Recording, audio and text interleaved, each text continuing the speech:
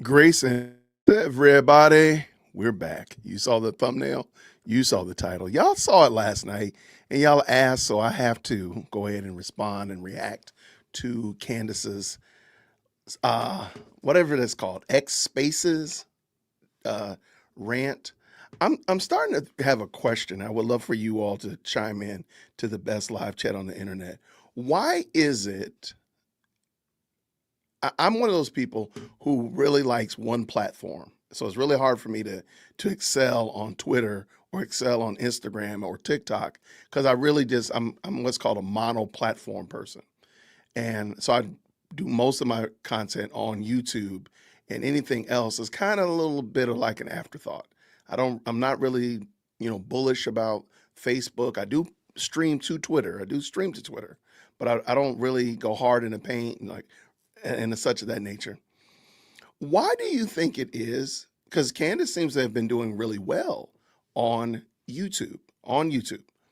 Why do you think it is? Just your thoughts, your opinions on this matter. Why in the world does she do an X space? Apparently, because I wasn't able to watch it live. I was able to catch a couple glimpses of it after we got back in the house. But from my understanding, it wasn't well received. There weren't a lot of people there. It was just a lot of sycophants. Why do you think she doesn't? And it doesn't look like it's much more complicated than when she does those Instagram lives. Why do you think she just didn't do a YouTube live? She seems to do much better on that. So I wonder why she doesn't. Why she didn't do that. It seems really weird. Now, I have my own theory about why she didn't do it. And I really wanted to. Somebody said they wanted me to come on. I really wanted to. Let me tell you, I really wanted to, but we were loud and rambunctious here at Whitaker Park, and I just didn't want to be.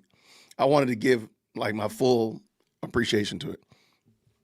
So I personally think somehow or another, because you've noticed this also, she'll do a live and then do this after live on Instagram. And you're like, well, why are you not putting it on YouTube yourself? This is what I think. And I would love to know what you all think. It's not that we're all just kind of noodling it around. She could have invited guests though. I can drop a link and have a guest come on. We do panels all the time.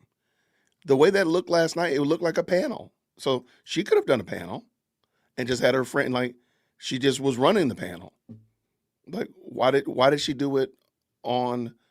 And again, most people know her to be on YouTube. So most people, if you heard that the J-Wit podcast was going to be doing a show, you would probably, and rightly so, assume that it's immediately going to be on YouTube, right? You wouldn't go look on X. You wouldn't go look on my Substack, even though I am going to do a live stream on Substack. But if that makes sense, you're kind of known for doing content on YouTube and YouTube live stream. Why did you go to do it there? That's what I think. And I like that idea that she wanted to have guests. I can rock with that. Even though, again, she could have had guests. She could have did a panel. I did a panel the other day, for crying out loud. Okay? And this is what I think is happening. I think Candace is realizing that her support is starting to dwindle. I really do believe that. And I also believe that there's some things happening off camera that we're not aware of, and in the legal aspect. And I really think that, but she is bullheaded, and she's going to keep putting out content, but she wants to kind of diversify and spread it out. So it's in a lot of different places. So she can't be pigeonholed only on YouTube or only on X or only on Instagram. So she just kind of spread her foolishness all around. That's what I think. And we'll see, because we have a couple of videos I want to look at. We're going to start with Alex Jones. I know I want to do this Candace video because it's pretty long, but I want to do Alex Jones, because Alex Jones is making he's making some waves, and a lot of people are paying attention to what Alex is saying, because I mean, he's right on the money. We're not going to do this one yet, so I apologize for that. That was a Let me jump give scare. Candace Sorry about Owens that. We are going to do. I want to look at Alex Jones, and again, for no other reason but because I want to show you that, first of all, there's no honor among thieves, and when you don't have a moral compass, you do end up looking like Alex Jones. You do end up looking like Candace Owens, and Alex is more right than wrong at this point, but he's also wrong in a lot of other areas. So that's why I want to bring him up. So good morning to everybody. Grace and peace. Let's get at it. Let's get active. Green hearts in the chat when you can hear. Let me give Candace Owens a little news flash here. Bitch, you don't fucking sit up there on some hill and tell me who ate the cabbage. You don't sit there and tell me what to give you or what to do. You are suspect. You have the left boosting you, the left loving you, the left promoting you with your royal husband, who we're about to expose. So get ready for that, George. And I am so pissed off at myself that I saw this and my gut told me go after you during Kennedy's confirmation, and I didn't do it because you're a woman. And that's why the left puts women in all these positions to do all this evil shit, because men have this proclivity to not go to war with women. I didn't have a bad feeling. God gave me a good brain. I already knew. I dropped the ball. I apologize. She's a globalist agent. I don't do this with pleasure. I'm not an infighter. I don't do stunts. I'm well known for that. But Candace Owens continues to make claims about Egyptian planes and then about hit teams in Fort Watch.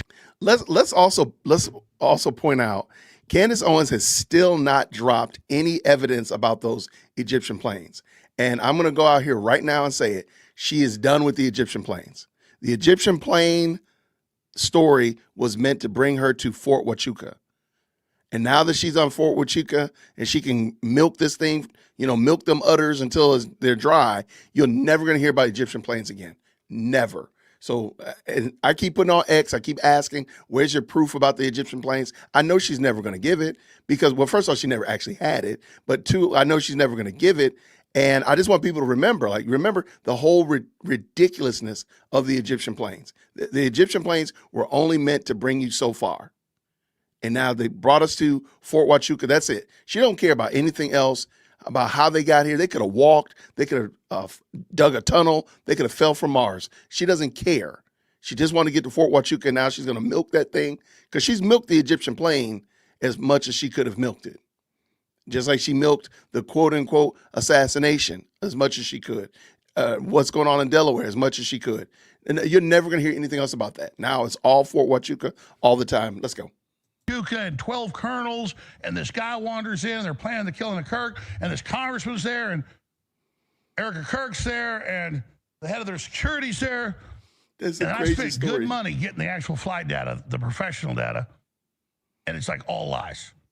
And I published it a couple weeks ago, 3 weeks, and say, hey, I'm worried here, Candace. Her surrogates, all with the same talking points within 5 hours, attack me. I'm not dumb. When I see the same thousands of people with the same attacks, I'm like, holy hell, you wrote up a script for them and you did that. That's professional.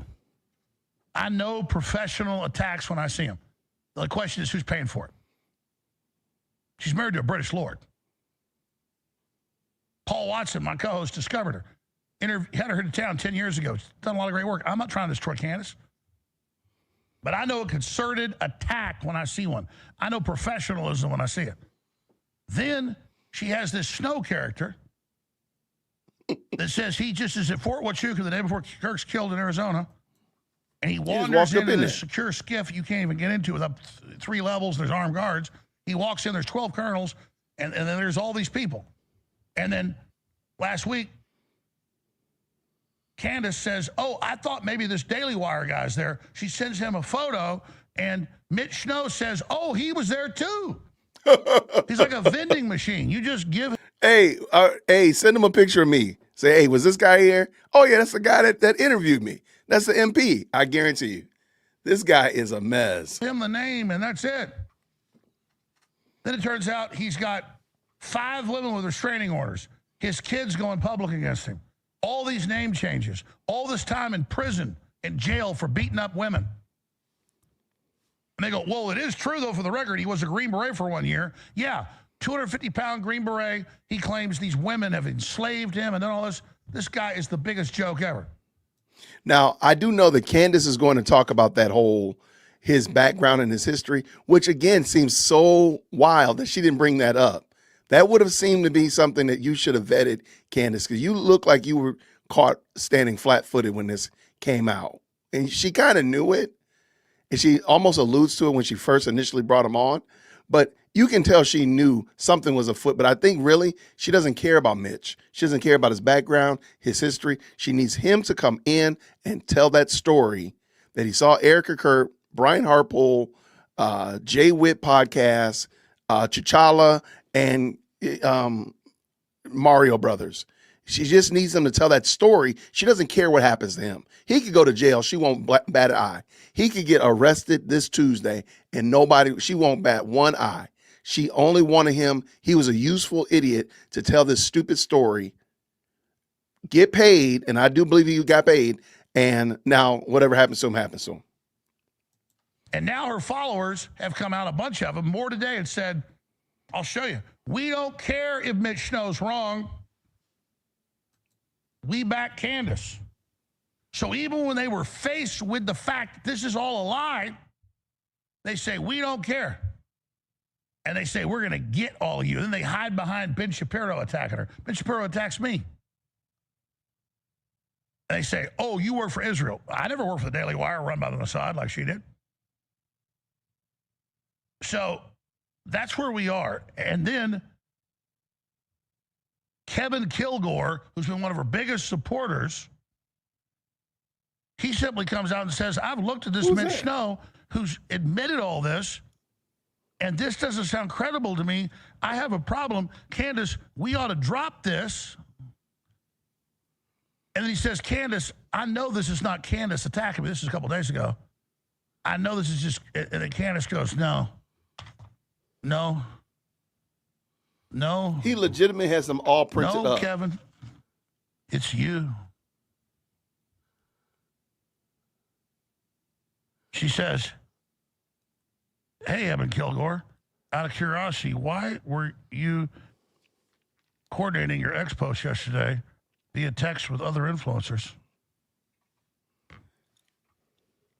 So don't respond to Mitch Snow being complete and total fraud and liar. No room for that. Attack one of your biggest minions and say he's coordinating. So we got the video. So Mitch Snow says, oh no, mommy, I'll show you, and dumps all his texts online with the very, quote, influencers that reported back to her. How dare you sit there when this known con man says all this? How dare you ask a question? So then he releases video of himself at this place and all his text messages and who he's talking to and how he's just asking questions and concerned. But you're in a cult. You're not supposed to do that. He says, Candace, who are you talking about? What other influencers? Name names, and I'll drop the receipts. I'll screen record and post conversations with whoever you think I'm coordinating with.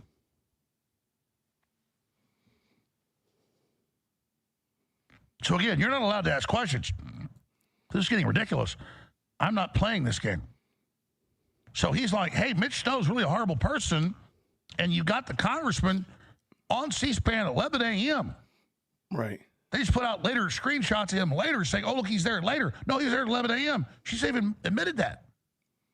And the head of TPUSA Security on a plane while this is happening. And they're getting ready to sue the hell out of her. And all he's doing is saying, this doesn't, he's like, why are we hitched up to Mitch Snow? Maybe we should stop this. You're my queen. You're my God. You're my master. And she says, oh, you were coordinating with people. It's the same story over and over again. She wants all these alibis. So Erica Kirk releases photos of her with her kids. She goes, oh, God, that proves you're guilty. I never wanted an alibi.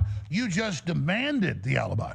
You, like you're the inquisitor, like you're God, like you're the judge, jury, and executioner, like you're on the white throne. literally demand all this. And when people give you the proof, you go, I'm not looking at the 9th now. I never said there was a secret meeting to kill Kirk. The 8th, where the Undersecretary of Defense flew in to the border base with an event declared in July. She says, it's that plane. The assassins are on that plane. She goes, these people are crazy. I showed a video yesterday. She goes, I never said it was about the 9th. I said it was about the 8th. Bullshit. You said it was all about the 9th. And she sits there and she gaslights and gaslights and gaslights and gaslights. And you're like, why am I up your ass? You said there were Egyptian planes. You said that there was a meeting to kill Kirk. And my listeners and people at the grocery store and at church and my family, or you better go look at this. So I go spend days burrowing into this stuff and find out it's all a lie. And I come out and say, Candace, I think you're being lied to. You're a wonderful person. You've been set up by Mitch Snow. No, she hadn't been set up by Mitch Snow. No. She knows every damn bit of it's a lie. And then because I have integrity and I don't sit here and make stuff up, I'm now the devil. Oh, Alex Jones is with Lockheed Martin to get me. Lockheed Martin, what do I know about that? All I know is I'm banned on everything but X and Rumble, and you're boosted on Facebook and Instagram and YouTube to everybody. Real quick, I have no idea. How did Lockheed Martin get caught up in this? Somebody tell me in the chat, like, how did Lockheed Martin become public enemy number 19? Like, how did that work? And I'm laughing because I know where Lockheed Martin is located here in Marietta. Like, how did that become a thing? I remember when I first started waking up to you about 4, 5, 6 months ago, where it was, Kenny was getting confirmed. It was Saturday morning. I was going to do a 7-8 mile hike up these hills. I go meet this Navy SEAL and his buddy. We all get out of the car at 7 a.m. and we're already all listening to Candace Owens saying Kennedy is having sex with a Mossad agent, she thinks, and with no evidence. And there's this woman with a car he gave her, and he's in the Epstein files. And we listened to it while we hiked. We go, this is all bullshit. No, she moved on from that. But it was right when he was getting confirmed. Wow. Her and her minions. Her and that guy that looks like the singer from Queen. And like, they think we're stupid. And back then I said, this doesn't make sense. But I said right then, I got a bad feeling about her. Because like an eel coming out right when Kennedy's about to have his conversation here, and she's, yeah. And that's what she continues to do, yeah. Like precision. And so now her own followers are like, what am I supposed to do? I mean, this guy is a literal criminal in prison for beating up women, smashing their skulls in, all these name changes, his military record, fraud, everything a lie. And then she goes, I didn't say there was any meeting on the 9th. That's insane. I didn't say a congressman was there or Kirk's wife or. Real quick, Mitch Snow in the chat, real quick. Mitch Snow has gone to jail. Am I correct? I believe I heard that correctly. Mitch Snow has been to jail for domestic against his spouse or live-ins, whatever. Am I right or am I wrong? I'm just wondering. Okay. All right. Thank you very much. Okay. That's going to play a part. Thank you so much. And again, I might be wrong. And so we'll hear it again together. But last night, Candace alluded that he had never been to jail. So let's get done with Alex. But we will check that out for sure. Yeah, I thought so. Okay, but we'll see. We'll see. Let's go. That TPUSA security, it's all about a plane with the Undersecretary of Defense flying to do border security. She goes, and by the way, Mitch is such a genius, he even named in the interview who's at Fort Huachuca. She goes, he knows the units. It's on the sign. We put in a report. Pull up Fort Huachuca's entrance sign. It says the units on the sign. It'd be like going to LA Lakers basketball game and going, now, this intel's good because this guy told me the LA Lakers play right here. I mean, it is like the insult, or going to Dallas and saying, oh, the Dallas Cowboys play here, and when I got there, they're playing. So now they moved to the 8th. and say, oh, the undersecretary flew in for border inspections. Who was on that plane? She's like, you're crazy. I don't care about the ninth. She goes, I don't want alibis. What are you talking about? Erica Trump just flew 2 weeks ago on an airplane to kiss your ass in Tennessee and asked you to stop doing this and gave you all this then. So now your own minions say, listen, we're not endorsing this criminal, this horrible person. And you say, who coordinated you? Who told you? And the guy clicks his heels and goes, I'll release everything on my phone, mommy. I'll show you, mommy. Let me give Candace Owens a little news flash here. Bitch, you don't fucking sit up there on some hill and tell me who ate the cabbage. You don't sit there and tell me what to give you or what to do. You are suspect. You have the left boosting you, the left loving you, the left promoting you with your royal husband, who we're about to expose. So get ready for that, George. So we figured you out.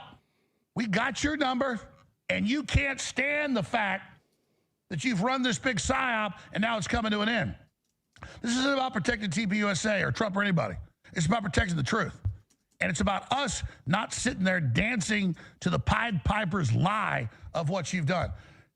I broke on the 16th from two sources in the White House that were scared to tell us that Kash Patel said, I don't want Tulsi Gabbard's information about domestic or foreign help they had intel on. That's real. And it came out a month later. That's real stuff, lady, not some crazy scammer, stolen valor fraud, beating up all these women in prison for it with a fake name, telling you that they're all in this kill meeting. You even know about kill meetings? They got 12 colonels and everybody's roped in from security and their dog knowing about it? That's not how it works. In real killings, they just go, and there's like two people in the room. Just day one, I knew it was bull. And all your minions with their talking points and obvious big funding to do this, I love it because I'm coming after all of you. Because the only way the Democrats can try to take this country down is by infighting and by infiltrating and by opening the drawbridge to the barbarians. And it's not going to happen. The truth is, we've won the fight for America First, the Republican Party. We're driven out the Shapiros. We're driving out the Levins. That's all happening. And then we get this flank attack from Candace Owens telling us today, I don't think there's radical Islam. I don't think the Somalis are a problem. All right on time. It's Democrat talking points. It's Democrat tactics. I'm mad at myself that I didn't open up on our ass whenever Kennedy was getting approved. I remember looking at my guys because it was pushed on all of us. Imagine, we all got out of the car. It was everywhere. It was pushed by everything. We all got out of the car, and we're all listening to the same thing because it was all pushed on us. So we hike hours and listen to this 2 hours of bullshit about Kennedy and a Mossad honeypot and all this stuff and how he's with Epstein, and none of it was true, but it was right there in his confirmation. I remember saying to them, like I said, I got to investigate her now. I got a bad feeling. I didn't have a bad feeling. God gave me a good brain. I already knew. I dropped the ball. I apologize. She's a globalist agent. I dropped the ball and I failed you, and I'm sorry. I got to follow my gut every time. It's never wrong. And I saw so much more she did. And I love her people threatening me and all their doxing of people and all that. You think that's going to make me go away? All you did was wake me up like a nuclear test site waking up Godzilla. So just get your asses ready. Because you want a war? I want your war. I want it all. I want the doxing. I want the lies. I want the attacks. I'm going to take you on. Because you aren't for the deep state and the Democratic Party and the CIA and MI6, and I see your ass. So you just get ready. This ain't my first rodeo. And I've got to focus. I focus so much on the big players. I don't focus on the little foxes that spoil the grapes, as the Bible tells us. So here's my bottom line. Candace Owens has endorsed a man with dozens of restraining orders, with fake names, admitting in court he bashes women's heads in. And she's his source. That at Fort Huachuca, you got all these TPUSA people with 12 colonels planning the murder of Charlie Kirk. And she tries to say she never said that. We got the compilations, dumbass. You're a bad person. And I can't believe I've got to spend my time on this type of crap. We'll deal with TPUSA and whatever happened and Cash Patel with the cover-up. That's all going on. But the perfect way to cover up what really went on is this type of stuff you do. This Fort Huachuca and all this other stuff. And you got the guy that you say is not the shooter. They said it's a beautiful young man. He's up there with his trans flag tie on, smiling. Pull up Tyler Robinson, the only video we got. Yeah, I didn't catch that Laughing, flag. smiling, look like the tie, rather. devil himself. Did he have help? Hell yeah. We know at least 10 trannies said in the 3 days before he'll be dead the day he comes there. We're not saying don't look at the investigation. What we're saying is your people have the same talking point. She's the only one investigating. Lies. So we're done with the cult of Candace Owens. So you want to play chicken with me? Don't worry. You ain't got a way to get off the road. Let me tell you how this game of chicken works. You ain't allowed to turn the wheel. I'm gonna 100% come after you with the truth, and so just get your ready, because you want a war, you better believe you got one. I see your ass, and I am so pissed off at myself that I saw this, and my gut told me go after you during Kennedy's confirmation, and I didn't do it because you're a woman. And that's why the left puts women in all these positions to do all this evil shit, because men have this proclivity to not go to war with women. That's why they've done this whole unnatural thing. But I love it here. Your own Evan Kilgore, one of your biggest glazers, just simply said, hey, I got questions. And you came out and said, oh, you're on the payroll. You're getting paid. You better believe whatever Mitch Snow says.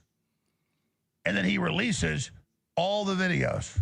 He releases screenshots of him simply asking questions. That's how you spin it. Erica Kirk releases screenshots with her kids to respond to you. You spin it, oh, it's secret. It's all blah, blah, blah. Oh, God, no. It's disgusting. And then your followers, we're going to get you. You're a failure. We're going to take your sponsors. You're over. Oh, please, you just, woo! You just lit up like a plane coming in for a landing. The airfield lit up for me. I mean, like, that's where I go, is where the attacks are. And so you run around and scurry all day long. But I was fighting the globalists, and most of you were in diapers or a twinkle in your mommy's eye. And all I can tell you is Candace Owens is totally mentally ill and has a handler, or is a super evil globalist. That's it. And I'm done. I'm done playing games. I'm done with half measures. You guys have made your threats. Fill your hand. Let's go. Let's go. Because I'm not going to sit here and watch you engage in this type of insane crap. You don't know anything. When I immediately saw that kook ball and him saying, I walk into a room in a skiff, you don't get in those. They got armed guards and scanners and pass cards and all this. And he walks in with 12 colonels. They don't have 12 colonels for an assassination. It's all horse crap. All of it. And then as soon as they have their alibis, they're on C-SPAN. Oh, well, he was there later. No, he was there at 11 a.m. Right. And your own cult followers don't respond to the facts. You just say, Jones is bullying a woman, and Jones is trying to ostracize her with psychological warfare. No, she puts out lies that I'm forced to go research, and I'm forced to go look at. And then when it's a lie, I nicely say, this is a lie, and just like Evan Kilgore, I'm immediately accused of being a traitor, because I will not sit here and listen to your lies. So your own cult members are leaving you, and you're accusing them of being given talking points to counter you, when the talking points against you are you, Candace. That is funny. You know, when the Macron sued her, and I mean, I tell you, Brigitte Macron looks like a man to me. I said, hey, she has a right to say it. I back her. But when you accuse a congressman randomly out of a hat through your minion, crazy, of being at some hit meeting, and all these other people, I'm just like, what are you doing? You can't do that. All right. So that was the beginning. Alex Jones went off on her. And I really think that it bears repeating that this is her tactics that she used, and she is not having it when people use her tactics against her. I don't like it, but I am here for it. I'm here to watch it because, again, like, this is what she brought about. She did it, and now she's got to eat it. She's going to have to live with it. But there was another section, of course. There's another section from here about somebody that's looking to take Candace on legally. I don't know if you all paid attention to this, so let's bring it in. Let's go. I asked Phil Lyman 3 times via text whether or not he could help us, more importantly, identify the 2 individuals that were in the photo with his nephew or cousin, if you will. And he was kind of pretending to be confused about what photo in particular I was referring to, despite the fact that I sent it multiple times in the text chain. And then finally he said that he had no idea who those 2 individuals were at all. I thought that's interesting. This is allegedly your nephew, cousin. You guys are all chilling on this block around the same time. He's with these 2 individuals. You've never heard of them. You've never seen them, nothing. Because I got to identify that guy in the blue hat. Many of you figured out, by the way, and wrote to the tips box exactly what we were interested about in that person with the blue hat. You noticed the same thing that we noticed. He kind of resembles, certainly more so than Tyler Robinson does, the blurred image of the individual that was coming up the stairs. I couldn't look away from that. I was going through the photos and I was going, I would just like... I'm going to slow down a little bit because I don't want y'all to miss this. Because this has been a while. This was a while ago. Do y'all remember that? Like, the guy on the left is supposed to be Tyler Robinson. The guy on the right with the blue hat is the guy that Candace is saying represents the guy on the blue hat. I mean, the guy on the left more than Tyler Robinson does. This is crazy work. And I really want you to think about what does this mean for this gentleman in the blue hat? Let's just say he's just an average dude living his life, trying to live life. And imagine what would actually happen if Candace just all of a sudden just calls him out and says, you are the one that did it. What do you think could happen? You'll find out. But I just want you to think about that, like how reckless she is. This is not investigative journalism by any means or measures. You won't see even the most slimy investigative journalists from the 70s and 80s. They didn't even do this type of stuff. That is some crazy work. But let's go. To quickly identify that individual and check him off and just know where he was because, it looks to be about the same height. It's weird. How? Oddly, when I say oddly, I mean this has never happened in the history of all of our investigations. No one emailed us to say that they knew either of those 2 individuals, neither the blonde that's with Shaner or the person that is wearing the blue hat that is with Shaner. I said, that's weird. I wanted to get to the bottom, as I said earlier, of who that second person was in the photo with his nephew, cousin, whatever you want to call him. And we got just 1 hit. And it was from Belfast, North Ireland, no less. Somebody sent us an email and he said, look, I conducted an interview, an internet-wide search of the person's face, and I only got 1 hit using technology, and the hit was in Provo, Utah. And he wrote to me that it was quite a coincidence because not only is the person in Provo for this 1 hit for this face, but also he's featured on a website pertaining to bees. And he's like, didn't you just do a thing saying that you had this weird thing about bees and you thought there was something else? I forgot about the bee. I forgot this bee comment. Good gracious, man. This woman is insufferable. But I want you to see just how sloppy and unprofessional and unserious she is. Let's go.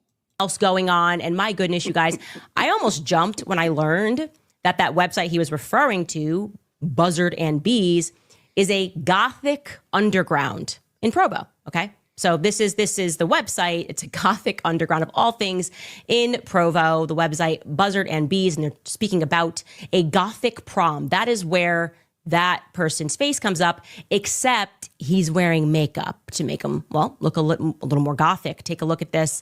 I'm going to show you the side-by-side of this individual, and I am certain. I don't know. I'm hoping to talk to this person. In the chat, is that the same guy? I'm not trying to be funny. I'm not going to say all white guys look alike, right? I don't think he necessarily looks like him. And I think the only reason he looks like it is because he has that shadow because of the hat. I don't think he looks like him. And I'm not just saying it because I want Candace to be wrong. Okay, some people say yeah. Okay, a lot of people say no. I don't think so, man. I don't think, but again, like, who cares? It's just a dude. And I talked to somebody yesterday, big screen. I talked to somebody yesterday, and most of the time, if you're dealing with a situation where you can go left or you could go right in this conversation, a lot of people choose to go right and they say, okay, that's the end of it. Like, for example, I don't know where my friend Bobby is. You know what? It's 1:00 on Tuesday. He's probably at work. Now, people going to the left, however, they will create a narrative. Well, I don't know. I called his job. He didn't answer. So therefore, he must be out doing something else. And now I'm going to like, hey, and you just go down these rabbit trail of insanity. And that's really where Candace is. Instead of just accepting, like, you know what? Okay. There you go. Those guys went and they followed the path that Tyler Robinson took. It was 3 college friends. They went and took the path to see who he took. Okay, fine. Not they all of a sudden now they themselves are suspects in the murder, which is just the craziest thing. But it's a mindset. It's got to be a mindset that you're not willing to just accept the most obvious solution, the most obvious answer to the question, but rather it's got to be something different. It's got to be something more than that. Let's finish this up because I want y'all to see this. How about we do it like this? There we go. Let's go. Can't say 100%, okay, because we need to find this person's name. Why? But this is a match, okay? The ears, the chin, just everything about this individual is a match. But he is as of yet identified as unidentified, as a Gothic person, and he is also as of yet unidentified as the close friend of Shayna Broderick, who cannot be found anywhere else, or people are not familiar with this person. So I'm thinking maybe he also came from overseas. Okay, now we turn our attention back to the mysterious individual that is next to Shayna, right? We discovered that one person was from Austria. And then we're going, who's this goth kid that Phil has been clear he does not know him. Phil Lemon does not know this individual. He could not help identify him. I told you it was unusual that our inbox wasn't instantly flooded with people telling us exactly who it was. Well, then we did get another hit on him. And a handful of you similarly found the same person that we did. A person going by the name Robbie Hild, who was allegedly from Washington. Now, I just want you to think how reckless this is. And you probably already know where I'm going with this conversation if you follow my opening. Look at how reckless this is. So she wants me to believe that this guy right here is the goth guy with the makeup and the white face paint and the guy with the baseball cap. Man, she is out of control. And you already know where we're going. So if you've been following along, I've alluded to this, and hopefully we're going to see some resolution soon. Tell you why I don't think this is his true identity, okay? Because if this was just some kid who grew up in Washington and went to school in Utah, my inbox would be flooded with that name, and it's not, okay? It's simply not. Oddly, no one has come forward to claim that they know Robbie Hill. They're all just saying... Also, let me point out, and I've said this before, Candace's inbox drives the conversation. What's in it and what's not in it drives the content. So she really has non-tent. She has no content. It's non-tent. And I've said it before, and this is the perfect example right here, that if I don't have something in my inbox, that must be something bad. If I have a whole bunch of stuff in my inbox, that must be something good. Like, that's the crazy work that she puts out there. So yeah, Candace is non-tent. Her inbox is the producer of the show. I got a hit. This might be him. No one is saying they went to school with him. This is a young college student. He's allegedly, like I said, from Washington State. And no one personally can say, I know this person. How could that be? How could that be? I'm going to tell you something. So I'm starting to get a hunch about things. And We're going to go more deeply into this tomorrow, but many of you guys have been sending those clues about the Azov battalion, about Ukrainian, Russian people that were coming into Utah. There seems to be some. This almost seems like 1,000 years ago. I mean, she's talking about stuff that sounds 1,000. She's talking about Phil Lyman and Shriner, whatever the young boy's name is, and Ukraine. It sounds like 1,000 years ago compared to where we are now. It just sounds crazy. Well, I'm sorry. It sounded crazy then too. Let's just be honest. Organized movement, people that are being given new identities. Actually, one person wrote us and told us that UVU in and of itself as a campus has an unbelievable amount of dedication. I mean, even the president, I'm blanking on her name, like majored in Soviet studies. Like they have a direct pipeline from Russia to America. It's very interesting. And yes, it is true. It is a fact that Tyler Robinson, we can't confirm that this is Mike Mitchell, but there are old photos of Tyler Robinson when he's a lot younger visiting his uncle Mikey, okay? His uncle Mikey, who is working with the Ukrainian Azov battalion. Okay, he's a military man. And that gets really interesting when I start to combine all of the aspects of this case. And again, we are still in theory territory, but I feel like we're in theory territory. I'm starting to get a stronger than a theory and more of a hunch that this was a military operation and people that executed this are actually from overseas. And when you look at the aspects of the UVU case and their strong ties to that region, things get really interesting. When you look at UVU campus and their strong. So instead of just saying Tyler Robinson was a radicalized Alphabet Mafia participant, member, sympathizer, whatever, and he found Charlie Kirk's words to be abhorrent to the point that he wanted to take it into his own hands and take Charlie Kirk's life. That is too much to believe. But Ukrainian, Russian bee farmers, that makes sense. That makes perfect sense to this woman. Okay. I just want to make sure. I'm not saying that everything about the original or the official narrative that it cannot be assailed. That's not what I'm saying. What I'm saying is more of that makes sense than what you're saying. Now, if what you're saying made more sense, then maybe we could rock with it. But I'm sorry, underground bee farms and Teenage Mutant Ninja Turtles doesn't make sense. It sounds like you're crazy. I put it on Twitter that she's got us arguing that Barbie deleted Ken and had Duke and Snake Eyes do it because she wants more room in the dream house for her closet. And it was all approved by President Lex Luthor. Like, that's what she's got us arguing about. Not the fact that what you're saying didn't make any sense, but rather whether or not it was Barbie that deleted Ken, or it's basically a new version of Who Shot JR. That's really what this is. Who Shot JR? That's it. Okay, let's get done. Strong ties to the CIA, things start to get really interesting, right?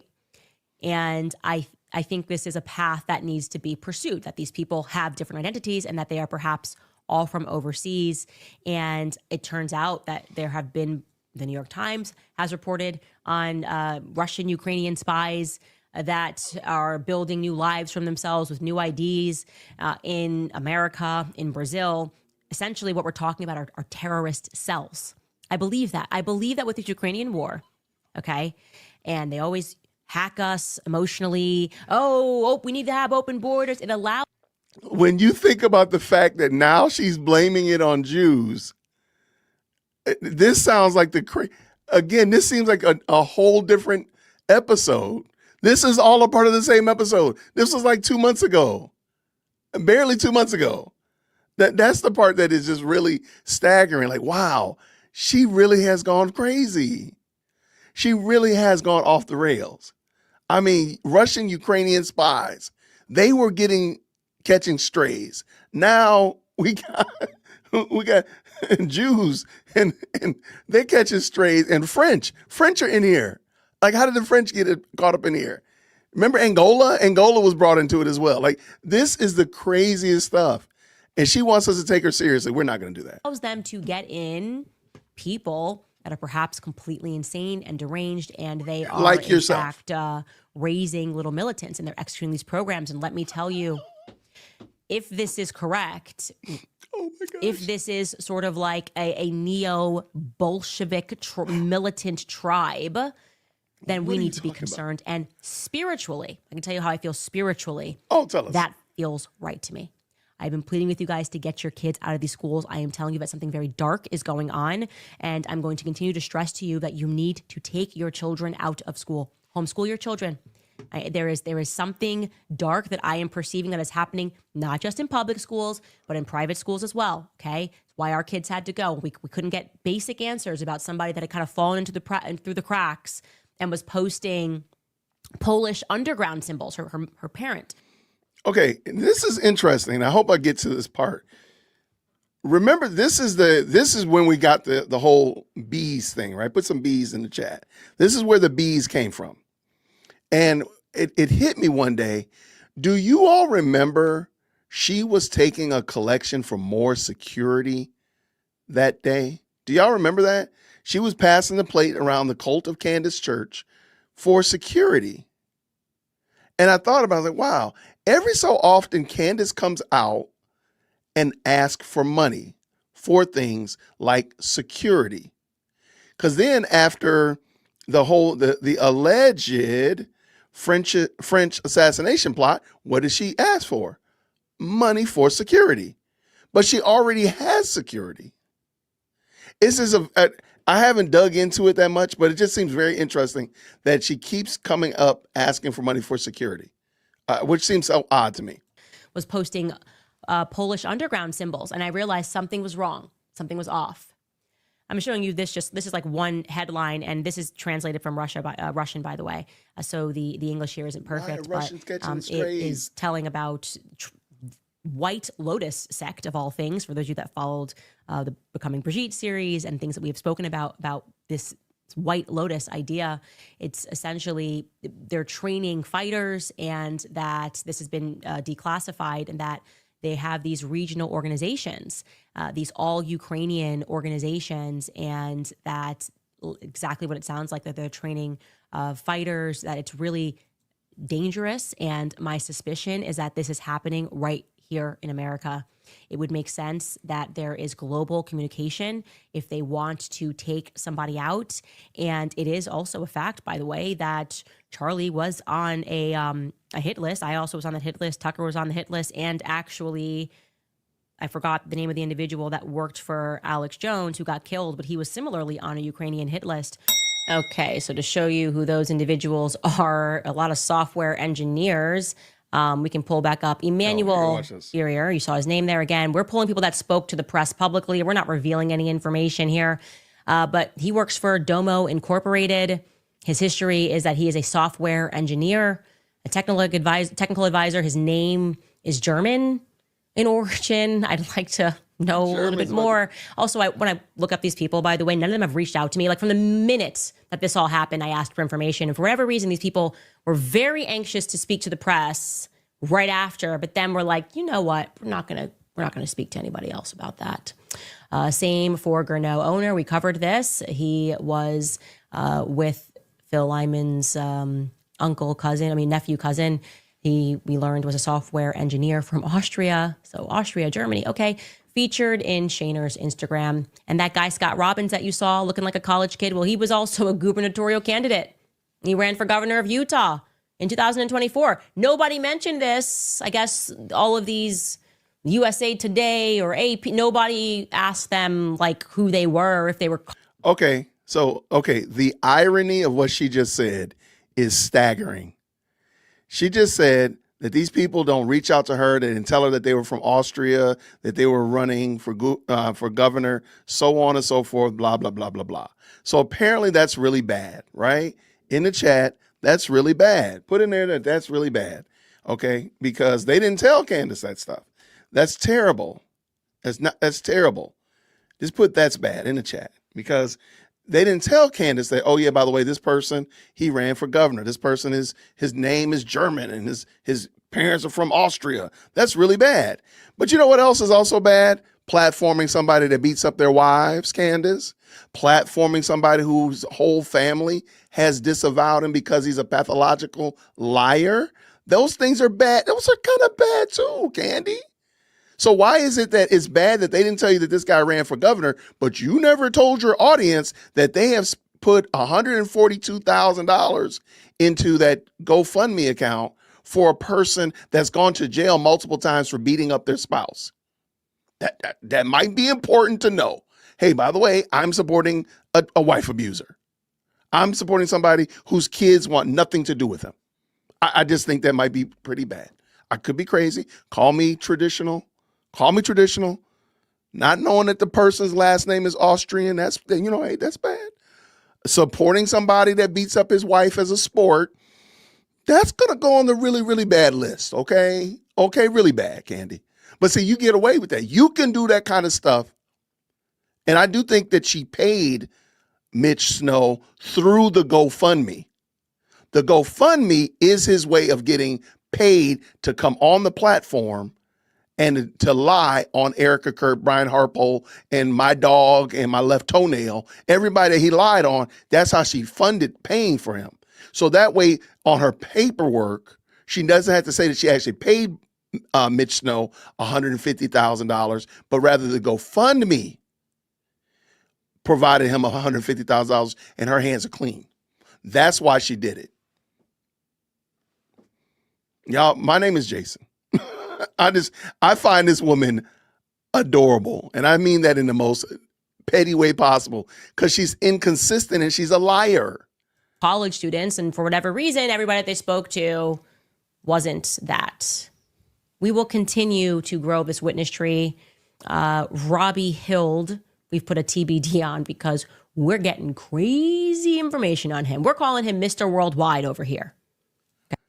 Just because his friend, just because he was in a picture with his friend. The guy didn't do anything. I just want you to know that. The dude didn't do anything. He just was in the picture with this guy right here, Shaner, which is Phil Lyman's nephew.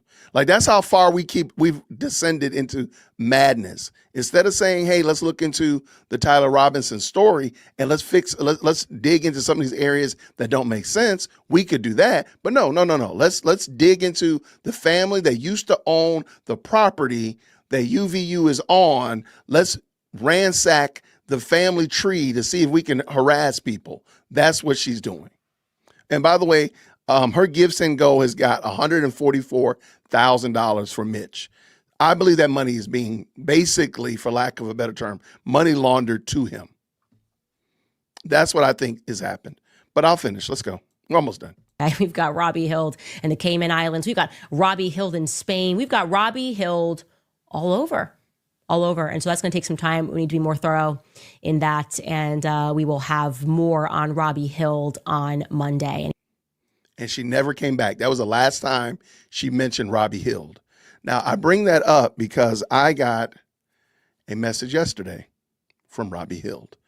I'm waiting to hear back from him, and maybe we can have him come on and discuss what's going on. But I want y'all to know that this kind of stuff that she does, when she just throws out a random name, she just throws out a person, she picks a person's name out of a hat and starts calling them out, it does have long-lasting, real-world ramifications that Candace Owens will be like, oh, I never said anything about him. I just was asking questions. Blah, blah, blah.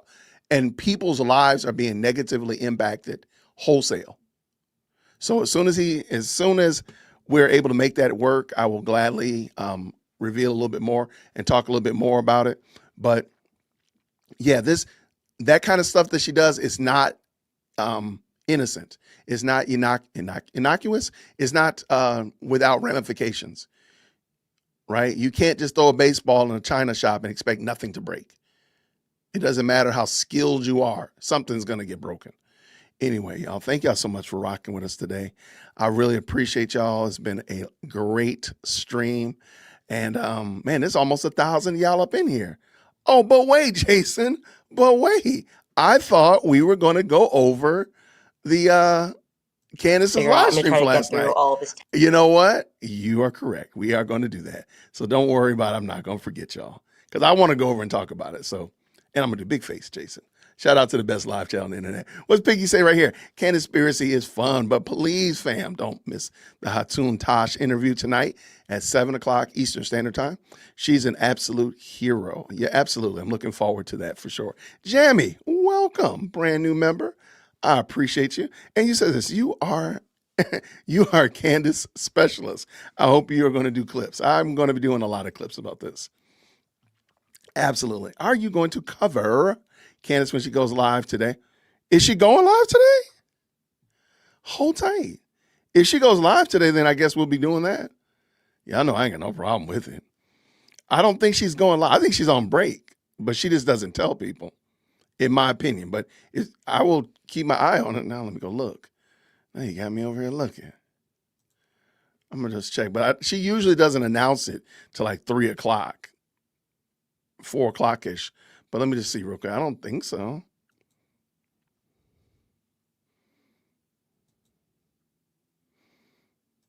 All right, looking. No, she has nothing planned. But I'll keep my eye on it. Thank you for asking the question. If she does, I guess we'll be right back up here in the booth. I'm going to go work out, but then I will be back. We'll be back for sure. Okay, let's get at it because this is kind of long, but I want to talk about this insane Twitter, what's it called, Twitter space that she did yesterday. I don't understand why she's doing these, truthfully. It didn't make sense to me, but let's go. Greenheart's in the chat when you can hear. Tech stuff early on because it's not my strong suit. Usually Mark is doing this stuff for me. And there are some people that I definitely want to make sure are added on as speakers. Just trying to. Like, okay, there's a lot of people on. She could literally be doing this as a live stream and just do it as a panel. Like, why is she doing it like this? Well, what's the purpose of her doing it like this? It makes no sense. Like, why did you not just do a regular live stream? Through these requests. Okay, good button. Good button.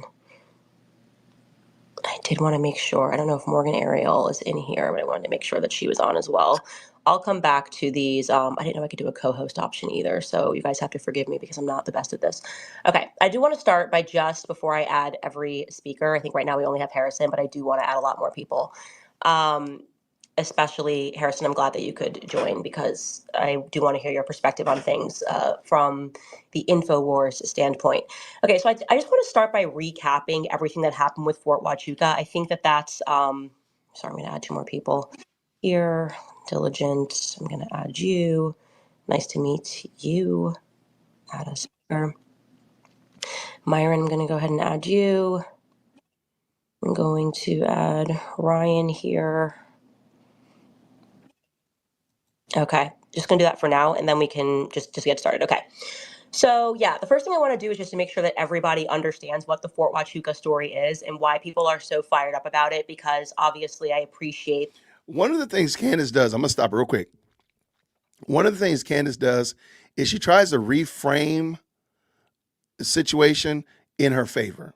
So by people calling out and saying that the Fort Huachuca story sounds ridiculous and you sound insane, she says that they're being attacked, that people are panicking, that everybody's up in a tizzy. No, we're just making fun of you because you sound crazy. The whole Egyptian plane thing was ridiculous. Okay, that's just the truth of the matter. It was ridiculous. So notice how she's going to frame this situation as if she's the victim, as if everybody's being big old meanie heads to her because what she's saying makes sense. Ma'am, it doesn't make sense. So they're not being meanie heads. They're actually just telling you the truth that you sound crazy. And we have no problem telling you that. Let's go. That not everybody watches my podcast. And there has been just such an aggressive, I would describe it as a misinformation campaign.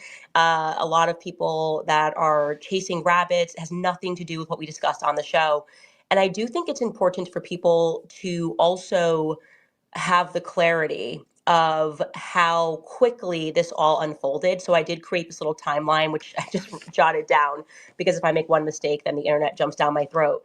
It's weird. When you hear how this all transpired, you're going to recognize that it all happened very quickly and very aggressively. So I have told the story on my podcast. I hate that this is just the reality of how it happened. Okay. So it was a holy day of obligation, and I did my podcast. Obviously, we do not normally go to mass in the evenings on a Monday. I think it was Monday. I think it was Monday the 8th. And we went. I literally jumped off air my podcast, ran to mass. And for whatever reason, maybe because it was just like later in the day, I didn't do my usual prayer, meaning that I normally start my prayers with gratitude, what I'm grateful for, praying for everyone in the family. And this Notice, remember, and I'm gonna say this, and I know I have a lot of people who are Catholic that follow me, a lot of people who are non-Christian that follow me, and of course believers as well. And I'm not trying to slight anybody, okay? So please, this is not an underhanded. I'm usually pretty ham-fisted when I'm trying to slight somebody. Candace really wants you to believe that she is super, super-de duper, really spiritual, and forget what, because she's terminally on Twitter. And I really think that Twitter, the comments that come through Twitter really hit her differently than comments on Facebook or YouTube or Instagram. I don't know why, because she goes crazy on Instagram. So I do think a lot of people calling her out about what she calls her Christianity or what she calls her faith, and a lot of people are calling her on the carpet, myself included. I really believe that she really doesn't like that. It bothers her. It hurts her differently than, again, if you did it on Twitter. I'm sorry, if you did it on Instagram, or if you did it on somewhere else. It really hurts some reason or another on Twitter. Reason I bring that up is she really wants you to know in this opening that she was in contact with God. She is super important. She ran from the studio. She went to special service, and she didn't even do her regular special prayers that she prays. She prayed a specially super hotline to Jesus prayer, and God answered her. She really wants you to believe that. Now, whether you believe it or not, that is your decision. I'm going to tell you right now, you don't have to believe that because it's not true. But she wants you to believe that. For whatever reason, I just went with just basically pleading for a missing piece and saying, essentially let everyone. Not pleading for salvation for a lost family member. Not pleading for crime to decrease in Nashville. Not pleading that my left inflamed toenail can stop throbbing. No, I'm pleading for the Charlie Kirk case. Make it make sense. Recognizes that there is something very wrong with this Charlie Kirk story, but I just feel like there's like a small piece of this thing missing.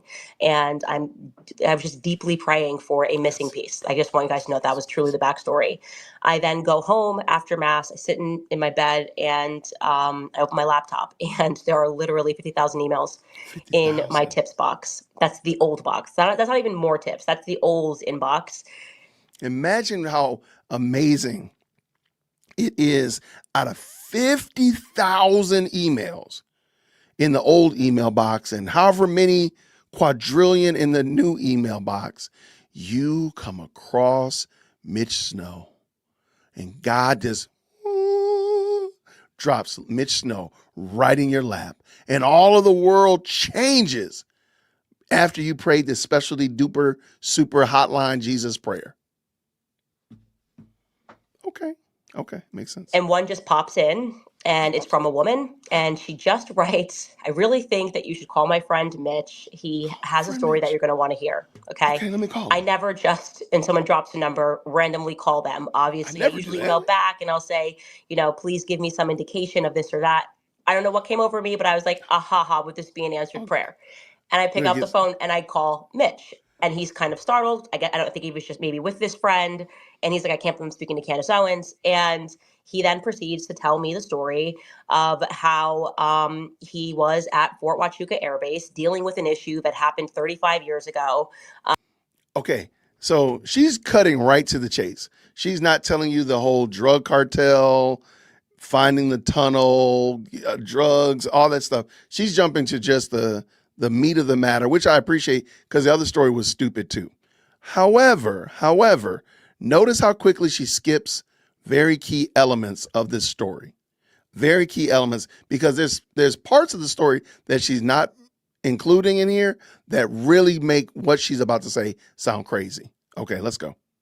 when he discovered a cartel tunnel, and he happened to, and I want to be very clear here because this is important, there were only two people that he mentioned to me on the phone, and he felt absolutely certain that he saw them, okay?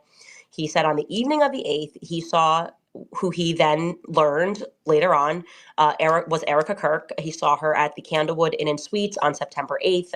She was with a younger guy who looked like he was in special forces. He talks about his watch. And the bigger thing for me was that the next day he said that he saw this meeting that he accidentally stumbled upon, what must have been a very important top brass meeting. Essentially described it as like there were 12 to 13 06s. And okay, I'll stop right there for a second. And maybe I'll go back and I'll splice in the actual intro where she reads the quote unquote notes that she had from Mitch Snow. He doesn't say that he saw Erica Kirk. He didn't say that. He didn't say that. He said he saw a woman with gray eyes in the lobby of the lobby of the hotel. Blonde woman with gray eyes or something like that. He doesn't say it was Erica Kirk. Candace proposed it to him later on, and he said, oh, yeah, that was her. And he saw Brian Harpole on the Sean Ryan show, and he said that was him. I don't believe he actually mentioned anybody's name. But he didn't say Erica's, by the way. You don't see that much unless it's a very important meeting. And he described the meeting in military terms.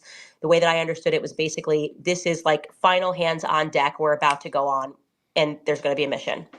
And he stumbled into this building by a long set of circumstances. He was going to get a coffee. He didn't realize that JTF had gotten back together. He struck up a conversation because he recognized the patch of the 10th Mountain Brigade, and eventually they tell him, oh yeah, we're actually using this random offsite building. We're back together. It's now JTF Southern Border.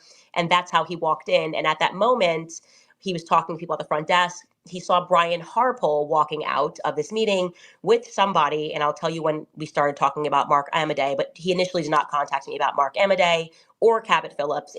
I recognized Erica Kirk on September 8th, leaving the Candlewood Inn Suites on the base, and I recognized Brian Harpole. Now, you might not. We watched Alex Jones earlier, and Alex Jones, he's a little high octane. I think that's fair, okay? Alex Jones is a little high octane. Let me make sure I understand what Candace wants me to believe. And I asked this person, I had a conversation with somebody who supports Candace yesterday, and I said, let me make sure I understand what you want me to believe. That 12 high-ranking military, I don't know what level that is, E6 or E5s, whatever, right? 12 of them were in a meeting with other key figures allegedly working together to delete Charlie Kirk the next day. Oh, and his wife and his head of security were both in the meeting as well. And all of these men and women all agreed to go along with this to murder the man that I guess you could almost say single-handedly is responsible for Trump's presidency, returning a level of civility and respect to the military. They're okay with deleting him because why? That makes the fact that Candace has said this story so many times and nobody pushes back on her is probably a sign that God is judging her at this point. I mean, at this point, she don't have no friends that care about her. You can't have a friend. There's no way you want me to believe this story. There's just no way. I would much rather believe that a foreign entity wanted to take out Charlie Kirk because he got Trump elected, or the Antifa crowd or the furry brigade. They wanted to take him out because of things he said. I'd really much believe that a Muslim took him out before I believe that 12 5-star generals or whatever this term is, right? 12 of these guys got together and pinky swear not to tell anything to delete Charlie Kirk because of why. Like, I don't understand the reason. What is the reason why they did it? It makes no sense. Now, if 13-star generals were just getting knocked off left and right, I might believe you like, dang, they taking them out. They must have been in on it. That might have made sense. Ma'am, nothing like that is happening. You sound crazy, Candace, and somebody needs to tell you. My name is Jason. I don't necessarily know if I'm your friend, but I'm going to tell you, Candace, you sound crazy. On the 9th, the morning of the 9th, the meeting was concluding at 7:30 a.m. Now, obviously, because Morning of the 9th. September 9th, the way that he described it was, first and foremost, this is like, we're about to do a mission. It's the day before Charlie Kirk dies. There's been a lot of speculation about Brian Harpole. He definitively has lied about things, which are on my list. He lied about what they did to prepare for Charlie speaking, kind of showed the messages. He was a bit weird about that. I was going, okay, that's really the most compelling piece for me. It's like Brian Harpole. No, there's a reason why. And I'm just going to ask y'all to kind of put a pin in it. And I'm going to ask a question. I want you to just put a pin in it. Don't even worry about answering it. I got a feeling, I have a hunch, we'll get an answer soon. Why do you think Candace keeps picking on bringing up Brian Harpole? Don't even worry about answering it. Don't even write it. Put a pin in it. And like I said, I'm hoping and I'm praying that we'll have an answer real soon. But it just seems odd that she just keeps picking on that man. Him particularly. Him, Brian Harpole particularly. Like, why does he keep getting caught in her? Because she's evil. That's unequivocal. But why does she keep bringing him up? It's very interesting. My next point is, and I'm going to say this later on. I like somebody put a pin. They literally put a pin. You right there, GGB. You are my friend. Okay. I'm going to say this. My name is Jason. I really want TPUSA. TPUSA, come up here to the front of the church. All of y'all. Everybody, I don't care if you're a mailman. I don't care if you work in marketing. Erica, all of y'all. Get up here to the front of the church. Have a seat. Stop engaging with this crazy woman. Stop it. Just stop it. Don't send her no emails. Don't confirm anything. Don't deny anything. Stop it. Every time you connect with this woman, and you too, Andrew Colvett, stop it. Stop engaging with this crazy woman. Every time you do something, you give her more content. Stop. I think you all are foolishly thinking you're dealing with somebody who's a Christian. You're foolishly thinking you're dealing with somebody who is sane. You're not. You're dealing with a crazy crack addict down there by the train station that talks to pigeons. Stop it. No more, TPUSA. Stop. I'm going to say it like this. If they connect with her one more time, I'm going to stop. I can't rock with TPUSA because you're not serious at this point. We can see that this woman is trying to destroy you, and y'all keep patty cake baker's man with her, and every time she gets a chance, she punching you in your throat. Stop it. TPUSA, stop it. There's nothing good that comes from it. Who cares what she says? I don't care anymore.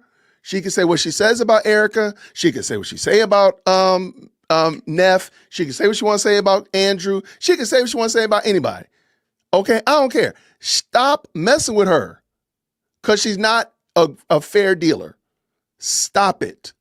Please, for the love of everything on this planet. If you want to continue to do the good things that TPUSA has done, stop engaging Candace. I forgot her middle name. Candace Owens. Stop it. There's nothing good that comes from it. Just leave her alone. Who cares what she says? Who cares? Now, if you got to sue her, now y'all can mess with her then. You get my permission. I'll give you a hat tip on that one. If you're not suing her, then don't engage with her. Your lawyers don't need to talk to her. Your mailman don't talk to her. If your barista at the Starbucks talks to her, cut them off. Nobody talks with her. Just stop it. Stop it. It doesn't make sense. It's sad to watch because in a moment, we're going to see that y'all sent her and y'all engage with her. You try to give her some information to turn the temperature down. And what did she do? She ran in another direction with it. It's kind of like that the old ping pong game on Atari. Every time you hit it, it bangs somewhere else, bang somewhere else, bang. Just stop. Just literally put the controller down, walk away, unplug the TV, kick it out the window. Just stop. That's the end of my rant. Because I'm running in my head, okay, obviously the Erica thing could be interesting, but that's on the 8th. Maybe Erica was with Dan Flood. I mean, she has security. It's Fort Huachuca. It's kind of in their, the Phoenix backyard. Maybe she's there for a different reason, picking something up. Her mother's sick. Her mother works in defense. Like, my mindset was just, the Brian Harpole thing is the most compelling piece for me because I think he's been acting weird. And obviously I was not going to just assume that I should have him on the show before I went through some basic fact checks. I ran it up to some person that I trust very much, that is in government, that is in the military, asked him to vet the story. I mean, I was basically up all night dealing with this because I was going, oh my gosh, what if this is the answered prayer? And we are about to be able to assert definitively that Brian Harpole was there. She just, I'm going to probably have to split and splice in when she tells the story the first time and how she's telling the story now. Now, any other time, people are gracious to focus and say, well, yeah, in the heat of the moment, you said one thing. When you had time to cool down and reflect, you said it a little bit differently. Most people respond like that. Candace gives no grace like that. She has never said that she's communicated with somebody in the military to vet the story that Mitch told her. Because remember, this is happening at like 12 o'clock at night. I don't know. And she was on live the next day, 5 o'clock, telling the story.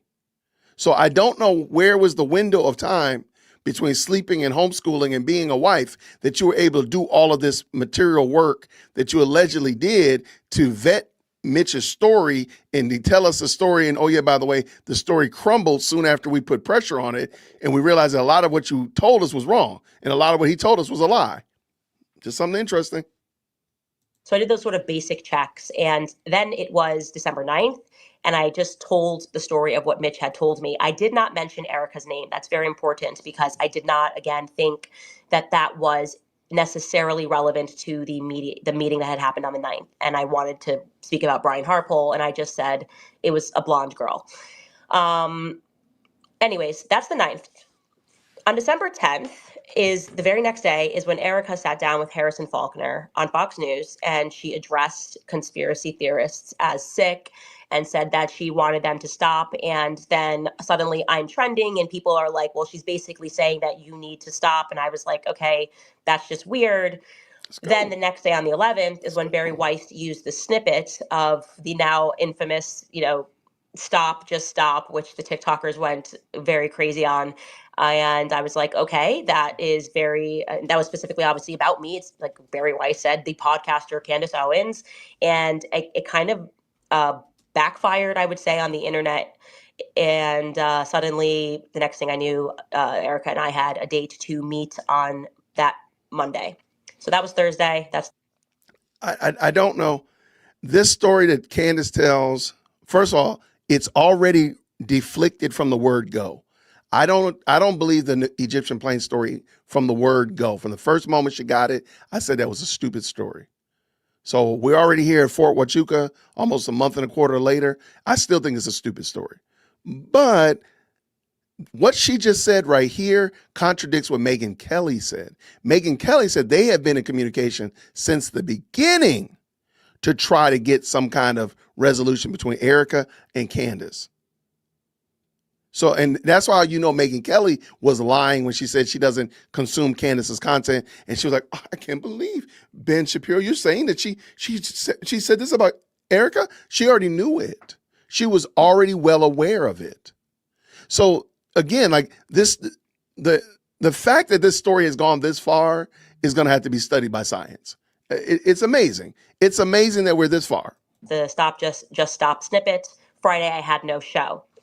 Sunday, I want to tell you this part because this is important. On December 14th, I received a text message from Ian Carroll. I hope he is in this chat. I'd like him to jump in case I get anything wrong here. But the text message was to me and my producer, and he was like, hey, like, I have something for you guys that I need to discuss. It's pretty urgent. When I got around to calling Ian, he told me that basically he had received information from someone. He didn't want to give me the name of the person, and that definitively, like, Brian Harpole was preparing some huge lawsuit against me.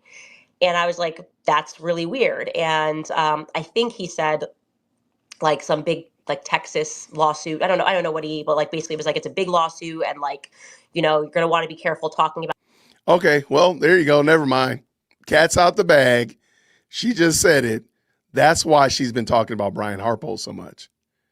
That's why. Brian Harpo is going to probably drop some papers on her desk real soon. That's why she's been calling him out so much. Because Candace can't not do it. She can't. Like with most normal people, like when you know the big bully's coming, when you know the big dog is coming, you kind of like calm down a little bit. She's going to keep making noise and drawing attention, just like she did in the Macron case. Well, guess what? She's doing the exact same thing with Brian Harpo. So that's why I think, yes, as far as I know, based upon information and belief, that's why. So that's why I asked you to put a pin in it. I didn't know she was going to say it, but yeah, that's why.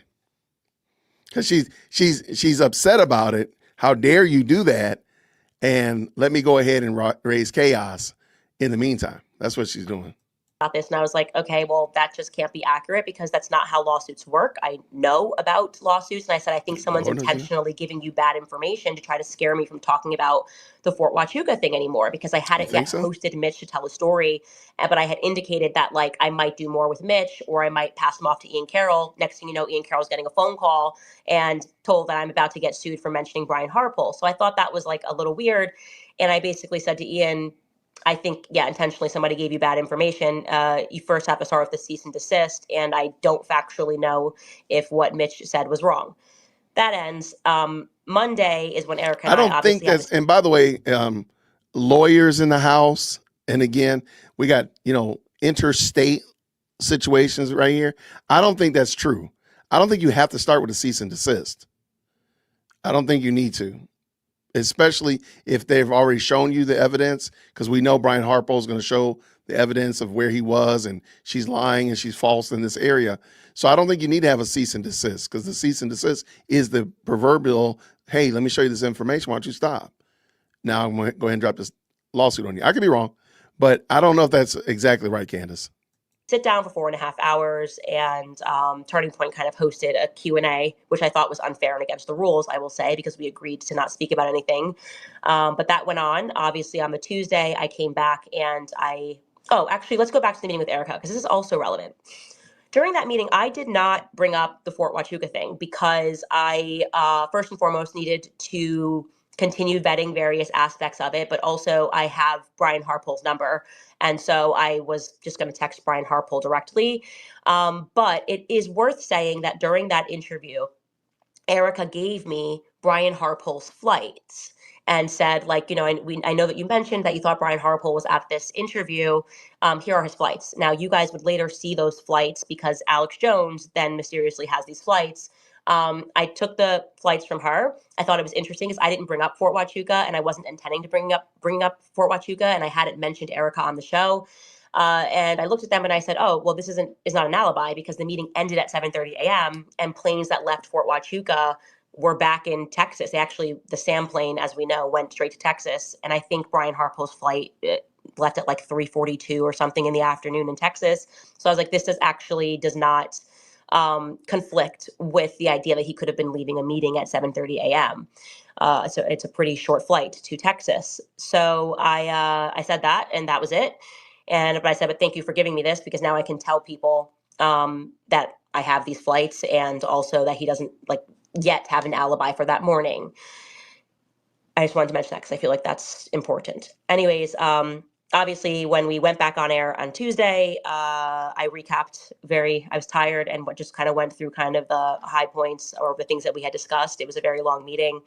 On Wednesday, we broke the story about Charlie's car, and that we actually had exclusive photos of what the inside of the car looked like. On Thursday, I made the decision to have Mitch on my show. And the reason why we made that decision is because we were then working in the background to verify other aspects of his story. And I'm sorry. There's no way you're going to convince me. No, there's no way. Candace, you did not verify. I'm sorry. It's funny when she needs to spread diffuse the stink bomb. She uses words like we and our and us. When she wants to get all the glory, when she wants all the shine, all the roses, all the flowers, is I, me, my. And ma'am, no, there's nobody helping you. You did this by yourself. I refuse to believe that anybody looked at the information that Mitch gave, did any real serious background check, and then ran with that. There's just no way. There's just no way you're going to convince me that. None whatsoever. You are lying, and maybe you're lying to yourself. Maybe you've deceived yourself into believing a lie. You've lied to yourself so much that you believe that you were the captain of the cheerleading squad when you were in high school, and now you just believe it. Maybe that's it. Or maybe you're just lying because you think your audience is not going to check. They have no way of checking because good gracious, you're not going to give them a receipt or anything evidentiary that they can look at. So I don't know what it is, but ma'am, no, there's no way. No. Y'all put no in the chat. No, we don't believe you, Candace. No. Able to do that. I now felt beyond confident. He had sent me all of his metadata. He had sent me, as you guys already saw, his ID cards, his former passports, his new passports. He even sent me, now I can't say that this Mexican person was in the cartel, but his story was that he was being hunted by the cartel. He certainly had like court documents documenting that Why don't you show us all of that? Like, isn't that interesting that Candace will say that she has all this stuff? Why don't you just upload it to your website right alongside with your Egyptian plane data? Why don't you upload it and people can see it for themselves? Instead of you saying, trust me, bro, I gave you this. I already have it. Because there's people who honestly believe that she's shown this stuff. I got them in my email. I've had conversations with these people. They do believe that Candace has shown evidence. I'm like, you do realize she hasn't done that? Oh, yes, she did. Where is it? Well, she's shown it. Where? Y'all, she playing in your faces, Candy. If you're a member of Cantifa, she playing in your face. Spanish person had broken into his home and whatever had happened. So I believed him. I believed his story. I knew that he was a Green Beret. Like I told you, I verified that information right away. And I knew that he had stumbled upon this meeting and he thought this is why they were pulling him aside. They may have thought something else, but it was substantially true. Everything he said was substantially true. Whether or not he saw Brian Harpole, I don't really know, right?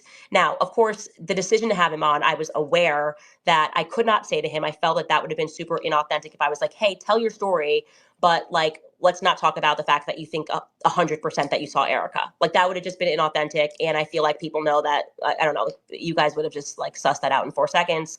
So I understood obviously that we were opening a can of worms because people were going to be compelled obviously by the fact that potentially Erica Kirk was on the base the evening before, if you will, on September 8th. But again, my main thing was Brian Harpole.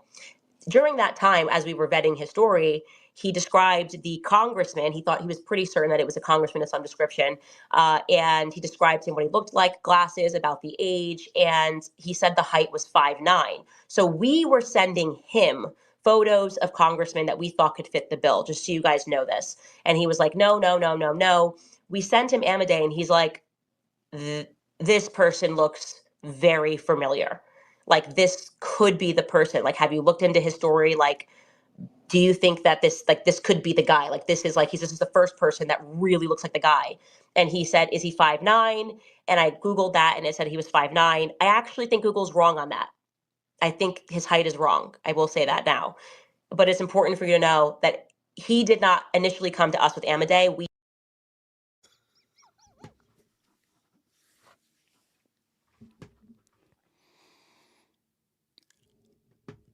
My kids are really creative. My daughters are super creative. And when they were younger, I used to love it. I really wish I had recorded it. Because I'm a Lego dad. I really like Legos. I really wish it was appropriate for a grown man to play with Legos because I promise you, I probably wouldn't even be doing this. I'd probably be playing with Legos. I love Legos, but I realize that there's a time and season, so I put them away. But boy, oh boy, my heart was so happy when my daughters picked up Legos and I could watch them play.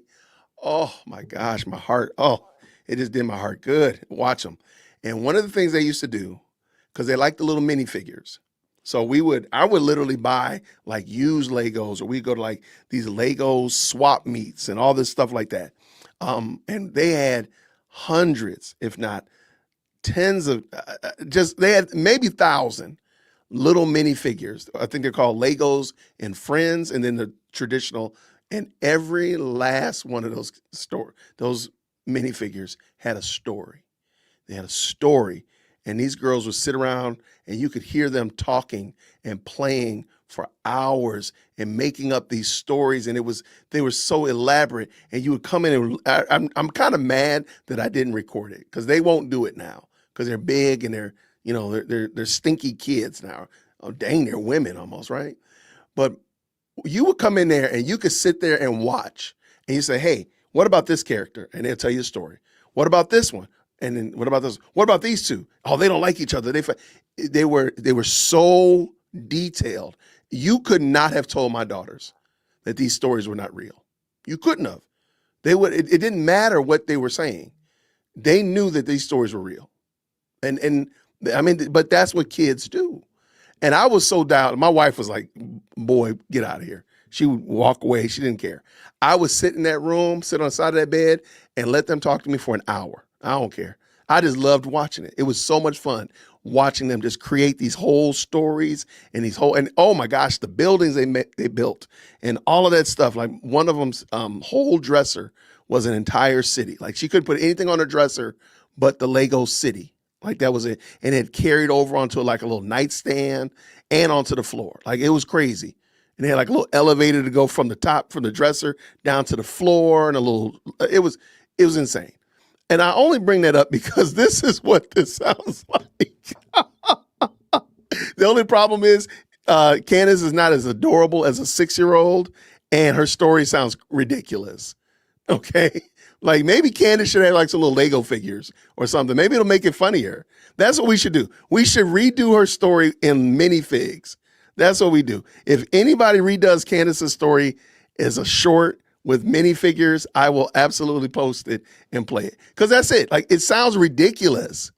I really want to use the R word. Like, it sounds retarded. Like, it's like, what's wrong with you?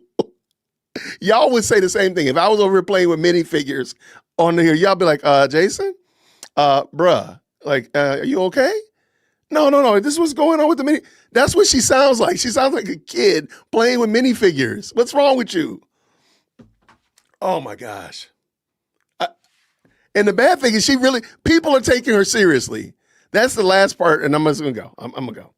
Shout out to the Legos. We sent him photos. It was just Erica and Brian Harple. Shit is crazy. Okay, so we have him on, obviously, and he says both of the names, and what happened thereafter is what I can only describe as like an explosion. I get contacted from somebody who's in DC, and they were very concerned and thought maybe somebody was feeding me bad information. And I was kind of interested in the phone call, not going to name the person, but was basically like, worried about your security and things like that. And I was like, I think we're good. Like, we're just kind of vetting the story. Then on the 20th, and this is very interesting, these two YouTubers, Valhalla and Paramount Tactical, reach out to Mitch. Shout out to Valhalla and Paramount Tactical. Shout out to them. Okay. This is her video from last night. This is her, was it X Spaces? This is her X Space from last night. And I just want y'all to think about this. She can go out and say something ridiculous with no evidence whatsoever. She can just say it. And when you push back or you say, no, that's not the case, because it's pushing back in the direction that she ultimately wants to go, you become a suspect. That's crazy work. That's just nasty work. I don't understand it. And then that's supposed to be an explosion. No, ma'am, it's people saying that what you're saying is ridiculous. Let's go, Jason. And they're being super nice to him. And they're saying, or one of them said, and I don't want to mix them up, but we have the video of it because Mitch is predisposed to paranoia. And he recorded them. And I'm going to drop the conversations. I'm happy to drop them after this live. They're so nice to him. This is on December 20th. And they're not questioning whether or not he was in the special forces. They're not saying anything weird. And they're actually saying to him that I may be under foreign influence. And I'm like, okay, these guys are clearly not good guys or actually the 20th is when he first told me that they had reached out to him and wanted him on his podcast. It might have been the 21st that they called him. I'll clear that up. But between the 20th and the 22nd is when they are suddenly calling him, and they're like, oh, like, yeah, we're just concerned about Candace. Okay. Yeah. And you're going to see in a couple of days, he loses his mind and suddenly speaking to like exes and baby mamas like he's Jerry Springer. But that was the nature of their phone call. So I'm like, okay, that's weird. I don't know these guys. And then on the 22nd, I get another phone call from Ian Carroll. Oh, he's here. I'm going to add you, Ian. Add a speaker. I get another phone call from Ian Carroll. And this time Ian is like totally freaked as in like very concerned, because obviously like I have a good relationship with Ian Carroll, and to some degree he respects Valhalla. And he's like, look, I have this friend who's in the military. He has a YouTube channel, and he basically runs me through, and he's like basically saying that he wants to talk to me. And it was kind of said to me in a way that was like, if you don't kind of take this rope, like, and jump off of this Mitch train, like what's going to come out about Mitch is going to be explosive, and you're going to like go down on the ship. That's essentially the vibe that Valhalla was giving to Ian Carroll, and basically like kind of demanding to get on the phone with me. And I was like, and then he starts talking about, first he said stolen valor. Like he was never a Green Beret. I was like, he absolutely. Okay. I'm gonna let her tease it out. But I think Ian Carroll and Valhalla, as far as I know, Valhalla does support Candace. He does lean more Candace-esque than like myself. And, of course, Ian Carroll rocks with her, of course. And I think they were giving her good advice because Candace refused. I think Candace knew that Mitch was garbage. She just needed him to say something. She just needed him. He's like a bad information mule. Like, you don't really care about the mule. You just need to carry this package to wherever you're going. And I really think that she just needed him to get this message out. I don't think Candace cares one bit. I'll go as far to probably say she'll probably never have him back on her show again after this, because she really only needed him to say what he said as relates to, 95% sure I saw Brian Harpole and 99% I saw Erica, because you can't forget those eyes. And that's all she needed. Everything else was ancillary. Everything else, she needed that information to be put out there. That's it. So, I mean, there's no other reason to see. So I think that Ian Carroll or whoever was trying to tell her to stop was right. The problem is they didn't realize that this is what she wanted to do. This is where she was trying to get to. Let's go. He was a Green Beret. I sent that up the chain of the government. Like, that's just not true. And it felt to me like they were clearly being quite aggressive with Ian on the phone, demanding to speak to me, demanding I allow them onto my platform, talking about his like ex-wives. I was like, I don't care about any of this. And I said to Ian, this seems to me like they're trying to distract me with stupid stuff. Like, if he has something that is concrete that like Mitch somehow defrauded me or lied and did like definitively was not a Green Beret, then please just have him email it to me. And I said, and if he emails that to me, I will deal with it immediately. And remember earlier, I told you, remember how she dealt with the Robbie Hild guy. Remember that? She went all down to, all this kind of crazy stuff. Maybe again, I don't know whether or not why this person's last name is German. We got to find it out. Somebody's telling you like, hey, this guy may very well have a nasty past that you might want to be mindful of. Oh, don't worry about this email management. Okay. And isn't it interesting that, remember, she did all of this vetting. This is why I tell you, Candace is not serious. She did all of this alleged vetting. Remember that? And she didn't come up with the fact that the dude has been to jail for beating up wives and former live-ins and stuff, that his kids and family don't want anything to do with him. She didn't come across that little tidbit, that little factoid. Okay. All right. Hey. Oh, all right. Hey, there we go. And I also made it clear to Ian that, because they were like, oh, then like she could get in trouble for fraud because she raised money for this guy and he wasn't even like a Green Beret. I was like, first off, he never asked me to raise money for him. So the idea that he was doing this to defraud me for money, that came out naturally when I was live. I said I would do a give, send, go, because I said people were going to start digging up things. That was the money laundering part. This is the payment part. She meant to pay him for what he's about to do, which is, I'm gonna feed this mule, but this mule is gonna walk this thing across the borderline for me, and I'll feed the mule. Sure. But I'm not going to feed him out of my pocket. I'm going to set up an environment where everybody else will feed the meal for me.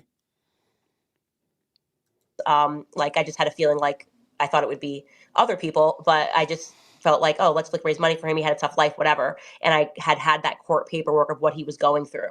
So that was natural. And not only that, but the very next day, which I will show on my show this week, Mitch sent me an email the day after I started the Give, Send, Go. The morning after, he sent me and Skylar an email and said, thank you so much for raising money, but I do not want to accept this money from you.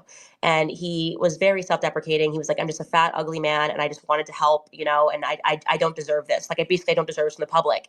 And then I called him and I was like, Mitch, this is kind of stressful. Like, I don't want to figure out how to like give people back all this money. And he was like, how about this? If the tip that I gave you proves fruitful, like if it's actually Brian Harpole or if it's Erica, then I will take the money. Otherwise, I don't want it. So he was never trying to get money from me. That whole, he's a fraud. He was trying to steal. Like, none of that is real. It's just completely made up. And again, I will. In the chat. And I haven't watched this. I admit. I watched the first couple minutes and I watched the end of it. So all this right here is brand new to me. In the chat, real quick, if you really believe that he gonna not take that money, go ahead and put that in the chat. Go ahead and put that in the chat if you believe that Mitch Snow is not going to take that money. Yeah, put that in the chat. I would love to see how many of you all believe that he's not going to take that bread.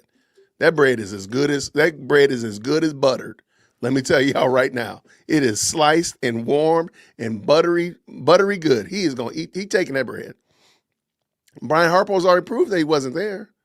Erica's already proven that she was with her mother, taking care of her mother. They don't care. It don't matter. It don't matter. It doesn't matter. That's what I'm saying. TPUSA does not need to deal with her ever again.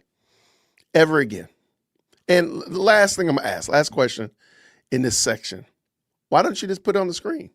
Why don't you do it right now? Why don't you put it on the screen right now? Show us the email where Mitch Snow emailed you and say you don't want the money. Because it doesn't exist and you're never going to show it. That's why. My editor was hitting me up and said, she says I'm going to show in the next episode or I'll show tomorrow a lot. And she never does it. I said, that's her whole shtick. She never is going to do it.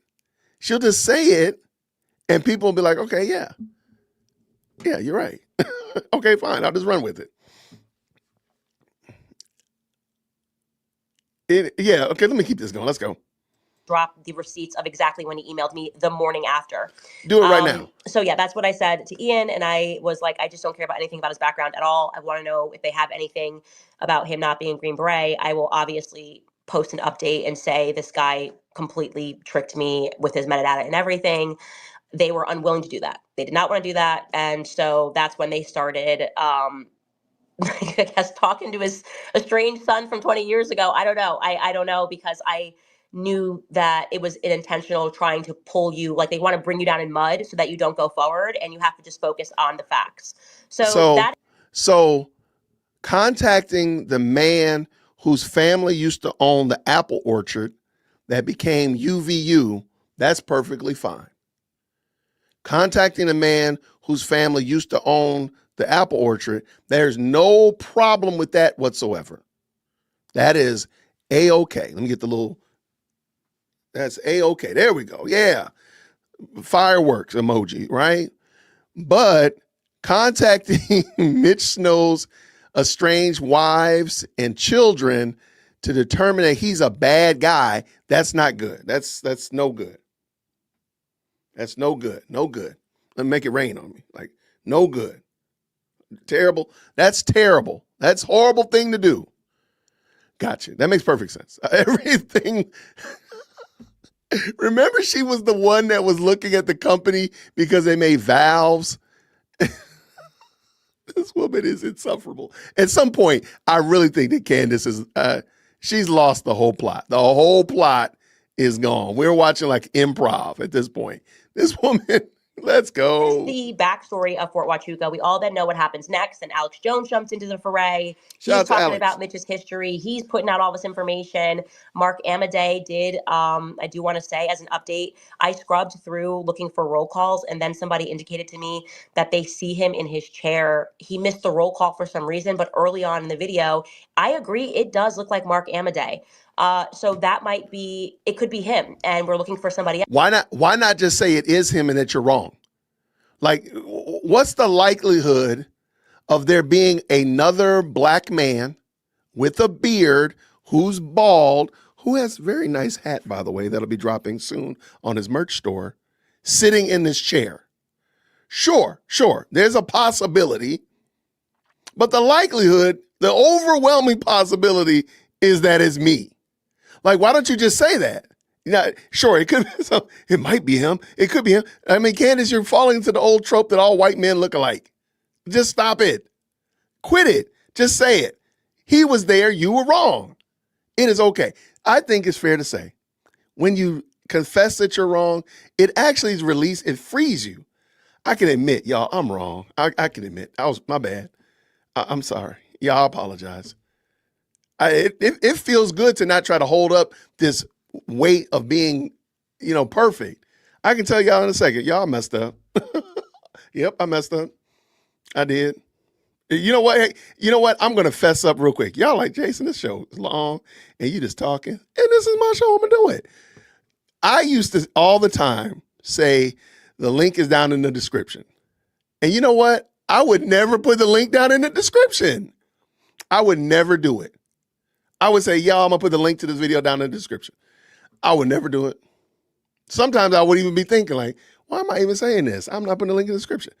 I got convicted because somebody would ask every now and then would say, hey, where's the link to the video? Like, why am I not giving these people what I promised these people? I promised these people a link down in the description. I'm not putting the link in the description because I'm just being lazy. Why not put the link in the description? And I feel convicted. And you know what? I feel much better now when I say the link is down in the description that I'm like, I probably already put it in there. Yeah, I did do that. It feels better, Candace. Just stop lying. Stop lying. And you'll feel better, Candace. I really think you'll feel better if you stop lying. You really will. Good gracious, man. Just stop. Okay, let's go. Else who looks like Mark Amadei, and I also think his height is wrong on Google. I don't think he looks like he's 5'9". So Mark Amadei might be completely like off the hook on that. And again, he wasn't. So that means your guy would be wrong. That means your dude would be wrong. Mark Amadei might be off the hook. He's not on the hook now. Candace, you're nobody. But even more than that, ma'am, that means that your dude was wrong. All that 95%, I'm sure I saw it. Ma'am, you're crazy. Stop it. Okay, let's go. Said we gave him that photo. Now, the Cabot Phillips thing is also very interesting. I don't really care about, Mitch's estranged relationship with his son. Like, I'm not interested. I'm not Maury. I'm not here to, bring families back together. But I tried to debunk him. I thought that was very easy to be able to debunk him with Cabot Phillips because Cabot Phillips, he has a daily show at the Daily Wire. I think he does it maybe 3 times a week or something. But the Morning Wire, obviously, I worked the Daily Wire.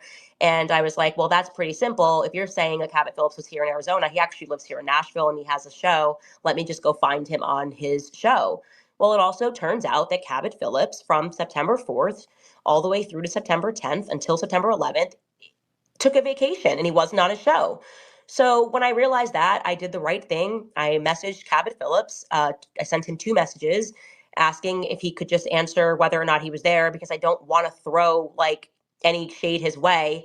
I had sent him, just to get to the Cabot Phillips bit, I had sent Mitch multiple photos of guys like this person. I thought maybe Dan Flood this. He's like, no. I gave him no context, but saw that Cabot Phillips was trending. And I had no idea he was one of Erica's exes. I sent him the photo and he's like, that's the guy. That's the guy that was with her. And again, I'm now relying on Mitch's memory. I don't know what his facial recognition software is. If it's like mine, it's terrible. Okay. I can meet someone 5 times and still not place their faces. But if it was my husband, he can meet someone once and he's like, that's him. We saw him at the airport in New Jersey. You don't remember? And I'm like, of course I don't remember.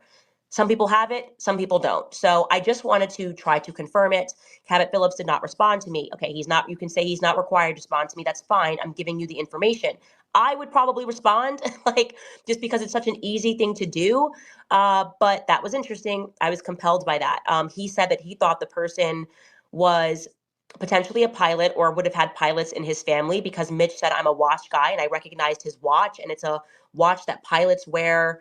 It's digital. It had a yellow button, whatever, whatever. Well, there's never been anything publicly about Cabot being in the military. So I was like, that seems wrong to me. And then sure enough, I dug up a post that his grandfather was I don't know, like awarded high honors in the military and was an Air Force guy. So I was like, okay, well, that's another like interesting thing that's happening. I would like to look further into that. Now, in terms of But people saying, so because his grandfather was in the military, we now have to look at him suspect, but we don't look at your husband like that.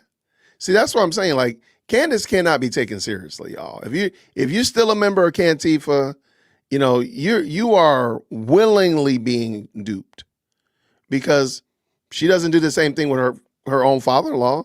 She doesn't look at anybody else in her family with the same level of suspicion like that she does this guy, because his grandfather was in the military.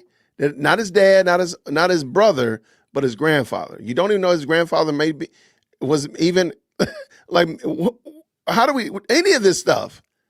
What if he was estranged from his grandfather? What if his grandfather died when he was young? I mean, there's so many other layers and questions that could be added. And I think those questions probably are true if we did dig into it and look into it. But even more than that, my last point to this is, how do we know that anything that you just told us was true about his grandfather? We don't know. You've shown me nothing. You just said it. And people will run with it. Cantifa will run with that sentence, and they'll never say, show us proof. that, you know, Erica doesn't owe you an alibi. I didn't ask Erica for an alibi. So Yes, you when did. suddenly I realized that Paramount Tactical was speaking with Andrew Colvett and she was providing an alibi to Andrew Colvett, well, then suddenly now, if you're going to provide an alibi, then let's provide an alibi. Like, you know what I'm saying? I'm happy to No, we just don't. like communicate whatever that alibi is. I never demanded it privately. I didn't demand it in her face. And I still don't, even if she had said, yeah, I was at Fort Huachuca, I was at a hotel and I was dropping off a package, that doesn't necessarily put her at the Oh meeting my the next gosh, you day. would have But killed Mitch her. did say that the person who he thinks looks like Cabot Phillips was at that meeting the next day. So obviously that's interesting. Like, obviously, if we're investigating this, we should just, like, we could check it off the list and move on. I have messaged Brian Harpole, just so you guys know, thus far, I want to say 4 times, at least 3 times, asking him. Again, we can't say he was willing to give his flights, but doesn't want to also just give his metadata or a picture or something they took a text message. Now, if Brian Harpole is about to drop a legal suit on her, why in the world would he engage with her? And why would she reach out to him 4 times? Doesn't that sound panic? Doesn't that sound panic to you? Maybe it's me, because I wouldn't be texting somebody that I thought was a low down, dirty, rotten murderer that stood next to his best friend, or a good friend rather, an employer, and allowed him to get killed. I probably wouldn't be texting that person. I probably would not want to engage with that person. So texting him 3 times is 3 times too many. But you could have reached out to Brian Harpole all these other times too. Why are you now just reaching out to him? And why is it now such a panic that you got to reach out to him? Just seems interesting to me.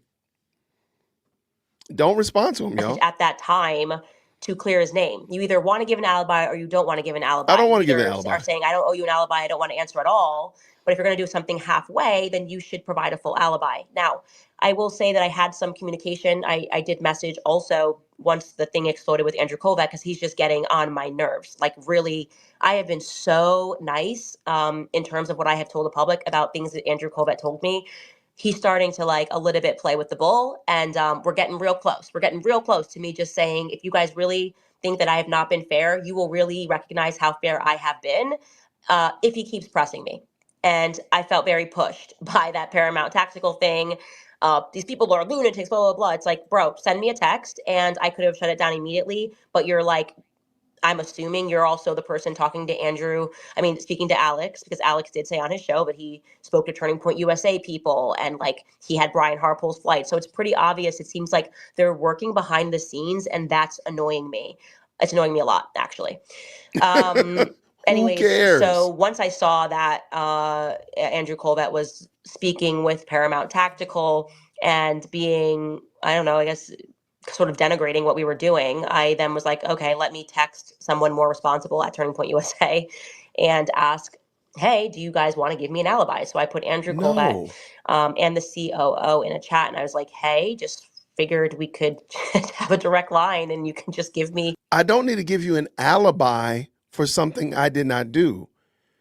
The fact that Candace thinks that she, again, I'm just going to say it again, TPUSA, stop engaging Candace Owens. Please just stop. She's insane. Do you want to give me an alibi? Like, listen to that sentence. That's some, goodbye. I'm leaving the group chat.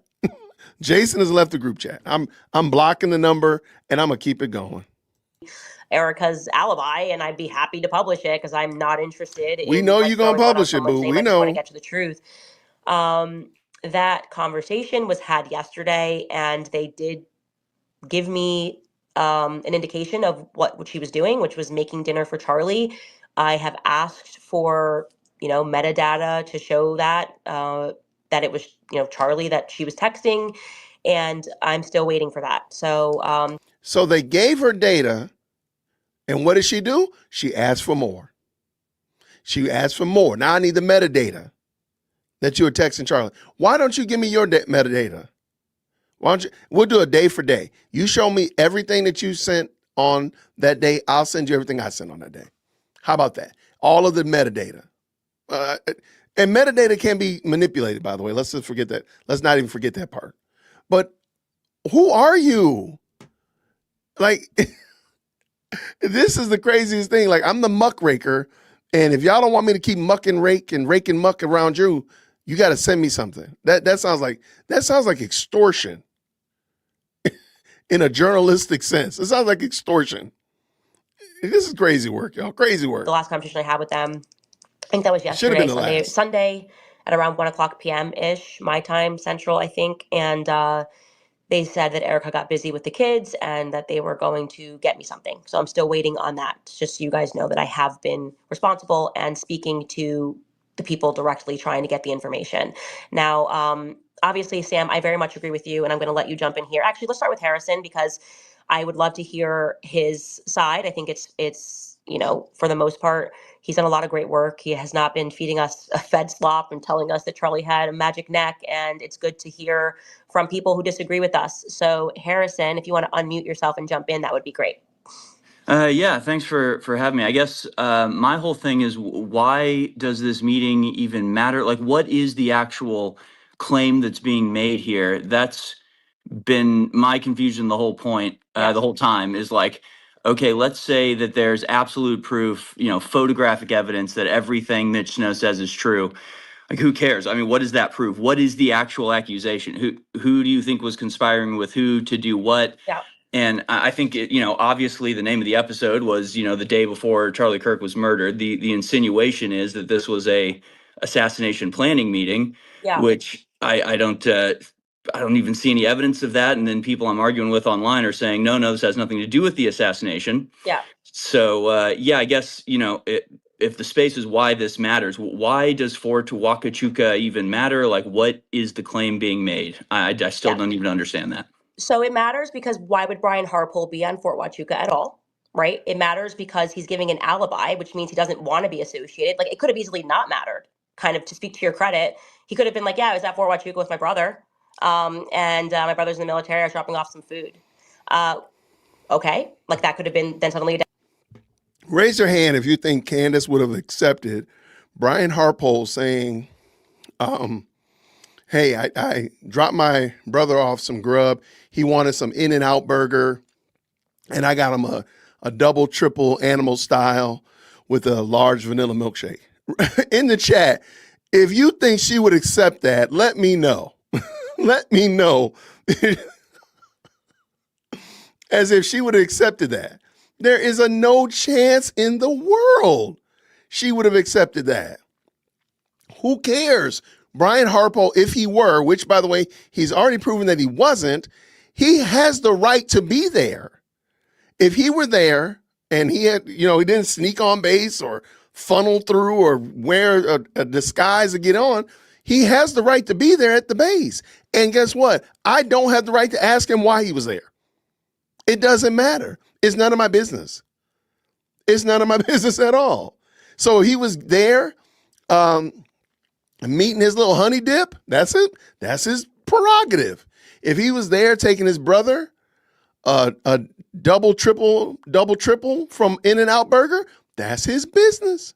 If he was there planning the coming over here and fixing that bear patch in my yard, well, that's my business. But shout out to him if he was.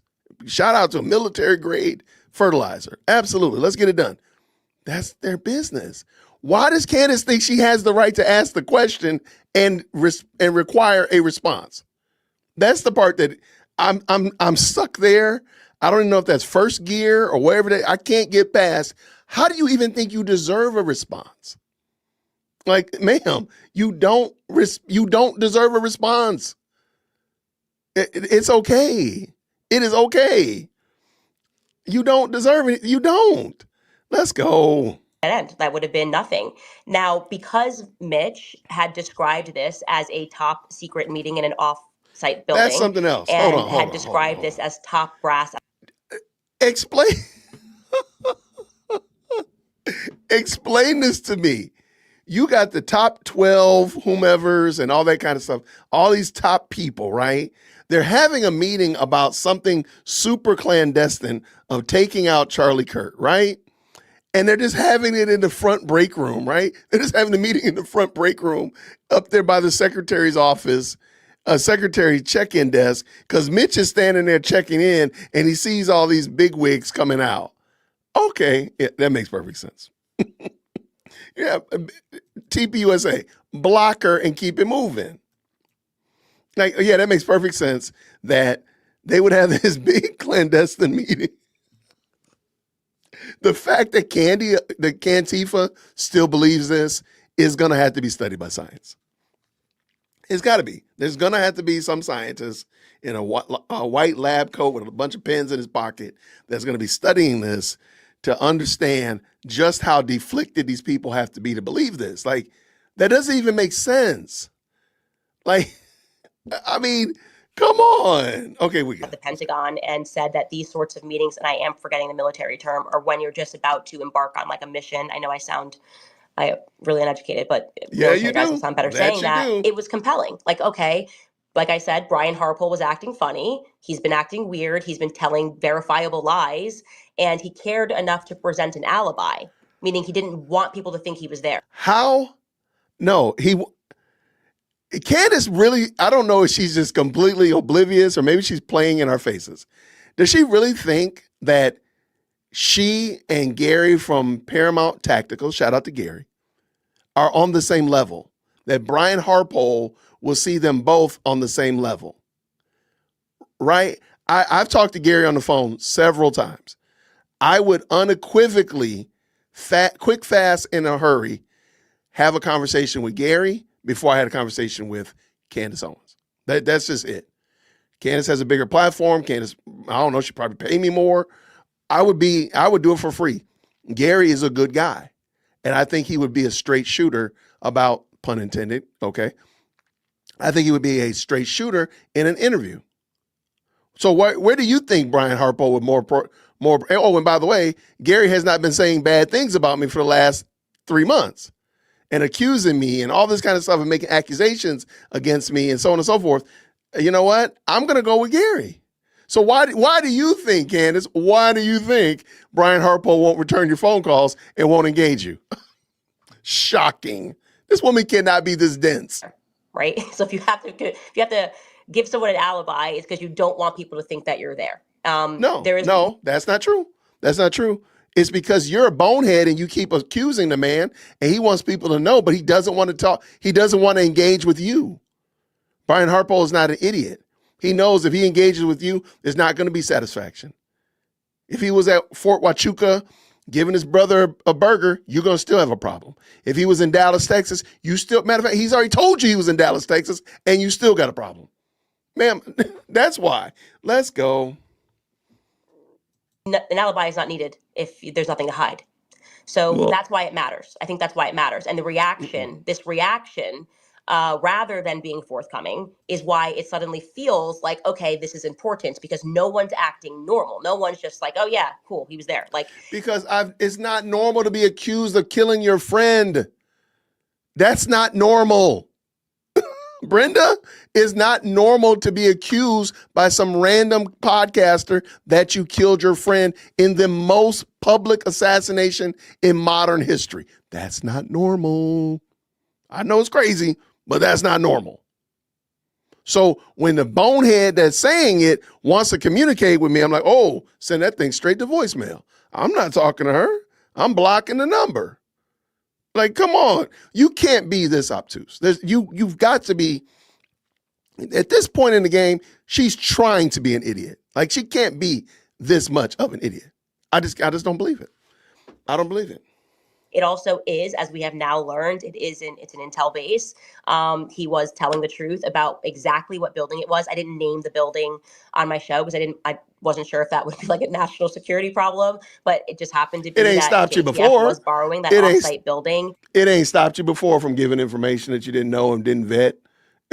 Go ahead and give the address and tell the maintenance code and everything else where they get their products from for cleaning. You might as well. It has never stopped you before, Candace. It has never stopped you before. You done sat there and doxed a doggone congressman with less information. You might as well tell us where it is so I can go ahead and DoorDash some food over there to Captain Neff. Hey, this woman is an idiot, y'all. Why y'all got me watching this? And it was supposed to be a top secret meeting for those purposes. Somebody that was involved in blacking out the windows had sent us a tip. Again, it's how people are reacting to the meeting. It's a top secret meeting in the front break room. Just stop, man. Just stop. That lets us know that it's important.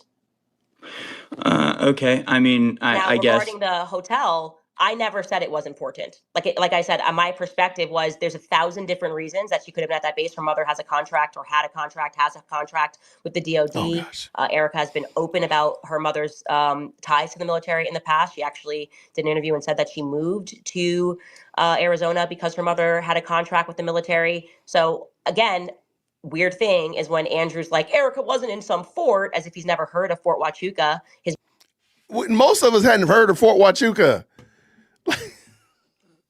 Do y'all remember when Candace was saying that the 3 or 4 cars that the quote unquote Egyptians had rented, also the people had stayed at the La Quinta Inn? Remember that? And then she was asking people, if you worked at La Quinta Inn, can you please give me the security footage?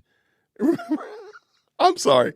Y'all, this thing right here, this woman is not serious. She is so unserious.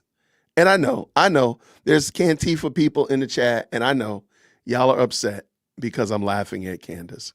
And I do want to let you know right now, it's very simple, extremely simple. I don't care. This is ridiculous, man. This is mental deficiency. If you still follow Candace Owens, you must understand. I hope that you are not having children. I really do. And I really hope that you're not around crayons and glue. And you might not be around crayons and glue because you ate them. But I would rather you not be around there and ingest those items. And please don't put out any children into the world. You are an idiot if you follow this woman. That's it. My name is Jason, dearwokec@gmail.com. You're welcome. And no scissors. Yeah, please, no scissors. You definitely need those safety scissors. And the scissors, this could be the only scissors you use right here. Okay? Because you're an idiot. If you follow this woman, you're insane. That's it. My name is Jason, dearwokec@gmail.com. I'm sorry. There's no way. Nope. We don't care anymore. We're not going to play with your feelings. We are going to laugh at you. We are going to make fun of you. So I'm just telling you that right now. There's 1,600 people in this best live chat on the internet. Thank you all so much for rocking with us today. I don't know. There's every now and then Cantifa people roll up in here. Hey, look, we are an open opportunity offender here. We even make room at the front of the church for Cantifa people. We did let TPUSA sit up here earlier because they needed to hear that. But now Cantifa sits up in the front. We're going to make fun of you. And that's just going to be the end of it. I'm just saying. the amount of shenanigans and mockery that's going to happen moving forward is going to be studied by science, because that's what you get. If you still rock with this woman, you get what you get, and you don't pitch a fit. Brother is in the military. His brother is a Captain Curtis Colvett. His first cousin is Captain Robert Colvett. So that kind of a language is why I've named this Why It Suddenly Really Matters, right? It was sort of one episode. I didn't exactly dedicate a whole series to it. The reaction has been so almost like violently obsessed that the public is now going, oh, okay, well, it feels like there's something here. I think that's just sort of our natural instinct. Okay. I mean, I think if I you're don't believe saying that. that somebody is somewhere and they weren't there, then providing the alibi is not in and of itself suspicious. If the alibi is not confirmed, I guess you can be suspicious of that. But again, I still, there's still not an answer. Like, okay, let's just say you're right. Let's just say that absolutely they were there. Yeah. What does that prove? What is the accusation? Because what it sounds like, and I mean, what the insinuation obviously is that this was a planning meeting for the assassination, and the people there had pre-knowledge of the assassination and were therefore in on it. So I think that if you are making that accusation, which in effect you are, right? You're in effect saying, okay, Erica Kirk and the head of TPOSA security were at this pre-assassination I didn't planning say meeting. Erica was there, so you guys have to stop repeating that. It's Erica was never at that meeting, and that's Whoa. another thing. I've never said Erica was at the meeting. Mitch has never said Erica was at that meeting. Hold on. No, Mitch said that she was at. Hold up. Editor Jason, find that clip. Mitch said he saw her. I got to find it now. Mitch said he saw her that day. Hold on. Maybe I misunderstood what he was saying. Maybe I was too drawn in. Didn't he say that? Hold on. I know the best live chat. Yeah, he said he saw her that day. That's not just, something that, no, this woman, she thinks y'all crazy, man. She thinks y'all are bona fide crazy. I'm sorry. Here, let it play, Jason. I think I found it. 1 second. Never an indication she was at that meeting. He did not see her on September 9th. It was Brian Harpole who was at that meeting. To my knowledge, Brian Harpole, I don't know why he would be at an intel base at a meeting with top brass. And what I can tell you is if he was there, Turning Point doesn't know he was there. According to Erica and Justin Strife, who I sat down for 4.5 hours. So if Turning Point has him on their payroll and they've outright purchased a security firm and they don't know what he's doing on an intel base, yeah, it matters. And we don't need to know the conclusion to follow the clues here that something's wrong. So that there's this fashionable thing where people are always like, well, what's the final thing you're saying? We don't know the final thing that we're saying because that's not how an investigation works. Well, we you have can to follow the thing that's the lie. We have to follow, okay, this guy said he was here, he wasn't. What does that mean? I don't know what it means yet. I don't know what it means yet. What I'm saying is the reaction to this is not normal. Brian Harpole shouldn't be on an intel base if Turning Point doesn't know about it. And he's presented an alibi that doesn't actually cover where he was, but he felt it necessary to give an alibi. So, I don't know, interesting. And I think we have a right to think. So, if that's cool, I'm just going to let somebody else jump in right here. I think, is that okay, Harrison? Or do you want to just have a final thought there? Sure. Okay. So Erica Kirk was not there. You don't believe that Erica Kirk was there at all. She wasn't there on the 9th. She was not seen on the 9th. It's not about whether I believe she was there. She wasn't seen on the 9th. That was never said. He never said it. I never said it. Okay. But she was seen on the 8th. Yes. And not at the intel meeting. Okay. I just found it and I'm trying to hear both things at the same time. In Mitch's video, he does say that he saw Erica in the lobby at Fort Huachuca the night before. So he does say the night before, but he also saw her allegedly with a man that he also saw the next day in the meeting. Okay, so there's a lot of back and forth, but I really believe, I feel like I've heard him say that she was there. So anyway, that's what I heard. So shout out. In the intel, headquarters or whatever building they were using, she was not seen with the top brass, nothing like that. So the pre-assassination planning meeting happened on the morning of the 9th. She was seen in the area on the afternoon of the 8th, but those were unrelated. She just happened to be there. They are related because of the person she was with, who he believes looks like Cabot Phillips. He did see that person at the meeting on the 9th. Okay, so again, you are saying that basically these people were there to conspire to kill Charlie Kirk, right? I mean, you can keep saying what you're saying, or you can listen to what I'm saying. But if you want to just say what you're saying, just say it and don't put it behind you're saying. Just say, hey, I'm Harrison and I'm saying, right? That's easier, I think. So what did you okay. say? Hi, I'm Harrison. What I'm saying is that in 2 months, nobody is going to remember the name Mitch Snow or Fort Huachuca, and this is not going to go anywhere, and that this is a nothing burger. I just think it's an absolute nothing burger that's not going to lead anywhere. I mean, maybe I'm wrong.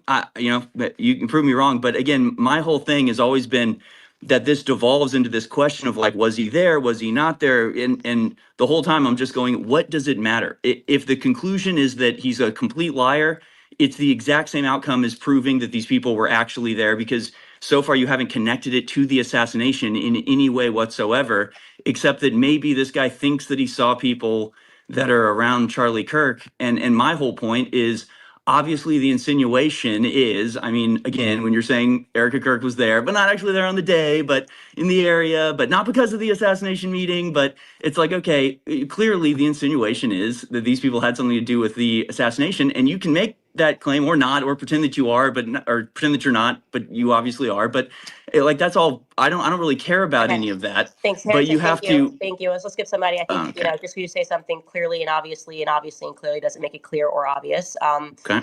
I'm following this investigation. Charlie was assassinated. I'm going to take every step, and I'm going to say what I know at the exact time that I know it. So I cannot say that it was definitively an assassination meeting. I can say that I have a feeling about this meeting, that if it is in fact Brian Harpole there and he's lying about that, then that's not good. It's not a good thing, because there's no reason to lie unless you have something to hide. But thank you so much for your feedback. I appreciate that, and hope to speak in the future. I am going to. She's not happy.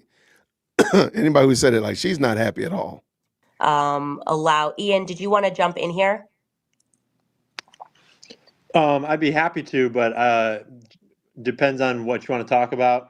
I had to jump in late. I was in a different meeting when I got some text messages of like, yo, get in here. Oh, yeah. I was just mentioning, I was giving the timeline and just telling people when you and I had the call, and you were kind of just trying to give me a heads up about, Valhalla, I think it was Valhalla, right? That wanted to speak with me about Mitch, and that his backstory was stolen valor. I wasn't sure if I got something wrong, but I thought it was Valhalla, right? Yeah. I mean, there's been a lot of people that have been trying to get a hold of you. I'm like a regular conduit for people trying to get a hold of you. You know how it is. Yeah, exactly. But yeah, definitely there's been, it was once things started to fire up, people were starting to talk about like what they saw as holes in Mitch's story. Yeah. And it's been very interesting to watch how that has evolved on channels like Paramount Tactical, especially. Yeah, and now I don't know if it's evolving or devolving. Yeah. I do But want to say though, real quick though, is that I was expecting Valhalla to go way more off the rail. Like he definitely voiced his opinion when he did his episode with all of his evidence. He definitely came out hot and voiced his opinion.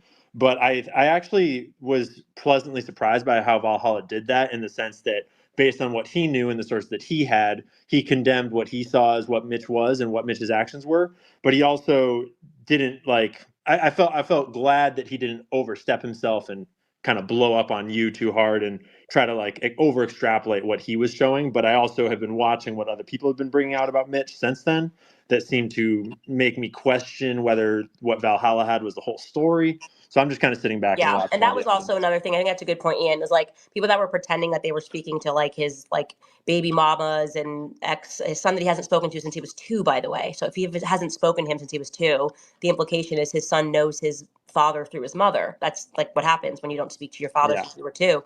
But it is interesting that they didn't do any background checks on the women, who then I saw, and I didn't want to again get dragged down in the mud, but like they had had accused a few men, but they stayed away from that. It was like no, like this is what's out there about Mitch, and that's why I was saying to you, like I was like this feels to me like a way to distract from what I basically am trying to do, which is I feel like I'm the only one that's actually trying to debunk Mitch, going to Brian Harpole, going to Turning Point USA, and saying, hey, like give me something. I'm happy for this to be wrong. Whereas everyone else seems to just be trying to distract. I do want to let let's do Ryan and then Isabella, and then we'll do Diligent Denizen. I think that's right. Diligent, actually, his app kicked him down. You should re-add him. I did. Yeah, cool. Yeah, Candace, I'm just jumping in here listening right now, so I'm going to hang out for a minute and then Cool. I'll jump in at the end. Cool. Awesome. Isabella, did you want to jump in here? Yeah, hi, thanks for having me up here. It's been a lot of debate going on with this, and I think Harrison did bring up some good points, and I've been really interested in the drama between you and Evan, and I'm curious, so Morgan and Evan are friends, and did she just randomly reach out to you and let you know this? Because that's a little shady on her part with Evan. No, she didn't. She actually did it by accident. So Oh, she, I don't know her at all. I think she's had a pretty good opinion about stuff, and she's definitely kind of been one of the early people on saying how she was treated when she started talking about Israel. And so I think what happened was we should definitely separate Evan from Israel, Evan from Morgan. Morgan kind of, it seemed weird because it was like nothing happened, and then they both kind of wrote these statements, and you don't actually have to break up with anybody on X, that you can just not agree with something. I don't know. I never feel like the need to write like a very long statement if I disagree with something, a commentator that I'm listening to. I'm like, kind of like, like I listen to, yeah. yeah, like I don't agree with that. I don't agree with that. I'm never like, for a long time, I've really loved Matt Walsh, but his take, it's like, I don't know. So I think it seemed a little extra to people on the outside that were looking Yeah, in. yeah, And yeah. it was at the same time. And so I messaged her and I was like, I follow you. You could just message me if you thought some part of your story wasn't real. And I sent her some docs about the cartel person. I was like, he sent me so many docs that like his story is real. Like, I don't, this happened. Here are the medals he received. I obviously did my due diligence. And she said, thank you. And then she was sending me a clip of, it was just a clip of Paramount Tactical. And Mm. I think she was sending it because she was like, oh, look what his son is saying. But actually, I found it interesting because the son then confirmed the story, like that he was on Fort Mhm. Huachuca Air Base. And she didn't realize that when she screen recorded, her text messages were coming in from Evan. And he was Oh like my saying what he was gosh. going to post. So I think it was just honestly an innocent mistake. But I was then like, okay, it looked weird that you both posted this. And now it looks like you're kind of coordinating it. And I think people felt it was coordinated because it's not a natural thing to do. Now, Yeah. Evan, the reason I say I would separate him is just because like, he's just lying. Like he's like, this has been debunked. It hasn't been debunked. He's like defending Alex Jones and saying, oh, Alex Jones did say that, you met your husband through PJW. I'm like, no, he didn't say that. So he seems like he's being intentionally dishonest about stuff. She kind of just made one statement. Timing was a bit weird. Yeah, that's kind of how that happened. Interesting. Okay. And then something else, like with what Evan is claiming, it kind of just reminds me of, there's a man that's coming into prominence, and then you see a bunch of women come out, me too. It's like, okay, maybe he's not correct, maybe he's lying, but he does seem to have more evidence supporting what he's saying than these Right. random disgruntled women. So I'm not saying that it's incorrect, that they're wrong, but I feel like we should be remembering that, hey, this is what these like women do, and the government will get behind them and kind of. It's very interesting that this woman says what she says. By the way, okay, I found the transcript for both of the times.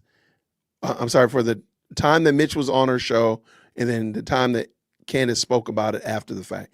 I don't see her saying that Erica was at the meeting, the secret squirrel meeting that morning, only that he was in the lobby or she was in the lobby allegedly. Okay, so I think it's adorable that they are talking about disgruntled ex-wives as if they would lie.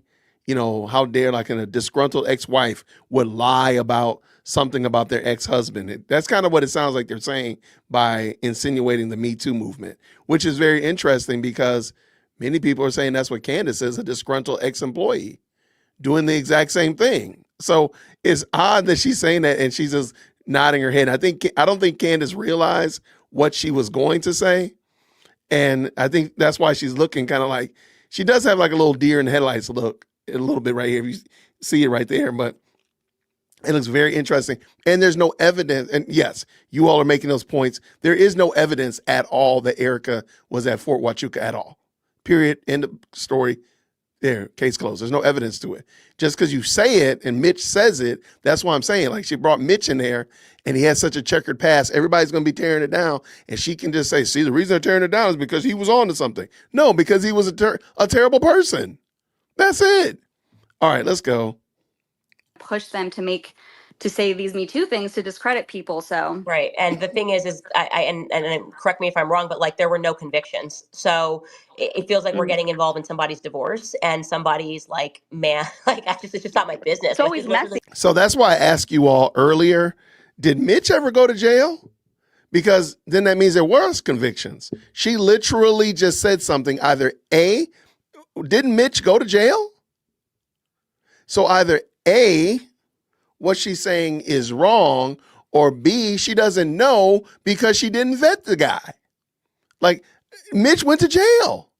So that means I don't know, do you go to jail without being convicted? Whether it was 8 days, 8 hours, 80 months, he went to jail. There was some level of conviction. He was found guilty of something. Right? But he went to jail. He went to jail. He went to jail. You know what? This is what the judge said to Mitch. You going to jail. You're going to jail. He went to jail. So there was a conviction. So for her to say that there was no conviction, ma'am, that's not true. Do you think she just didn't know? I don't know. Whatever. it's not my business. I'm sorry. And I'm sorry to say that I don't care, but I don't care. I care Of about course who you killed don't. Charlie Kirk. I care about whether what he said he saw in Fort Huachuca is real or not. And every other piece of his story checked out. Like I got the military police report. So this just feels like mud, you know? Yeah. And look, like I said to Ian, I said, look, if your buddy Gary wants to do like, you know, Becoming Mitch 9 seasons, let him do it. You know, everybody has to follow like what is their passionate life. And I was like, I just personally don't care. And so I encourage everybody who is feeling passionately against Mitch to go down that rabbit hole. I am focused on what happened that day. And thus far, nothing Mitch has said to me has not checked out. And even they won't even admit that they like, you know, lied about some stuff in the past. Like when Ian was contacted, they were like, it's stolen valor. He wasn't a Green Beret. And then they like casually admitted on their show, okay, no, he was a Green Beret. But I'm embarrassed he was a Green Beret because look at these. But ma'am, you haven't admitted the things that you found wrong. You've danced around everything. And again, I don't know if it was stolen valor. And I've talked to people who thought it initially was stolen valor, but found that he had served for, a year as a Green Beret or something of that nature. Okay, so what? They were wrong. Okay, whatever. Like, what does that mean? But something else means. Hold on. Like, but what does that mean? I hate to say who cares, but who cares? What we do care about is CJ just blessed 5 people with memberships. Shout out. If you got a membership from CJ, please make sure you say thank you to CJ. Thank you so much, man. That's very kind of you, man. Grace and peace. Thank you. All right, let's get done. Let's finish. Female and their allegations, but we're not going to mention all the allegations that exist with these women. Like that just feels like, it does feel like Me Too. And I'm just not interested in it. Morgan just actually jumped on. So I do want to add her as a speaker. And Morgan, you sort of missed maybe some of this, but I did just sort of run people through what happened and kind of said, like, I kind of view what you and Evan did to be different. And, I think for everybody, it was just sort of the timing of you guys, like, and the style of needing to announce it, I think was a bit different. And I think that's why you kind of got the reaction that you did. I just wanted to give you the opportunity to have the floor and say what you wanted to. Morgan? Oh, hi. I didn't know that you were talking to me. I'm sorry. How are you? How Yeah, is everybody? good. How are you? Yeah, I'm good. Thanks for giving me the floor because there's been so much freaking drama in the last couple of days, and everybody I feel like has been trying to pit us against one another for some reason. And I keep reiterating, I have no issues with Candace. I'm still 100% on board with the investigation. I have my reservations about Mitch, and I feel like I should be able to voice those concerns. And I know that a lot of people don't care about his past or his history, or I don't even want to say only his history, because currently it's my understanding that he does have open cases. But when we're looking at somebody's credibility, how can we find them credible if the only thing that we have to take is their word for something? And right now it's he said, she said. He said that he saw people there and we can only take his word for it. And when you have every single person in his life, not only the exes, but his children, who he's never had custody of any of them, they all say the same thing, that he's a pathological liar. I have trouble trusting an individual like that. And I just want to make sure that we stay on track in finding out what happened to Charlie Kirk. Yeah. And so I think what I would offer back is that's what we have been doing. So rather than speaking to his son, I contacted people on the base, like, okay, he said that somebody named Neff, which is what he said initially in contacting me, Captain Neff was the one who questioned him. So rather than speaking to his son from 22 years ago, I think the people would say, why don't you speak to somebody who's on Fort Huachuca base now and see if there's a Captain Neff there? And that's what we did. And we confirmed that Captain Neff and the 10th Brigade was there. He said, Okay, Candace she really needs to stop. There's a couple problems with the Captain Neff story. Now, if you go back to the original, when she told the whole story about her first time meeting Mitch, Captain Neff was one of the gentlemen that interrogated him. The problem is that little weird Word document that she posted on Twitter and said, see, this is proof that he was on the base. Well, in that narrative, besides the fact that they talk about Michael Snow, but in that narrative, you search high and you search low, you search left, you search right, you will not find a Captain Neff. So something's wrong with the story. Either what Mitch told you was right, or what's in this narrative is right, but they can't be both because they're not the same. So I think this is adorable that she brings this up, because that's not, I think almost she wants you to argue something that she wants you to argue something that she's not arguing, which is kind of crazy. it was in an offsite building, a JTF offsite building. We spoke to people at the base and they told us. Oh, yeah, that was another question. Why didn't you reach out to the son? You reached out to the base and you alleged that Captain Neff was there, but why didn't you reach out to the son? Would that not have helped your story? Would that not have quashed any concerns that you have? Just wondering. Building, here's where it is in the map, and they are borrowing the space. He told us that this incident happened and the bomb dogs were called. So I made an effort and successfully got the police report. That's how we verify whether or not he's a pathological liar. Where's the police report? Is by verifying what he said, right? And so that's why, as I said before you jumped on, I reached out to the people that were involved. I reached out to Brian Harpole 3 times. He wanted to give an alibi in the sense of like giving flights for 3:42 that afternoon. Okay, so what's stopping you from giving us what you're doing at 7:30 a.m., right? Like that kind of is what's weird. It's like you give half an alibi and it doesn't matter, but you don't want to give the full thing. You don't want to just message me and say, hey, just so you know, that wasn't me. So that's what we're actually doing, is trying to verify the last thing, which is just like really his memory. He did tell the truth. He told the truth about everything that happened that morning. And so the last thing is, does he have a good facial memory? And thus far, we've not been able to, and I am in the process, as I said, of speaking with Turning Point USA. We haven't yet gotten a clean answer from people who have indicated that they do want to give an alibi, right? Because Andrew Colvett is messaging Paramount Tactical with an alibi. Well, I'm your girl. I'm the only one I think that's trying to debunk Mitch. Because I'm like, give me your alibi and I will post it. So yeah, I think that's I guess my concern is like, okay, so if they don't provide any alibis, then what happens? Does this just stay open ended and then it keeps being the main focus? Well, they did. That's the point, and that's why this is now. That's why I named this. Why it suddenly really matters, right? So if they had like kind of stayed out of it and we're like, well, I'm not even going to answer because it's so stupid, then we're like, okay, well, maybe he's just wrong. And that would be what it was. He would just be wrong. He wouldn't be a liar because he was where he said he was, and the people that were there, and Captain Neff was whatever. But they Where's did Captain give Neff? an alibi. So they do care, right? They No. See, that's the thing. That's the other part. Just because somebody ignores you doesn't mean they care. They might actually think you're crazy and want to get away from you. like what do you Candace sees people running away from her and say, see, they're trying to get healthy so they can get closer to me. Like, man, what are you talking about? They're getting away from you. They're ignoring you. No. So if they don't engage you, that doesn't mean that they're guilty. They just don't want to engage you. There is another option. This woman is ridiculous. Cared enough to give it to like obscure YouTubers, which is kind of random. Like, it's like, okay, why are you wheeling and dealing? If Andrew Colvett did not get caught live orchestrating an alibi, it shows that Erica cared because she's showing her metadata. So wouldn't the common sense thing to be, if you care that much, rather than going through obscure YouTubers, like, wouldn't you just go direct to Candace and be like, hey, I saw you did an episode on this. Like, here's the information you're looking for. They all have a direct line to me. Shout out to Like obscure I would have YouTubers. published it immediately. Right. I wonder if say let's Erica does provide something, are people going to be are they going to accept that from her? I would, and I would end it. Like I would. That's like my goal is not to look stupid, right? So like if she gives me like an alibi and she's like, "Here's where I was," like why would I not just instantly be like, "Hey, here, like it wasn't her. Thanks, Mitch. Like it was a different blonde." Like we've been very open to that, and I said that 1,000 times on the show.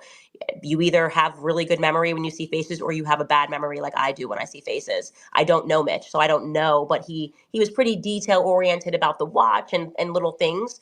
And I think beyond anything else, the reaction when Andrew Colvett is wheeling and dealing behind the scenes, it then makes things really compelling, right? If he didn't get caught on that live, I probably would be neutral. I mean, I did one episode on this. Everybody's acting like I've done like becoming Brigitte. You know what I mean? Like we've been investigating the Charlie thing. We've covered so many things. I do one episode on Mitch, and everyone's like, "No, like we gotta talk to his high school classmates. We gotta talk." It's like, dude, But like, you do like that though. everybody calm down. I'm getting threats of lawsuits in the background. So like Ian was like, Told you.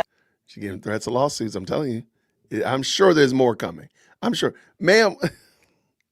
But you literally do that. You're literally following after the what's his name, the Robbie Hind guy.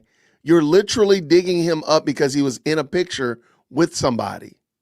Like, come on. What about the maroon? Come on, the Maroon Assassins, ma'am. Please become self-aware.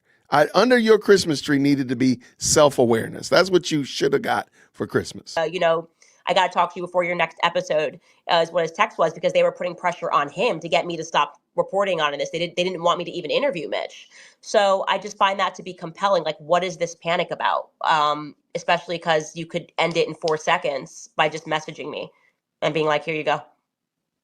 Yeah, well, they never are forthcoming. I mean, that's the problem with Turning Point this far. Yeah. And they could put a lot of things to rest, but they keep gaslighting. So Yeah. hopefully they do. I still I don't hope so trust too. Mitch, but that's just where I'm at with it. And yeah, Yeah, thank you. that's fine. Yeah, and I want to say, like, I'm totally chill with that. Like, I, by the way, like, if I was running like the Bachelor show, I would get it. Like, you know, but I'm not asking people to marry Mitch. I'm asking people to trust me enough to have done my due diligence to tell you that he was where he says he was.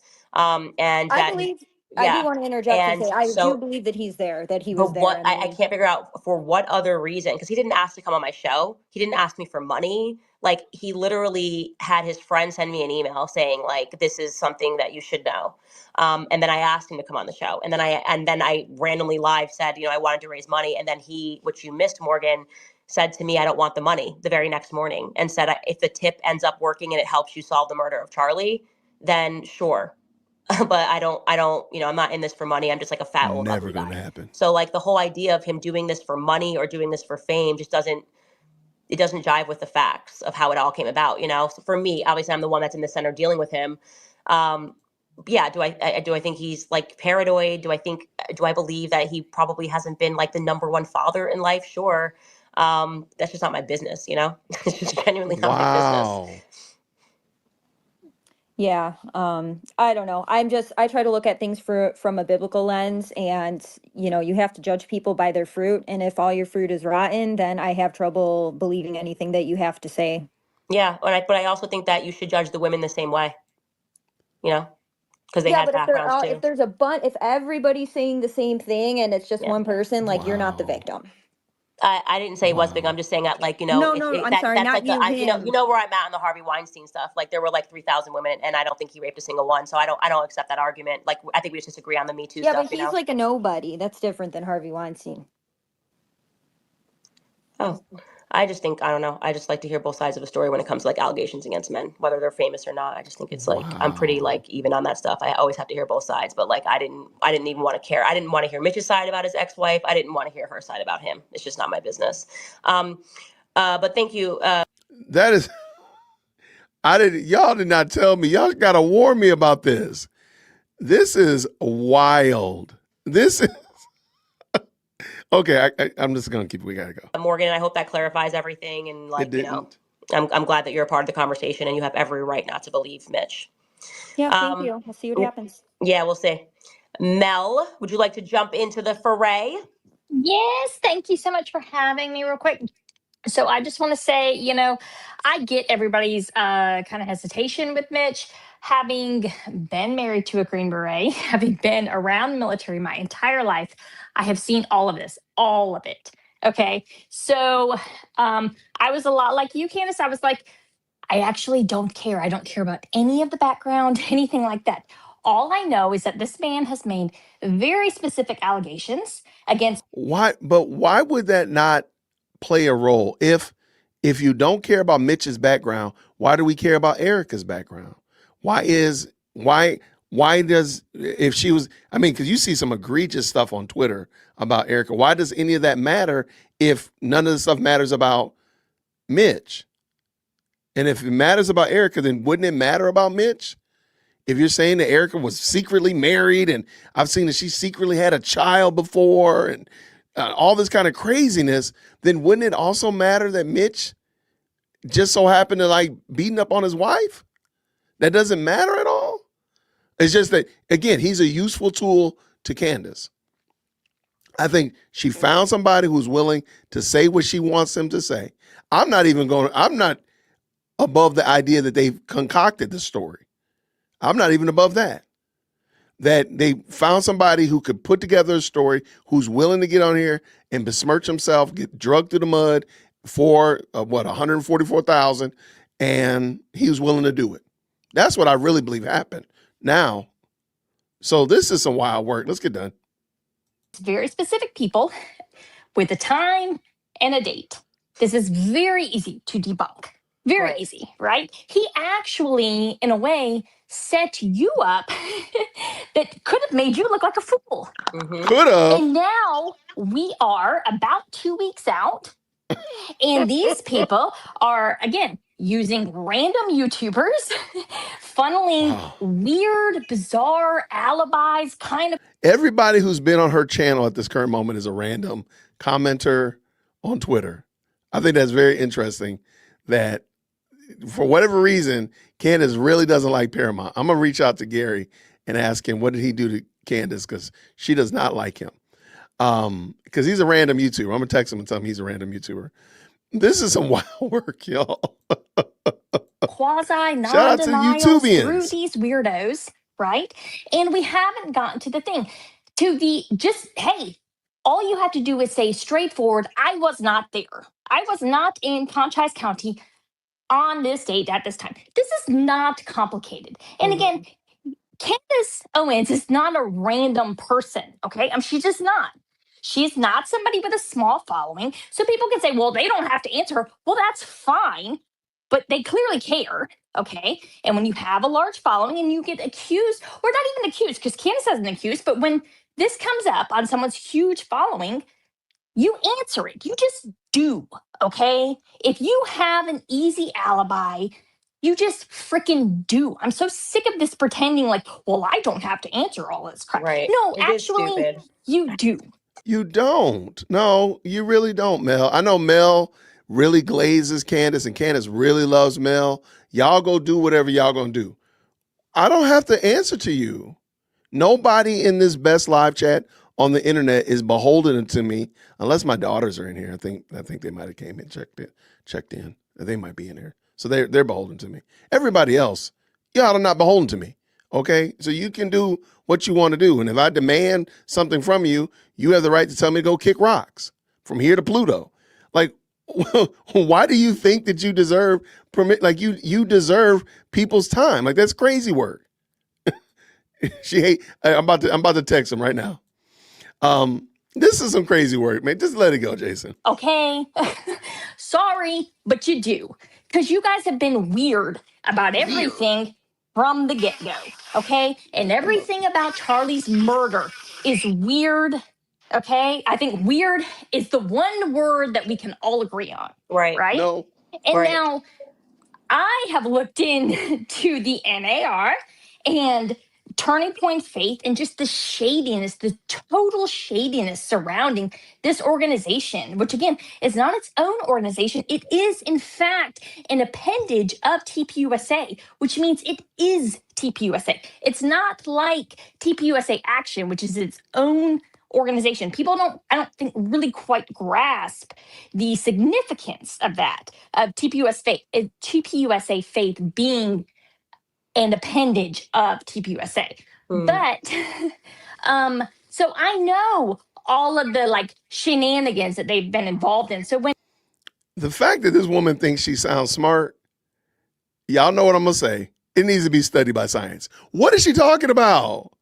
It's an appendage of the apparatus that continues to flow from the stem of the root of the seed.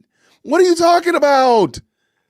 The fact that she calls herself a village crazy lady, that irony is not lost on me. I heard about this originally, I was like, yeah, that sounds about right. Now, I don't quite know what that meeting means. I know Harrison wants some very hard, like, wants us to make allegations, and he wants us to make a mistake, more than anything else. Well, I don't hold on. Why would I want you here? why would I want you to make a mistake? I don't know if you want me to make a mistake, but I know you have pressed pretty hard for I want you to make a definitive statement, and nobody's ready to make that, actually. Yeah. Here's what I know. These are the things I know. I presented those to you last night, and then you came back at me with, what, so you're going to accuse me of being paid for? Which was really bizarre to me, because I felt like I was pretty patient and not accusatory at all. Regardless, I'm not even going to go into that. But well, okay, no. I'll go into it for a second. You said that I was pretending to forget that Charlie Kirk was moving away from Israel, and I was saying the weird thing was by me saying, look, I don't get what this whole meeting is even supposed to be about, or why it would be suspicious, or how it connects to the assassination in any way whatsoever. And that is somehow extrapolated to be, I somehow think that the official story of Charlie Kirk's murder is true. I'm saying I didn't say that. If you don't know Harrison, then you can just keep watching the show. Like, you're not required to, if you're not sure where it's going to go, that's kind of the point of just we're all kind of investigating this together. You know what I mean? We've been crowdsourcing this investigation. We have smaller pieces, and the smaller pieces become bigger pieces. Right. Do I know? Y'all, this is some wild stuff. This is some wild behavior. And see, this is the behavior because Candace has created such a cult type of behavior, or mindset rather, a hive mind in her audience. This is the behavior, you cannot disagree. I think Harrison's asking valid questions. Where is this going to? That's an honest question. We need to sit down and have a conversation. Where are we going to? What are we trying to get to? What do we want this to look like when we get done? Okay, fine. We want to know that we found whoever killed Charlie Kirk. But it seems like who do you think did it? Can we make that make sense? I think that's a fair and valid question. The fact that they are attacking him because he asked a fair and valid question tells you everything that you need to know. What it means that there are these little flecks of what looks like there's plastic on the ground of the vehicle that Charlie was carried in after. No, it could mean somebody smashed their phone. It could mean somebody smashed their sunglasses. It could be one of the theories is oh, look, the ADS-B exploded. I don't know. You're demanding. What is it? It's I don't know. I just got the picture, man. And so I think your energy is just, frankly, and I'm not trying to be judgmental, but it's a little lame, I guess is a nice way to say it. It's just pretty lame to try to. Wow. Dang. Yo, man, this guy, dang, dude. He's lame because he's asking you questions. He wasn't asking you about the glass in the car, which I don't even know that that's a real vehicle. We don't know that that's really the vehicle that Charlie was in. There's no reason to believe that. There's no reason to believe that that's the right vehicle. But that's not what he was asking about. He said, what does it matter about Fort Huachuca? That's a very specific place because you're making that your whole brand, Candace. You made that your whole shtick for at least the last 2 weeks. At least. Because this is what brought together the whole Egyptian plane shenanigans and stop. So I think his question is very valid. Where are you trying to go with this? If you're making this everything, Fort Huachuca is everything, then maybe you should answer, why is it everything? Why does it matter that now if you can't find, because I think the problem is she doesn't want to admit that she can't prove that this was some kind of planning meeting to delete Charlie Kirk. That's what she can't prove. And she knows it probably didn't happen. And more importantly, the meeting probably didn't even happen. I mean, truth be told, because she knows that Mitch is very suspect. This is crazy work, y'all. This is wild work. Put this like unnecessary pressure or make it seem like it's weird that we have questions about why Brian Harpole would be at an intel base if he's actually there. Like, what do you get? What do you mean? It's giving Ben Shapiro, you know? You never want to give Ben Shapiro. Just wait. You just want to wait and like see where it lands. If I start making allegations that are factually untrue, or if I don't recant something, if I go somewhere and it ends up being a dead end, then I would understand that energy. Like if like, you know, Erica did hand me her perfect alibi and I was like, well, I'm not going to say it because I just want to put it out there. But I was actually really hesitant to put Mitch on the show because I wanted, he was like 100% certain it was Erica. He was 100% certain it was Brian Harpole, you know? But I wanted to be very careful about how I went about things. And so I think that we just don't appreciate like people that actually care and are standing up to the feds right now, unnecessarily being sort of tossed to the wolves by like your perspective, which is like, if you don't have a perfect narrative and it's not neat and buttoned down, then don't speak. Like, no, guys, keep speaking, keep asking questions. And if you're on this, like listening right now, you're going to get things wrong and that's okay. Just you have the courage to say you're wrong. And that's what I do. I always do that. I just say, you know what? I thought this, it's actually wrong. Let's pivot. Okay, I mean, I don't know where you're getting this idea that I'm saying don't do research or anything like that.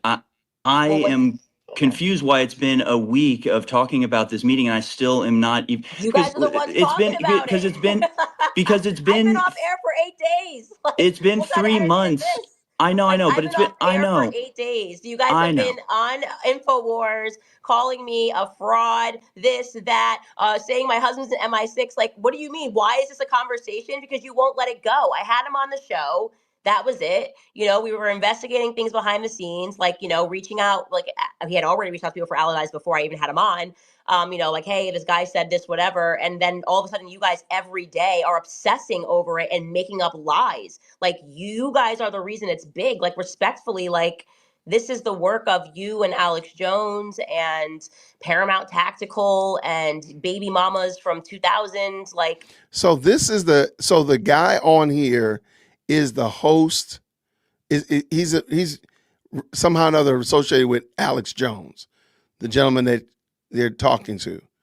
Okay, I didn't get that part. All right, continue. You know, you guys made it a thing. Y'all made it a thing. It's your fault. As a friend you know of what I mean? both sides, can I hop in and mediate real quick with one statement? Because I think, firstly, I think that a lot of people come at this journalism from different angles because, and obviously I can't speak for either of you, but Harrison does more of reporting on what's already happened, and Candace tends to make her career out of reporting on trying to figure out what is the next end of the story. And you guys, you know, you both stray into both lanes. But also I want to draw the distinction that Harrison has not been making all the same claims as Alex all the time. Alex is definitely a distinct voice from Harrison, and I've always really respected Harrison. I'm not saying that I actually disagree with him on this take, but I do think that this he's not the whole InfoWars crew, and the whole InfoWars crew isn't Alex Jones, and Harrison's reporting hasn't been the same as Alex this whole time. Right. But also I think there might be a little bit of coming at investigations from different angles from the nature of the journalism that you guys both do. Yeah. Okay, but I think we've been pretty fair. Personally, I definitely have been fair as far as like not conflating Harrison and Alex. And for like reasons I can't, because I feel like I've been pretty straightforward about why I think the Huachuca thing is important. I do think that things were happening behind Charlie's back. Yeah. We know that he delegated a lot. So even if you don't think like, oh, this is, and again, I actually don't think this was a like murder planning session. I actually think that personally, and I'm going to just throw it out there, I think that something happened in Korea. I think that there were weird things that happened in Korea. We do know that Pastor Son was arrested the day after Charlie leaves Korea. I think that there were some weird things that were going on. And I think that Charlie wanted to maybe step back from the role that TPUSA Faith was playing in this kind of global foreign policy, forward apparatus that his organization was being used for. So I just want to point out before Candace jumps in, instead of just believing that the official narrative is, let's just say the official narrative is about 80% right. There's about 20% that we need to kind of knuckle out and kind of vet through. But for the most part, it's about 80% cooked. It's good. We now have, these people want us to believe all of these crazy narratives. Now, somehow or another, TPUSA got in trouble in Korea, and that's why. What are we talking about? Like, I'm sorry, this doesn't even make sense. It doesn't even sound coherent. It sounds like what are we dealing with? And the fact that, again, Candace is her crew tends to glom onto these types of things. Again, I'm not saying that everything about the official narrative is correct or pass the sniff test. There's some more things you need to kind of clear through that. But for the most part, I believe that that's what happened. You want me to believe another narrative with no person who deleted them.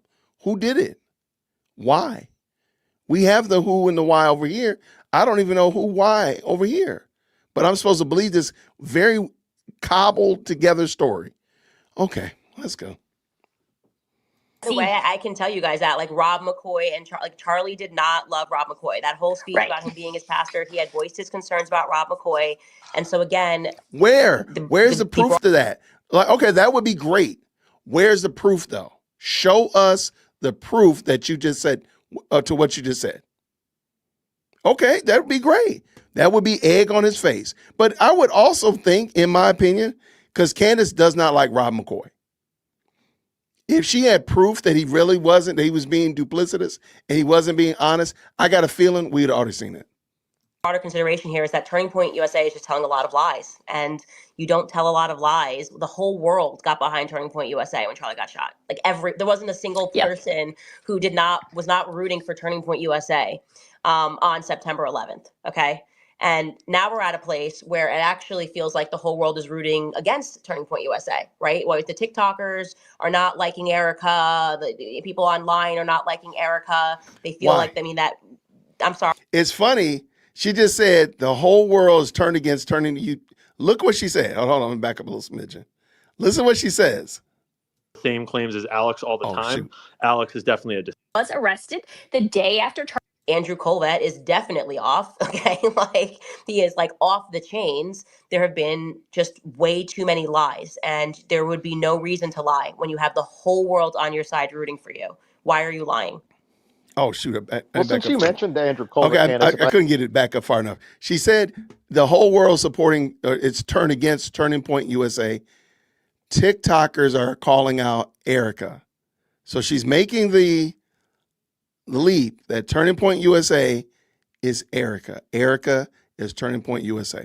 What are you trying to say, Jason? So every time she says Turning Point did this, Turning Point did that, then we're talking about, we're not conflating it when we say she's saying Erica. Let's see. Okay. I'm a glutton for abuse. I'm going to try one more time. I think that's it. Okay. I'm sorry, but are we going to pretend that whole AmFest thing wasn't just like weird? Like, we're popping up tents of like where somebody died. Like, I don't know. The whole world got behind Turning Point USA when Charlie got shot. Like, Okay, here it comes right here. Watch this. Listen what she says. The whole world got behind Turning Point. Here it comes. There wasn't a single person who was not rooting for Turning Point USA on September 11th. Okay.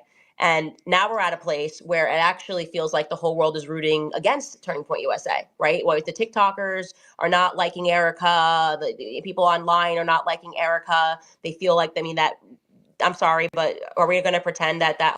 Here we go. So now I don't think it's a lap too far to say, she's saying Turning Point USA, TikTokers don't like Erica, people online don't like Erica. So I don't think it's a lap too far to say that Candace sees Erica as Turning Point USA. Turning Point USA is Erica Kirk. So I don't think it's a lap too far to say that. Whole AmFest thing wasn't just like weird. Like, we're popping up tents of like where somebody died. Like, I don't know. That's weird. And so, yeah, let's respect the public that we're recognizing something's off and we want to know. Because you do something maybe that I see as tacky, because you do something that I don't like, which again, I don't know if I think the tent thing was a little bit much. I give you that. That doesn't mean that you killed Charlie Kirk. Okay? Come on, like Candace, be so for real. You're not being a fair dealer by any means or measure. Because again, we can look at the tons of things that Candace does, from begging for money for security while wearing a $1,500 blouse. Like, we could talk about you all the day long about the exact same inconsistencies. Just because, I probably wouldn't have did that. I don't think I would have did that either. I agree. But that don't mean they killed Charlie Kirk. This mean they got bad taste. They was doing the most. Okay, so what? Doing the most doesn't mean that you kill somebody. Does what not mean a that felony. is off, and Andrew Colvett is definitely off. Okay, Oh, like Andrew. he is Andrew, like off stop the talking to chain. this woman. There have been just way too many lies, and there would be no reason to lie when you have the whole world on your side rooting for you. Why are you lying? Well, since you mentioned Andrew Colvett, Candace, if I may jump in, Sure. and to address Harrison, and one of the things that I remember that I keep in mind throughout this entire investigation is, in an investigation, details matter, but you don't know what details matter until you investigate them. Right. And when this, and as an outside observer on this particular story, the Fort Huachuca story, all of a sudden I've been airdropped this detail that one of the top members of Charlie Kirk's security detail is at an Army intelligence base the day before Charlie's assassinated. Now, that's a detail. I don't know what it means. I don't know if it means anything. I don't know if it's important or not important, but that's a detail. That is a definite detail, because Right. Brian Harpole's job is to protect Charlie Kirk. Right. The guy on the call, I agree with him 1,000%. I agree with him. The problem is, you don't take the detail and say, hey, everybody, here's the detail. Well, tell me what you think this means. Hey, you don't do that. That's dumb. And that's what ignorant right here has been doing for the last 3 months. She gets the detail, whether she don't even know what the detail means. She hasn't vetted it. I promise you, as sure as my name is Jason, she does not vet this stuff. She says it, and then she comes find out later on, well, I don't really care that, Mitch beats up on his wife. I don't care that his kids don't talk to him. I don't care. I just want, but ma'am, that plays a big role in his credibility. But she gets a detail and just kind of runs with it. Running down the street with a detail. Ma'am, you don't know what that means. And you're causing chaos. You're causing problems. You're putting people's lives in danger. You're putting people's lives in peril because you're making the assertion that this person looks like Tyler Robinson. This person might have did it. Blah, blah, blah. I mean, that's what you're insinuating before you even know. Because we don't know emphatically that Brian Harpole was even there. Every piece of evidence that he's shown us is that he wasn't there. But you keep saying he was there. But you've already run with the detail down the street. You're just an idiot.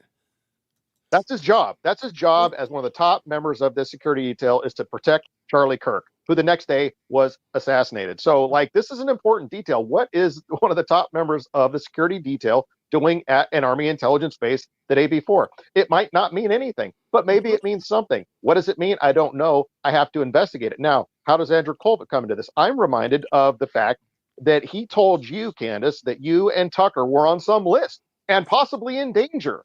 Well, so now I'm thinking in my mind, well, maybe he was at some sort of security briefing. Maybe they had some intel that See, people were that's in what I'm danger. saying.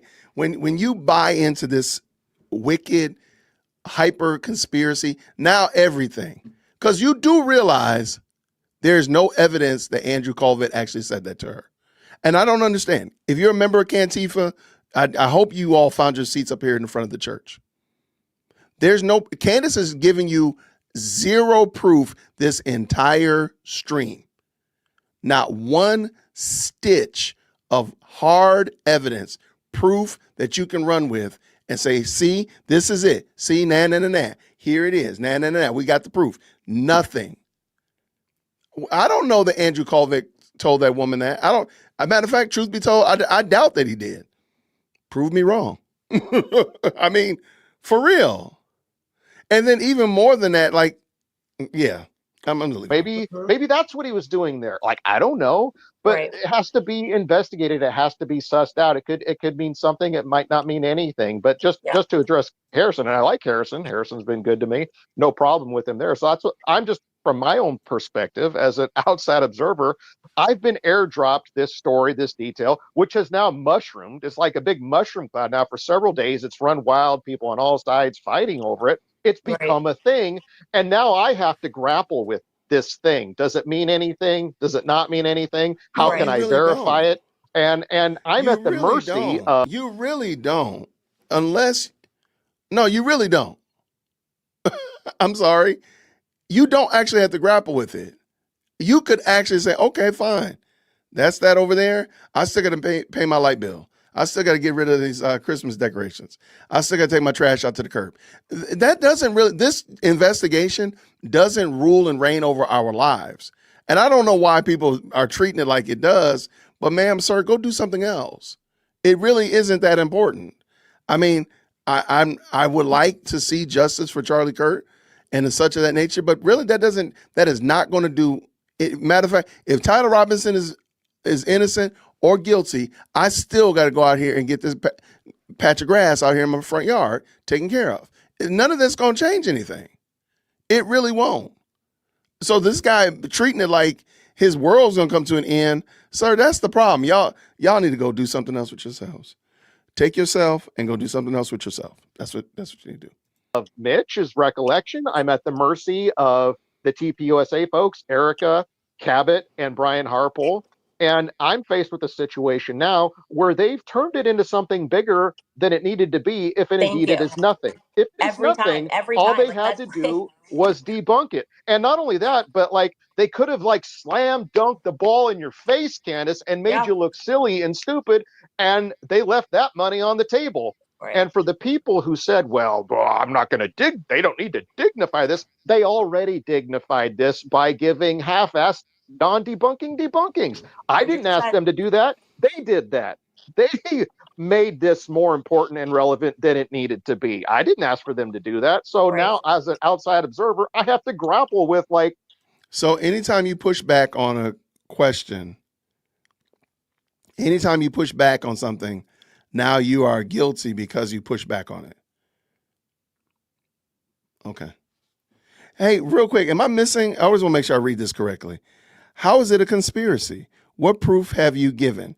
You're lying, bro, and you just showed you're a part of the Andrew cult. LOL. Let's be men of God and Christ like brother. I know that you know what's up. Okay. I'm not certain. I thank you for the 10, by the way. I want to make sure I understand completely what you're saying. Are you talking to me? Or are you talking to the guy that's talking to Candace? Because I don't know. Who's the Andrew cult? What is that? Am I missing that? You don't even have to send another super. Just kind of clarify that. If you don't mind, that'd be great because I don't get what you meant.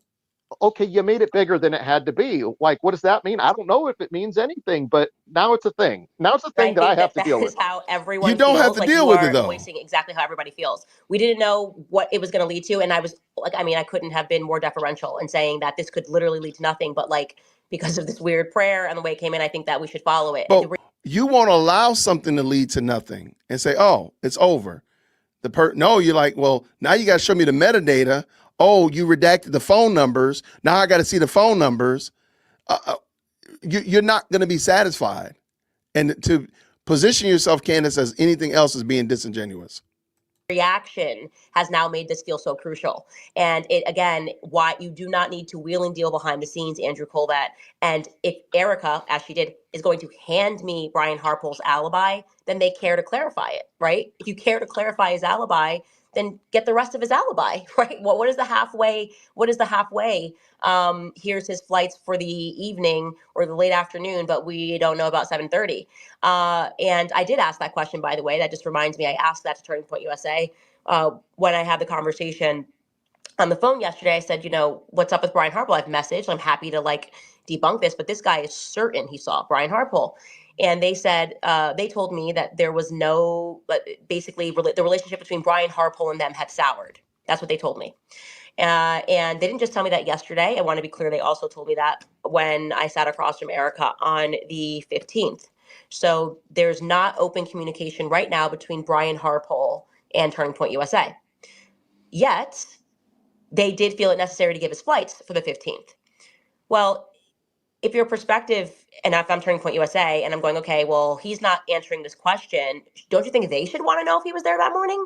Like, shouldn't they be like, hey, like, where the heck were you? You were on our payroll, actually, and you were supposed to be with us, and so now we like require to know where you were. And so there's also That's a this. very interesting question. That's very interesting how she positioned herself as if she's just asking a question that a good employer would be asking. But if the employer, Brian Harpole, I don't know what happened with Brian Harpole. I hope that whatever happens with that gets smoothed out, but I digress. She's positioning it as if they're asking, as if they don't know where Brian Harpole was. Did you hear him say, where were you that morning? He was in Texas. That's what his alibi said. He was in Texas. There's no reason, and he was there with several other people. So there's no reason to believe that he wasn't in Texas. I think it was Dallas, if I'm not mistaken. But he was in Texas nonetheless. There's no reason to believe otherwise. But see, that's why you can't, when you're caught up in conspiracy, you just can't stop and say, okay, all right, he said he was in Texas. All right. You're going to believe Mitch, but you don't trust, I'm sorry, you didn't do any due diligence to see that Mitch has got a little problem. He's got some problems. So he might not be the most honest, best witness that you can lean on. But I digress. Let's go. Nonstop lack of urgency with Turning Point USA, a lack of caring. Like they almost think like the details are funny. They don't care. I think that's how the public feels. They certainly don't care about any of this. Like, why else would you have a tent? Like, it's quite morbid. It felt like a seance to see that tent up and people taking selfies under it. And I think that that disturbs people. I think that there has been something spiritually disturbing about a lot of the decisions and communications that have been coming out of Turning Point USA.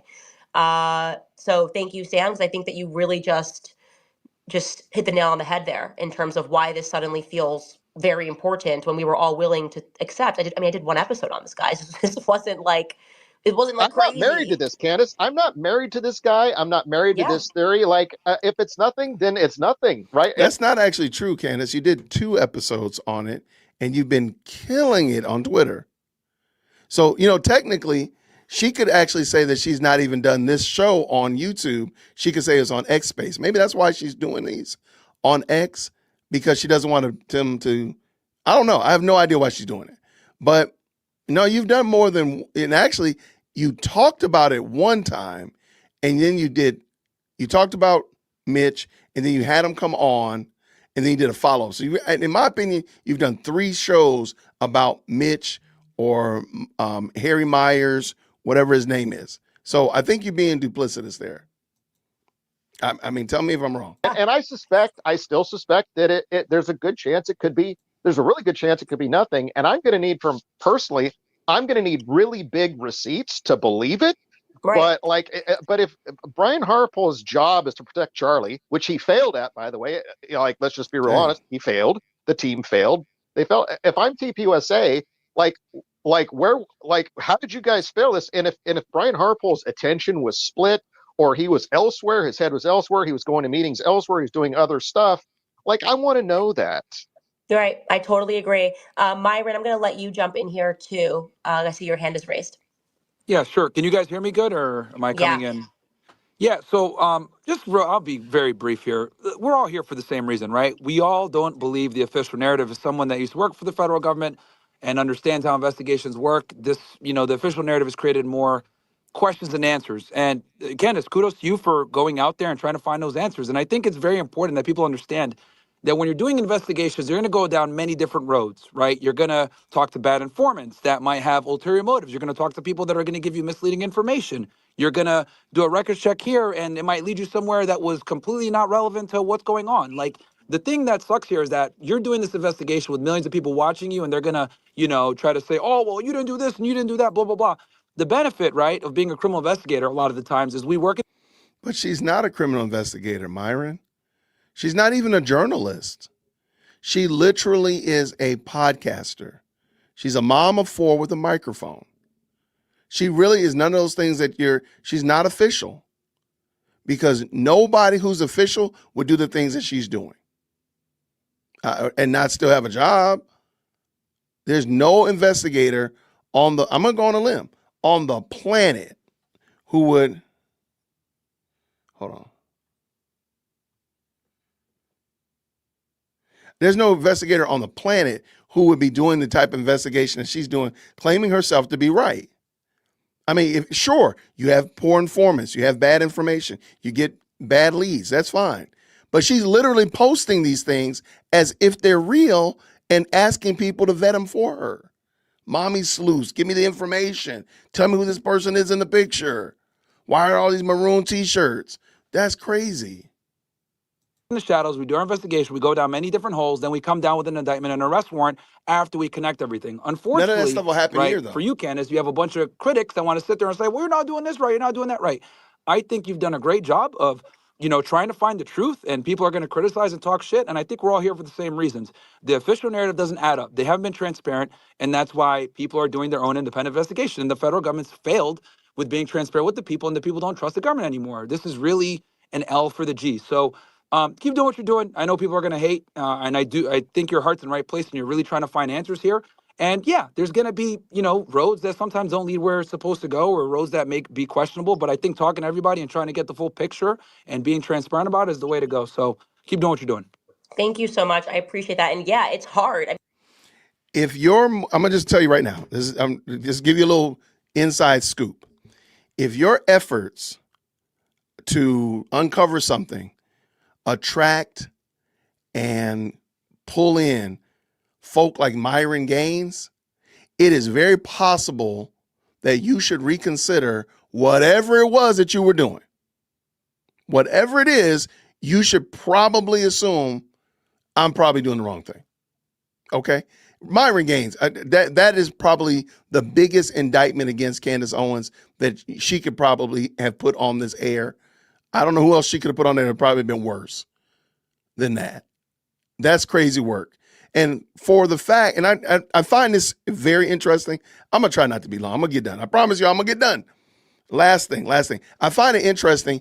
Candace Owens attracts people who don't love Christ, who don't care about Jesus, who don't care about the church, who give a middle finger to Charlie Kirk and his testimony. They don't care, but they're invested in this. Why is that?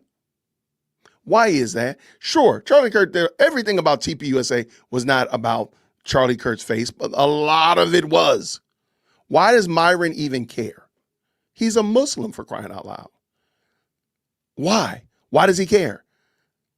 She has more leftists, more people who hate God than anybody else, than any other people groups in her organization running out here trying to, I'm going to solve Charlie's murder. But they don't care about the God that Charlie served, which is crazy work to me. That is some diabolical work. And it's funny, like, why does Candace seem to attract so many of this type of people? I don't know. Maybe I'm just being super picky. I don't know. It just seems odd. Like, Candace, everybody in your camp is an unbeliever, is an unregenerate. Why is that? And I know some people are going to jump in here and say, well, she's saying she's Catholic. Okay, y'all go ahead and run with that. You knock yourself unconscious. If that's what you want to believe, knock yourself out. I'm not here to argue with y'all Catholics at all. But I'm just trying to say, it just seems odd. And so many people that rock with Candace hate Christ. There you go. My name is Jason. DearWokeC@gmail.com. If you want to email management or you don't like what I said, it's perfectly fine.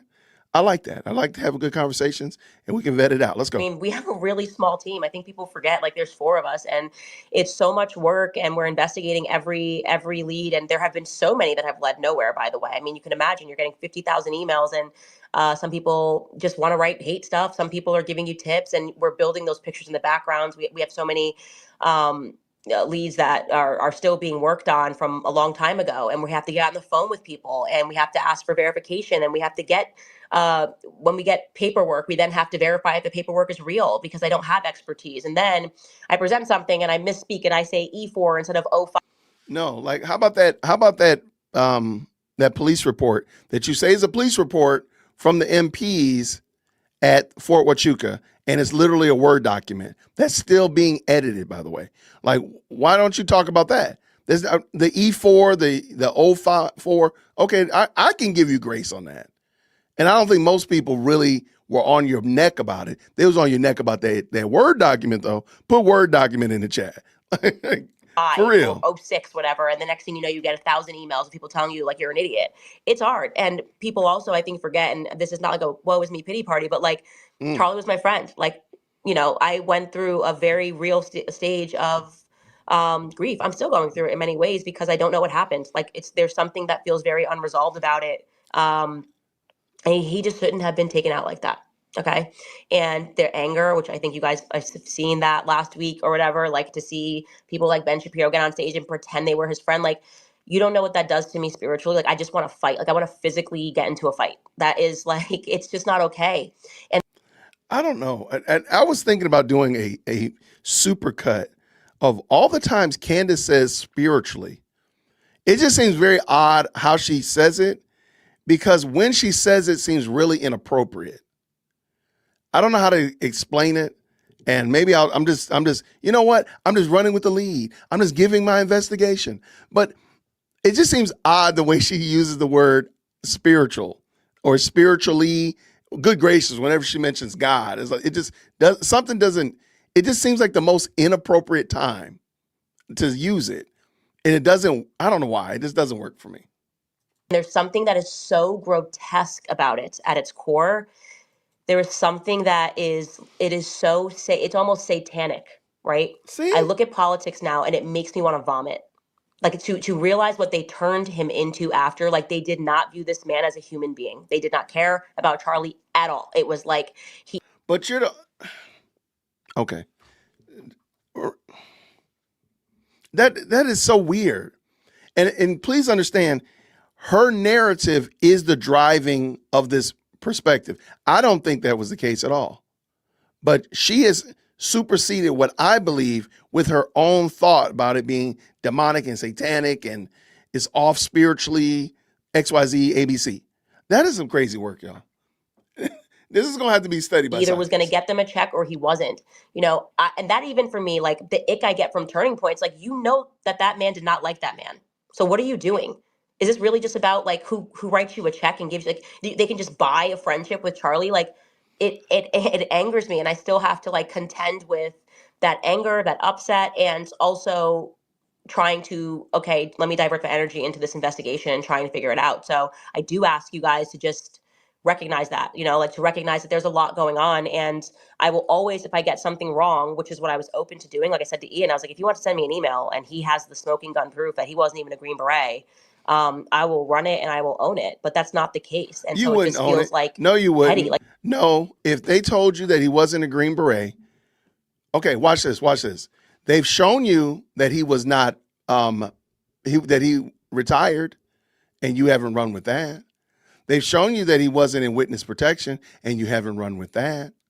But you keep coming up with this Green Beret, which, again, sure, they might have misspoke. And I think that's fine. They make mistakes. But I've heard them actually say that they were wrong. I heard them say they were wrong about the Green Beret comment. I've not heard you say, Candace, that he wasn't in witness protection.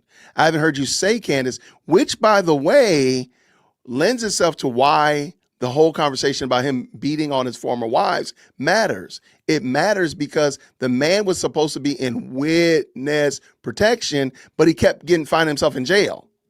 He was supposed to be in witness protection, but he didn't change his name until recently. So those are things that I think need to play a role in it. So Candace Owens is an IQ test. If you still follow Candace, I'm sorry. You do need to consider maybe, just maybe, you eat crayons. I'm just saying. I know that hurts people's feelings. DearWolfsy@gmail.com. if you're going to use your energy, like, we don't need you finding his exes, man. Like, we really could use your help. Like, Yeah, I mean, look, professional criminal investigators don't get it right a lot of the times. There's a reason why a lot of cases don't get solved. People don't get indicted, they don't get charged. It's not easy to run an investigation. It's even harder to do it with a million people trying to Monday morning quarterback everything that you do and criticize every single thing that you do. So I totally understand coming from that world myself. So look, you're trying to find the truth. I think you've been. Hold on, wait. Okay. The irony that Candace castigates Anybody in TPUSA that's even in the solar system of the military, right? But Tucker Carlson's dad was a CIA agent. He's okay. Myron, who is talking right now, used to be a Fed, but he's okay. No digging through their crates whatsoever. But the fact that your dad used to be in special operations in Vietnam, oh, you suspect. Oh man, we got to dig up in there. We got to go. I don't even think Candace realizes how idiotic she sounds. I don't think she does. Good about transparent. Like if you make a mistake, you correct it. And one of the negatives is you're out there in front of everyone, so people are going to give their opinions, and that's the negative. Yep, you're right. Ryan, we'll go to you, and then we'll go to Diligent Denizen. Yeah, no, I just want to tell you, thank you, Candace, for everything that you're doing. We all appreciate, at least one person out there that You seems too, like they want to Ryan. find the You've been truth. crushing it. You've been absolutely crushing it. Well, thank you. And I think that the thing that upsets, I think, most Americans is the fact that you're doing the job that we expect Turning Point to be doing, right? Like this was Charlie's organization, and you're the one out here asking the questions, and they're almost seem like they're just content with whatever Fed slop narrative we get, and they're ready to move on and get the party started and go on to the next event and the next whatever. And it makes me feel anyways like that Turning Point and the amount of people that are going after and attacking you for trying to just find answers makes me think that Turning Point's something much bigger, that it feels like it's a giant money laundering operation, that it's a political machine, and that Charlie was just a pawn, right? That he almost didn't even know everything that was going on within his own organization and got way too big for one man to follow everything. And some shady shit seems like it was going on behind the scenes. And I think there's a lot of key players that were involved in some shady shit that are they're incentivized. Let me ask you a question. Do you really think that TPUSA, let's just say TPUSA is totally 100% researching what's going on with Charlie Kirk? Maybe they just don't believe the narrative and it's such like that. Do you really believe that they're going to go and post that every day and do 5 hours of content every week discussing that? Or do you think they would actually talk to the actual investigators and such like that and try to understand? Like the fact, like these people really, what's for me is that they really think they're supposed to be getting feedback, like day to day, hour by hour research and intel as if the feds are responsible to them. This is some crazy work, man. Get done with this, Jason. I'm tired of these people. Just kind of sweep this under the rug and buy the Fed slop narrative because they don't want any attention shined on whatever shady shit that they were doing. And I think that's why Charlie was putting Doge together. And I'll land it there. And I got a really big tip on that Doge investigation. I think there was something there. I think if this pans out, and it looks like it is panning out, Charlie discovered that there was a lot of money that was missing. And again, I'm trying to encourage this person to speak out. So again, one of the balls that's been in the air that I've been slowly working on, but I think all of our instincts have been correct, that there's a lot more to TI, and there's just been a lot of. I'm sorry. Candace knows that her audience will let her say dang near anything. She can say anything. They are not going to push back. They're not going to ask questions. They're not going to say, hold on. Show me some proof. Before you say that, and this is the same thing we've been talking about. If you have a lead, why don't you wait until you actually have the story and then bring the story, not just the lead? Because you just said, oh, I know. I talked to somebody who said there was really some shady shenanigans going on. Well, who's the person? Like, why don't you find out for certain? Because she realizes this is what I think is going to happen.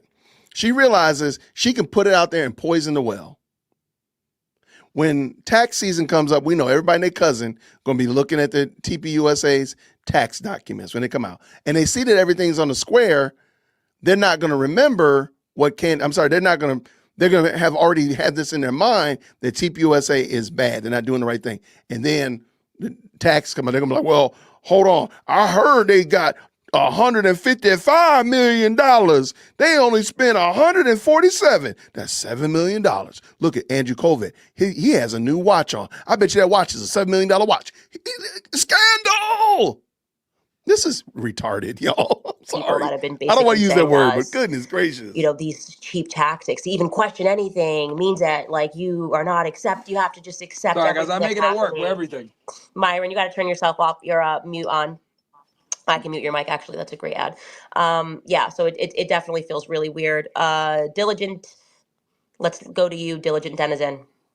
Thank you. Yeah, you know what bothers me the most about this whole thing What? Tell is me the what. lack of curiosity. Like, here we are all citizen journalists. Every single person on this stage right now describes themselves as a journalist in some way, shape, or form, right? Hold on. Wait. Because I call myself a citizen journalist does not mean that I am. Just because I say it doesn't mean that it's true. That's the problem. Candace calls herself a journalist and she's not. She's not. There's some steps that you follow, and ma'am, she's not following me even a little bit. Let's go. I'm done. There's no curiosity, right? Like, when did we say, well, here's a good example. Harrison, you posted 2 weeks before Charlie Kirk died that there was a credible threat against his life. Has the FBI reached out to you to ask you about that? No. Also, No. like, are you going to tell us who that was? It feels like that might be relevant now. Yeah, so in the absence of a rigorous investigation by the agency, we are led to lead this investigation. That is why Fort Huachuca is so relevant. But I was going to ask you, thank you, Candace. Can you tell us who told you that? Because Because he's the dead now. FBI is not asking you. Yeah, I mean, the person that told me asked me not to say who they were, so I'm not going to give up a source. Sorry. Okay, that's fine. Well, But Candace does this every day. She probably has sources 3-4 times a day that she doesn't. Nobody ever pushes back on them. So that's wild that she would push back on him. Well, you can tell us now the person's dead. Ma'am, you do this all the time. This is wild work. Get done, Jason.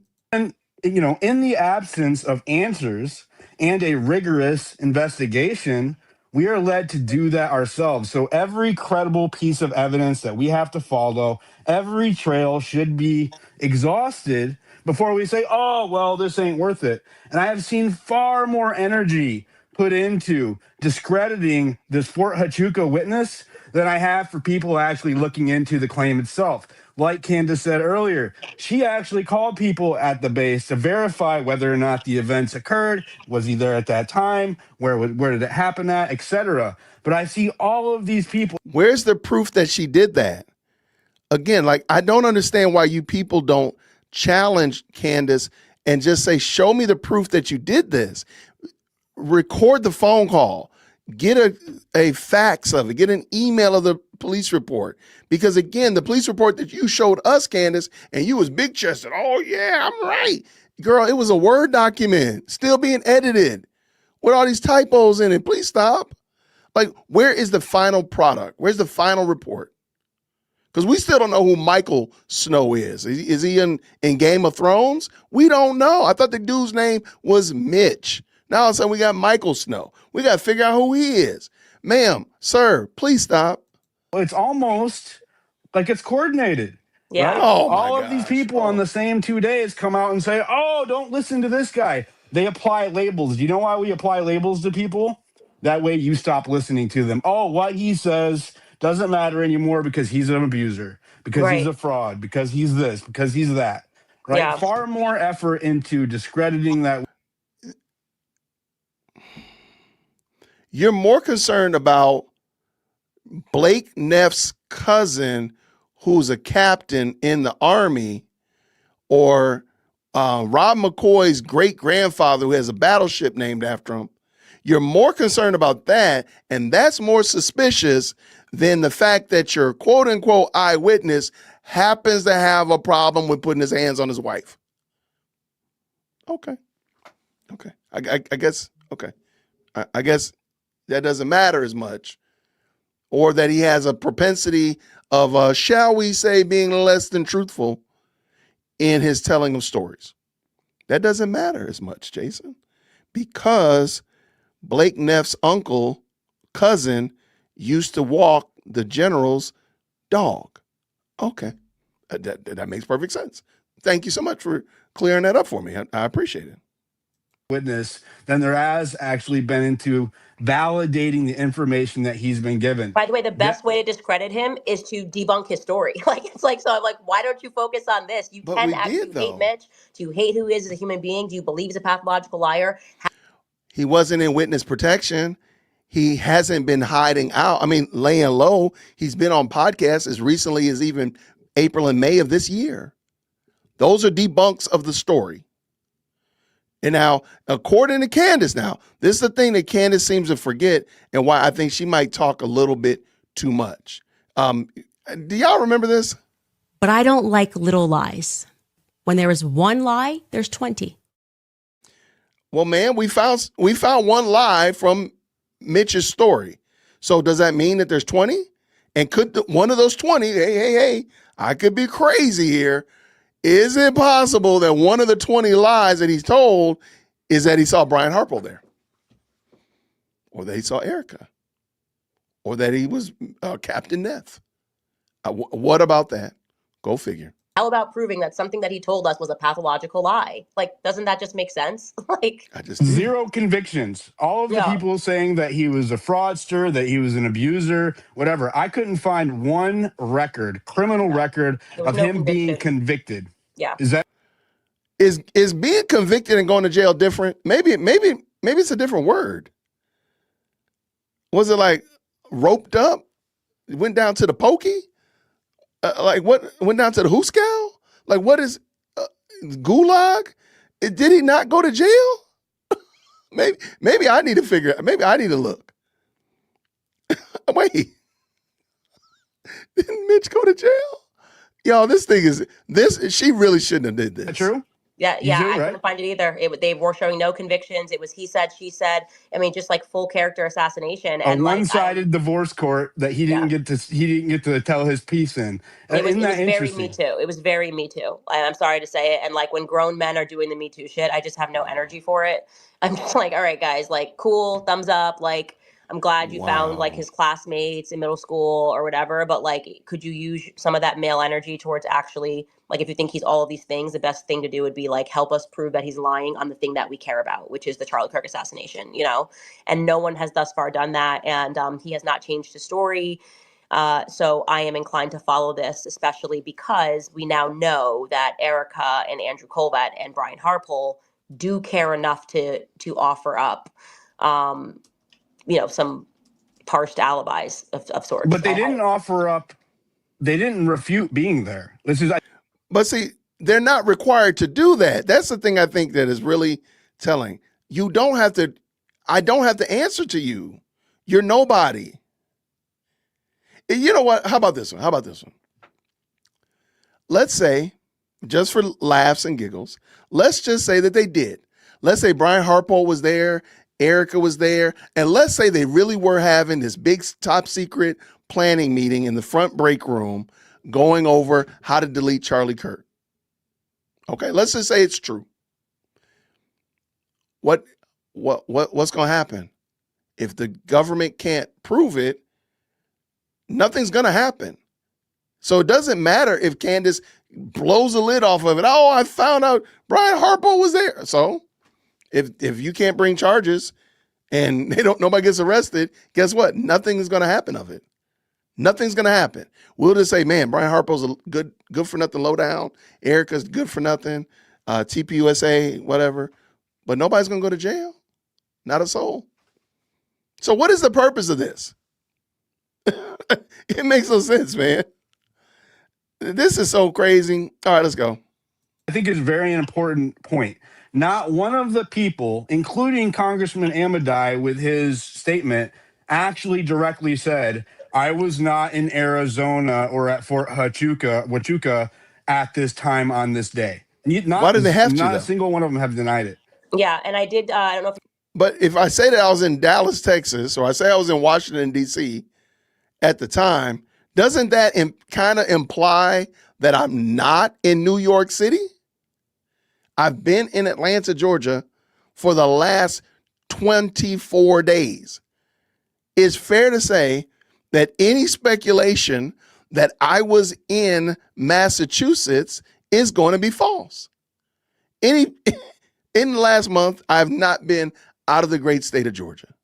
I really don't think I've been out of Atlanta, truth be told. So why do they need to go any further than that? Do I need to tell you that I also was not in Dallas? I've not set foot in San Antonio.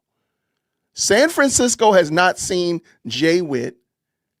Well, I kind of emphatically said that by saying that where I was. See, this is the mental deficiency that Candace Owens supports. You were on earlier when I said that, like, when Mitch first contacted me, he never said Mark Amodei. He gave a description of the man and he said it was a congressman. And then I gave him, faces, and he was like, this looks like the guy, like Mark Amodei.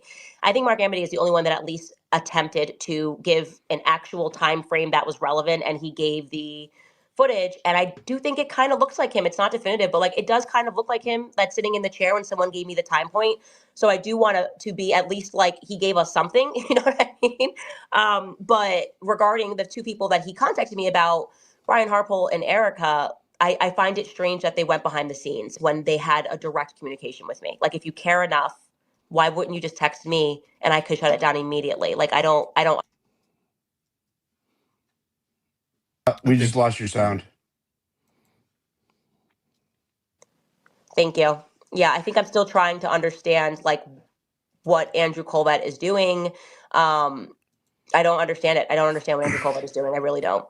Well, obviously they care about the public perception of what's going on here, or they wouldn't give these half-hearted third-party alibis that don't really stand up under scrutiny. Because they think you're good people. And they're concerned about you all dragging their names through the mud. But they still think, for good or for not, that you're good, decent people. That's the problem. And like I said, Turning Point USA, all of y'all, stop engaging with this woman. Let her just sit there and kick and flail and do whatever. Just let her do it. Ignore her. Who cares anymore? Leave her alone. And stop doing dumb stuff. Andrew, I'm talking to you. Stop it. Good gracious. Right? Because they do care about the perception. And the argument is, well, they don't owe you any answers. They don't owe you any answers. That's right. They don't owe us any answers. But also, they can deserve the scrutiny they get in return for not giving those answers, right? Then that's fine. You deserve the kick rocks that you get. Who cares? Just stop. Turning Point. Stop it. You're danged if you do. You're danged if you don't. Just stop. Do not engage these clowns anymore. Stop it. The suspicion that comes with that's part of not giving those answers. So it's a two-way exchange. Go ahead, Harrison. I see you trying to go ahead. I totally agree with you on that. I do want to, let me add this person, the speaker. We can do about like 10 more minutes here, because I think that we have covered all of the main points. And I think now everyone understands why this Fort Huachuca story suddenly matters, even though it was definitely not a focal point of this investigation. I do think that there is something here. I will tell you that, like, if I was to bet on it when I first had Mitch on the show, I was at 50-50 on whether or not he saw who he said he saw. Brian and Erica in particular, and Cabot Phillips as a third, which he felt, I think when I asked him a percentage on Cabot Phillips, he was like 90% sure or something. Now, like, I would probably put it at a lot higher, just based on the public reaction. It doesn't make sense to me. And Andrew Colbert is what tips me over the edge, I think. It makes no sense for him to go behind the scenes when he could just texted me and said, hey, I heard you covered this. Just wanted to give you this. Here's where Erica was. And, so you could update people. That doesn't make sense to me. And I've heard that they are spending a lot of money on an anti-marketing campaign, if you will. I am trying to get receipts on that to see if that's true. Hold on. So it's not that they didn't like, she doesn't trust the actual information that was shared. She doesn't like the means by which they shared it. She doesn't like the fact that Andrew didn't send it to her. She doesn't like that. Yeah, Andrew is, I agree. I think Andrew is a busybody. Respectfully. If anybody here from TPUSA, I'm not coming for Andrew, but I'm going to say Andrew Colvett be doing too much. Stop it. Just stop. Nobody needs you to be doing all that stuff you be doing. And so, again, she doesn't like the fact that Andrew Colvett didn't send the information to her. It's not that he sent the information, because she probably would have still not accepted it, but she didn't like that it was sent to somebody else. That's the problem. Okay, we're done. And if that does pan out to be true, then I think we have our answer. Like, what's your answer? I just added you, Suleiman. Did you want to say anything, or did you just want to listen? Yeah, I did want to say something. Hopefully my mic is working. Can you hear me? Yes. Because I'm just in an Uber.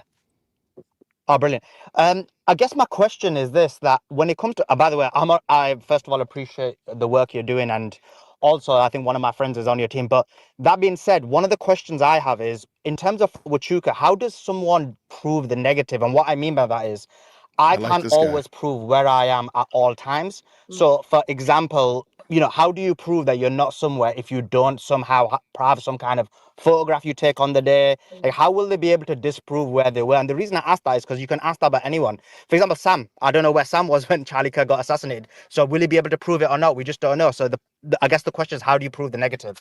Yeah, so I think the first thing is like, just answer, right? Hey, I was not here. That would be like a nice, strong start.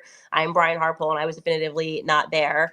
The second thing is you would just be so surprised at how much your phone. But Brian Harpo showed you proof that he was in Dallas, Texas. And sure, he could have said, I was not. He could have used those exact words. But why? He showed you. But you're still not happy with it. You should say, okay, that was enough. My bad. All right, on to the next thing. Oh, Erica was here. Okay, my bad. On to the next thing. But see, if you did that, you would also be incriminating, or if nothing else, abominating the testimony of Mitch. And you need Mitch to say that Brian Harpo, he saw him at Fort Huachuca. He saw Erica at Fort Huachuca. You need that. So you can't accept anything that says contrary to that. So really the whole thing with the congressman or senator, that's really just noise, truth be told. The whole thing about the watch and the army base and witness protection, that's all just theater. Really, when the smoke clears, she wanted to say that Brian Harpo was there and Erica was there. That's it. And the extra was throwing that other guy in for good measure. That's all she cares about. Has. If you were there, then Brian Harpole would have had to have taken a flight to Fort Huachuca relatively early on the 8th or early on the 9th.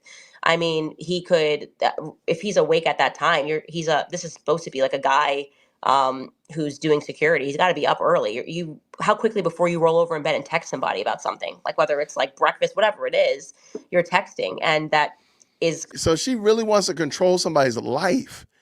When you roll over, before you talk to Jesus, before you blow your funky breath at your husband or your wife, you better roll over here and text me. This woman is insufferable. Yo, man. Like, that's crazy work. Like, I'm going to roll over in the morning. Oh, let me text Candace. My eyes haven't even adjusted yet. Like, wow, man. This woman, and you want me to believe that you would have been satisfied if he had said, yeah, I was at Fort Huachuca. I had to drop some a care package off to my nephew. This is his first year. Like, you would have been okay with that if he said that? Heck no. No, girl, you'd have been raising Cain. Then his nephew would have been getting drugged down the street.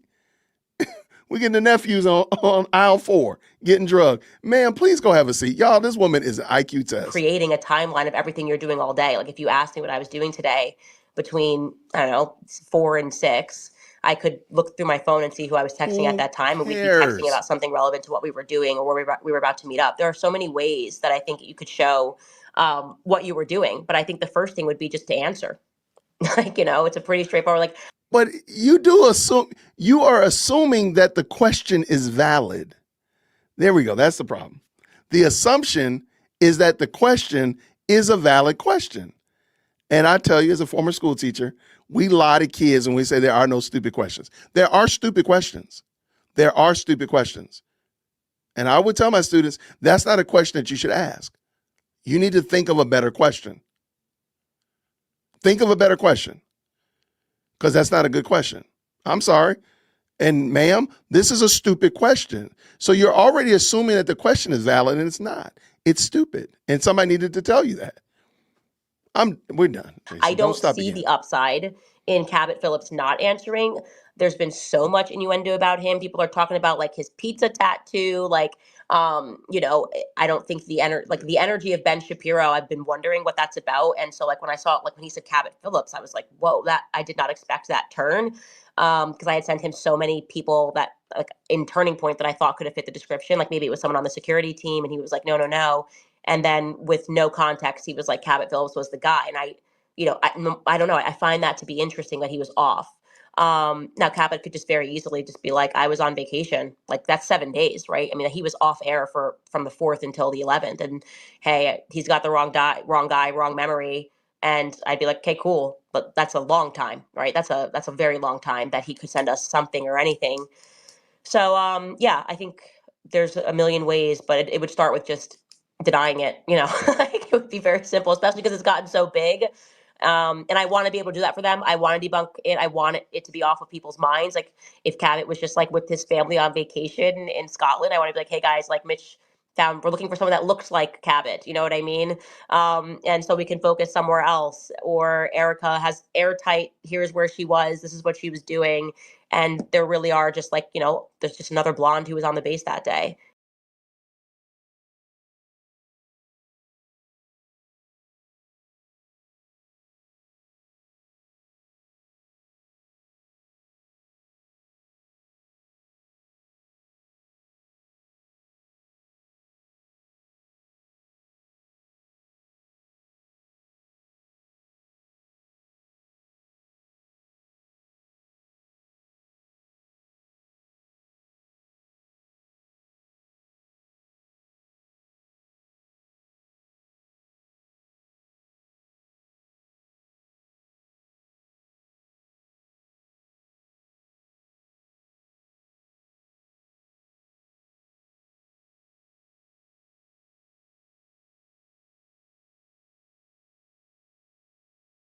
Muted, by the way. I'm muted, by the way. That's what I get. See, because I was over saying mean things. That's what I get for being mean. I was saying some mean things, and God hit the mute button. I'm kidding. God did not hit the mute button. A dummy hit the mute button. I digress. I think it's funny that Candace really truly thinks that she has valid questions. Ma'am, your questions are stupid. They're dumb. There are dumb questions, and you're asking the dumb questions. What could be like, how do you get to position yourself and say that Erica has an airtight alibi? Because you do remember this is what the Macrones did. The Macrones sent Candace evidence that she later turned into content because Candace is a non-tent creator. She don't have no content if it's not coming through that tip line. So she didn't have anything. So she used the content, the cease and desist from the Macrones, and turned that into content. So do you really think that if Erica sent her something that she would be like, oh, my bad. All right, let's move on to the next one. Heck no. She going to find some way to turn that into nonsense because that's all she does. All right, I'm not going to put myself on mute, but I am going to go ahead and get done with this. Let's finish up, Jason. I think that would make a lot of people feel good if they just did that. I don't need to feel good. I don't need to Candace, feel good. if they hadn't already weighed in, that would be one thing, right? So it makes sense what you're saying in terms of if you were to provide a text, what you're proving is that you texted someone, or they're not going to give you evidence that they took a flight to Fort Huachuca. So I guess because if they did it or they didn't do it, they wouldn't provide it either way. Yeah. And I guess the reason I'm asking the question is, I get the logic behind it. Like, first of all, the smart play would have been not to say anything. After he started giving evidence to that Green Beret, it now becomes the onus is put on you. So I understand it. I'm on your side on that perspective. Yeah. But I'm saying, hypothetically speaking, let's take Erica Kirk as an example, right? Mm-hmm. Let's say she wasn't there on September the 8th, but she hasn't got any digital footprint. Yes, she can deny it. That's one thing. But like, no one's going to believe her, even if she was to deny it. So how do you actually provide evidence that you weren't there? Because if you text someone, that's not evidence, because you could text from the place or from some other place. It's actually having like some kind of digital footprint. Yeah. So somewhere Erica's else a at the perfect exact same time. example because they did. Like you might not have been on earlier, but I reached out to Turning Point again because, like I said, I'm not interested in chasing rabbits. That like I want to actually know what's real and what's not. That's all you've been doing. Yes, Sunday. What's today?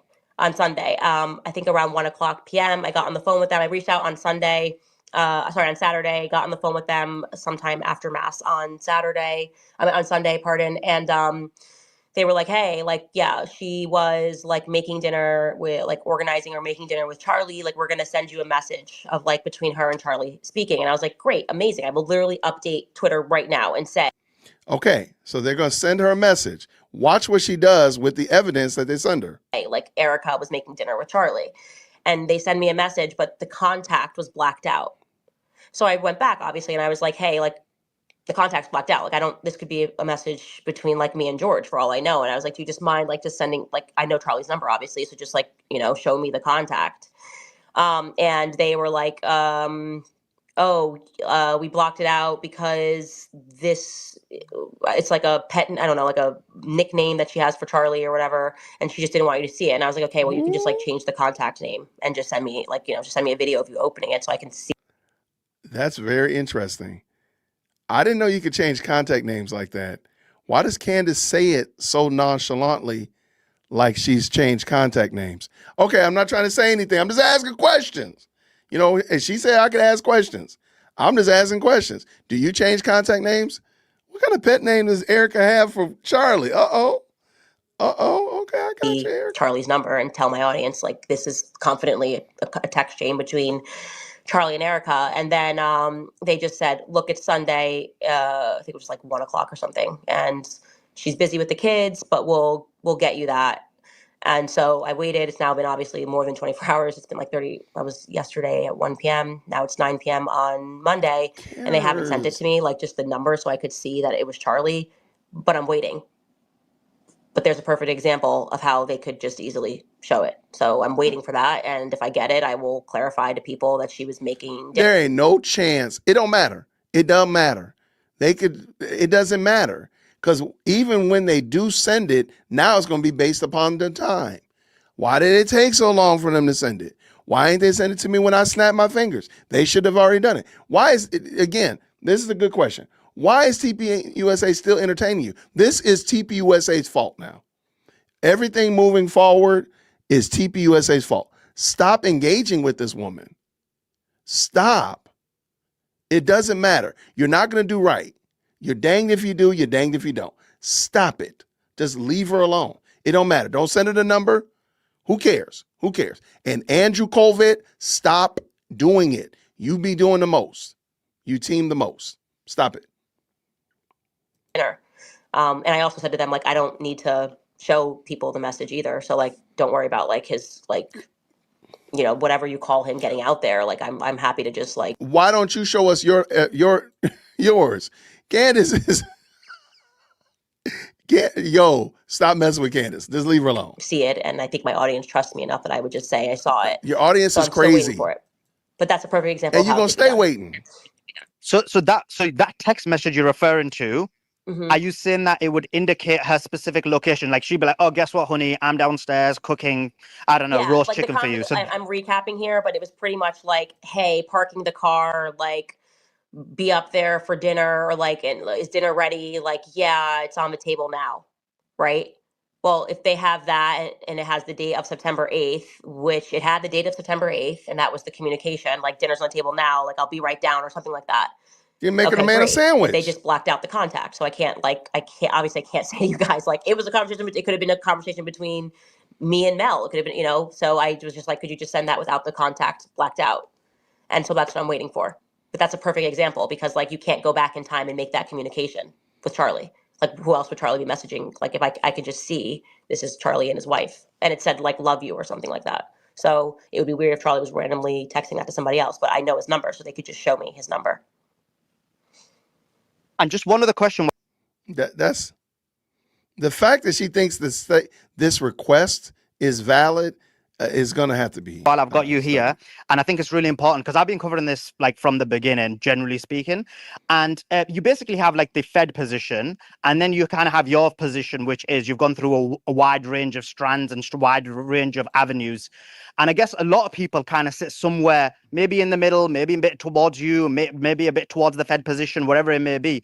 And from your perspective, and I kind of know what you're going to say, but just as a question, from your perspective, like, where do you sit with the people who don't fully agree with maybe all the lines of investigation you're doing, but then do question the Fed position? Like, I think a lot of people feel like there is this kind of idea that you either have to have the Fed position or you have to totally agree with you or Ian Carroll or whatever it may be. So, like, where do you sit with that? No, I appreciate everyone that's investigating.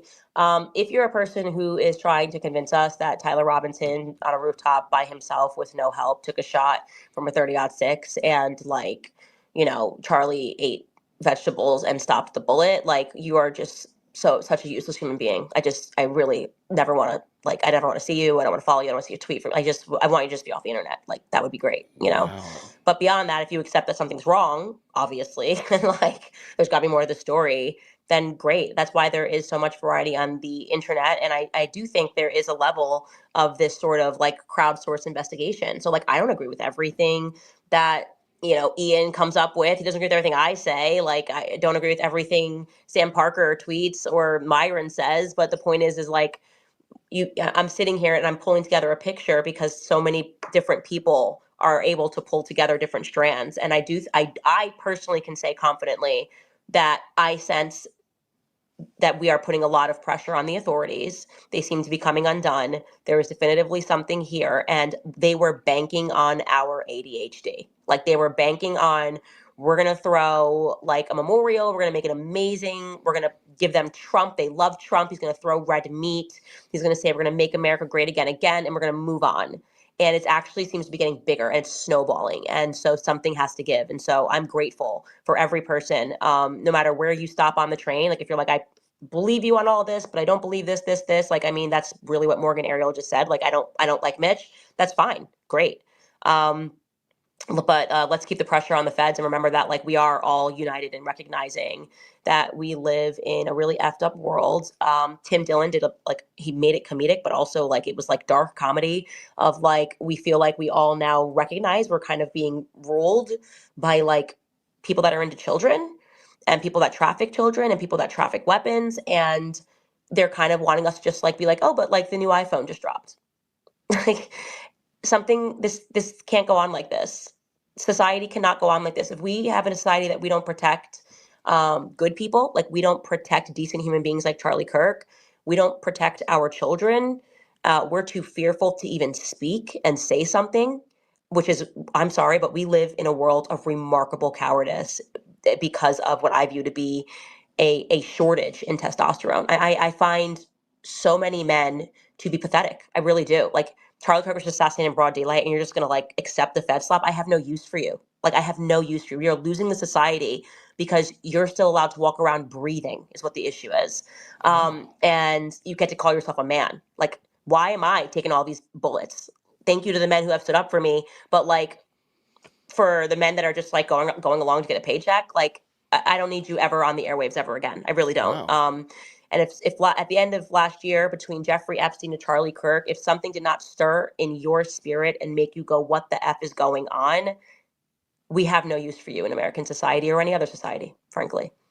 And that's how I feel. So thank you to Wow. everybody who has jumped on and had this conversation. Again, I appreciate everyone. Harrison, I appreciate you. I think we do have different styles in this, and I hope that you at least hear my perspective and my heart in this. And no, I'm obviously not going to let Fort Huachuca go.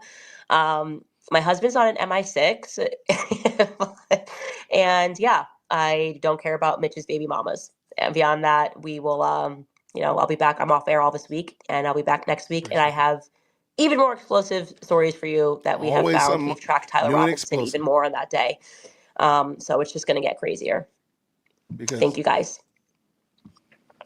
I really think that Candace would run in to recuse Tyler Robinson's attorney. Like, I really think that she would fight to get Tyler Robinson's attorney recused and have her become his attorney. I really believe that. That woman is crazy. Y'all, tell me what y'all thought, man, for sure. I honestly don't get it. I don't get it, but it is what it is, man. That was wild. Thank y'all so much, man, for telling me about that. And I know there's a lot of you all asked me what I was going to do. I wanted to do it last night, but I'm glad I didn't because it was a lot longer than I thought. Real quick, by the way, what we got here? Alex said this. Thank you so much. Fewer people were involved in bin Laden's takedown. Right. Like we still don't know who was Delta 6 that took out bin Laden. We don't see bin Laden's body. We knew nothing about it. But there's fewer people. But we got like a whole cast involved in Charlie Kirk. Got you. But I want to say this again. Charlie Kirk was such a problem that they had to take him out, but they leave Candace Owens. You just can't make this stuff up. Thank you so much. Cheap Fake Politics has become a brand new member. Thank you so much. Hey, I got you on here 3 times. Okay, I guess, hey, you're a member again. I don't know why I repeated it for some reason. And of course, again, thank you so much, CJ, for very kindly and very graciously blessing some people with some memberships. If you did get a membership from CJ earlier, please make sure you say thank you. You know, we Southerners, we like to say thank you. Mel sounds psycho. Talking with teeth closed, scary. Talking with teeth closed, scary. Okay, yeah, I can kind of hear that. Thank you so much for the very kind super. I can hear that. Mel doesn't sound well. Let me say it like that. Mel doesn't sound well, that's for sure. What do we got here? Vanilla Lover with the 2. She got rid of the guy that challenged her fastly. That's true. That's true. And I don't understand because I think he was making a very valid point. And the last guy, I think the last guy and that other gentleman earlier were definitely making some good points. Have you been following this? You're way off base. I'm not certain. Thank you so much for the $2 super there. I'm not certain who you were talking about. But I do appreciate it. It's not okay to lie. Yes, Candace, also, if someone lie, that does not make him a killer. See, Candace, for example, if she did not think Erica was involved, why interview the guy for fun? That's a great question, Blue Moon. Thank you so much for the very kind $10 super right there. You're right.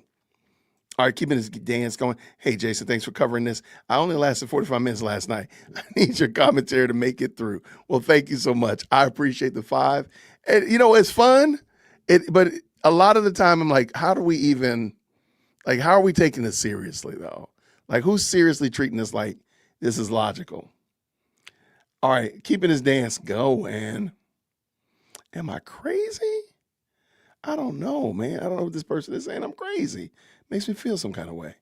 Susie did this. She blessed 5 people with memberships. By the way, if you got a membership from Susie Q, please make sure you say thank you. Just go and put Susie up in there. Susie, thank you so much. And again, came back around, Blue Moon with the 10. Said this, why did she not contact Erica first?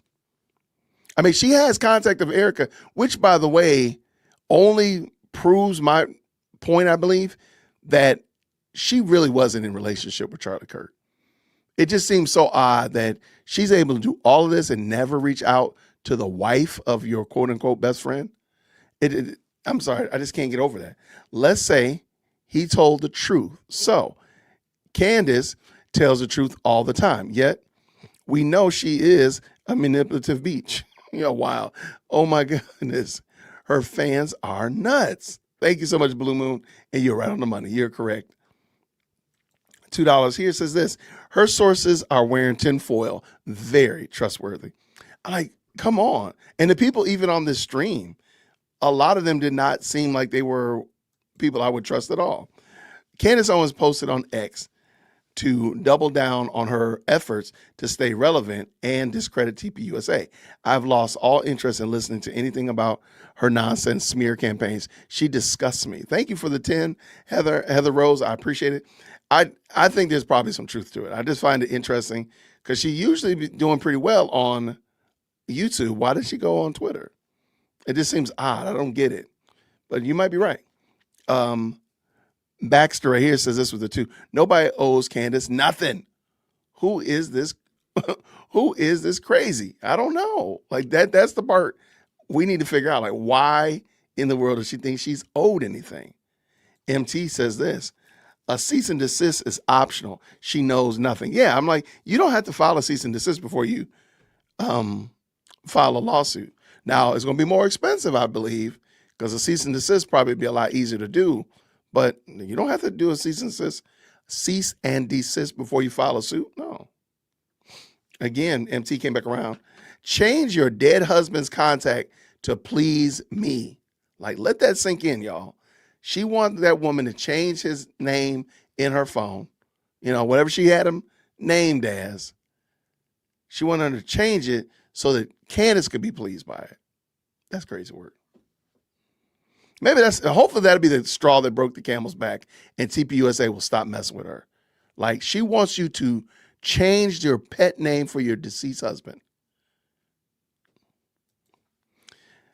Speak up about the UK grooming gangs, ma'am. Thank you, MT, with the 2. That's exactly right. Like, she has a lot of smoke for other people, but what about your own husband's country? I mean, he just became a U.S. citizen last year. Like, what about his country? Of origin, of birth even. Nasty work. Wait, what'd you say? Got a cease and desist from Bank of West one time because I tried to start a website called Dank of the West. Oh, okay, I got you. So you got a cease and desist, but they don't have to give you a cease and desist. You followed and did what they asked you to do, therefore you don't have to get sued. That's what I'm saying. Anyway, good people, this evening at 7 o'clock, I have Hatun Tash coming on. She is a former Muslim woman who lives in the UK, Christian woman now. Wonderful story, very bold, and she wants to talk about what it's like living in the UK that's being infiltrated and overrun by Islam. And maybe we here in the West, we here in Canada, United States, maybe we should look at this and kind of take some notes, maybe pay attention, be a little bit mindful of what happens when a country gets overrun by Islam. So anyway, she's coming on today at 7 o'clock Eastern Standard Time. And that's going to be a good conversation. I'm looking forward to that. I want to say thank you to the moderators. I appreciate y'all keeping everything moving in the right direction. Thank you to the best live chat on the internet. I appreciate y'all. This has been a long one, but I really, really thank y'all for rocking with me. Man, thank you so much, Ruben. What does he say here?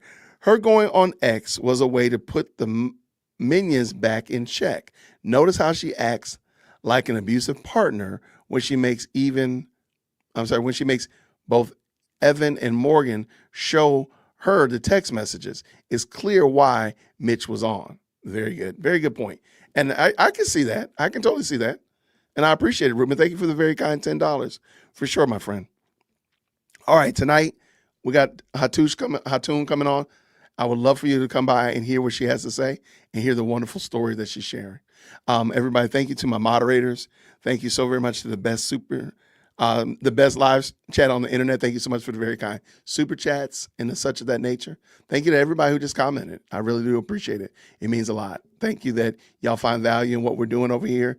If you don't mind, tip your waiters on the way out the door. Can you please make sure you hit the like button on the way out? If I earned it and you have not already, can your boy get a subscription? Trying to hit that 100,000 by the end of April. I'd love to hit it sooner than that. But by the way, everybody, thank you so much. I'll see you all very shortly. Green hearts in the chat on your way out the door. Grace and peace. Take care.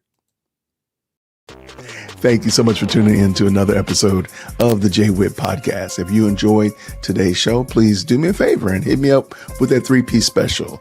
Like the video, subscribe, and of course, share it with somebody who would also enjoy this type of content. And make sure you leave a comment because I do pin the best comments to the top. So thank you so much for tuning in today. And until next time, everybody, grace and peace.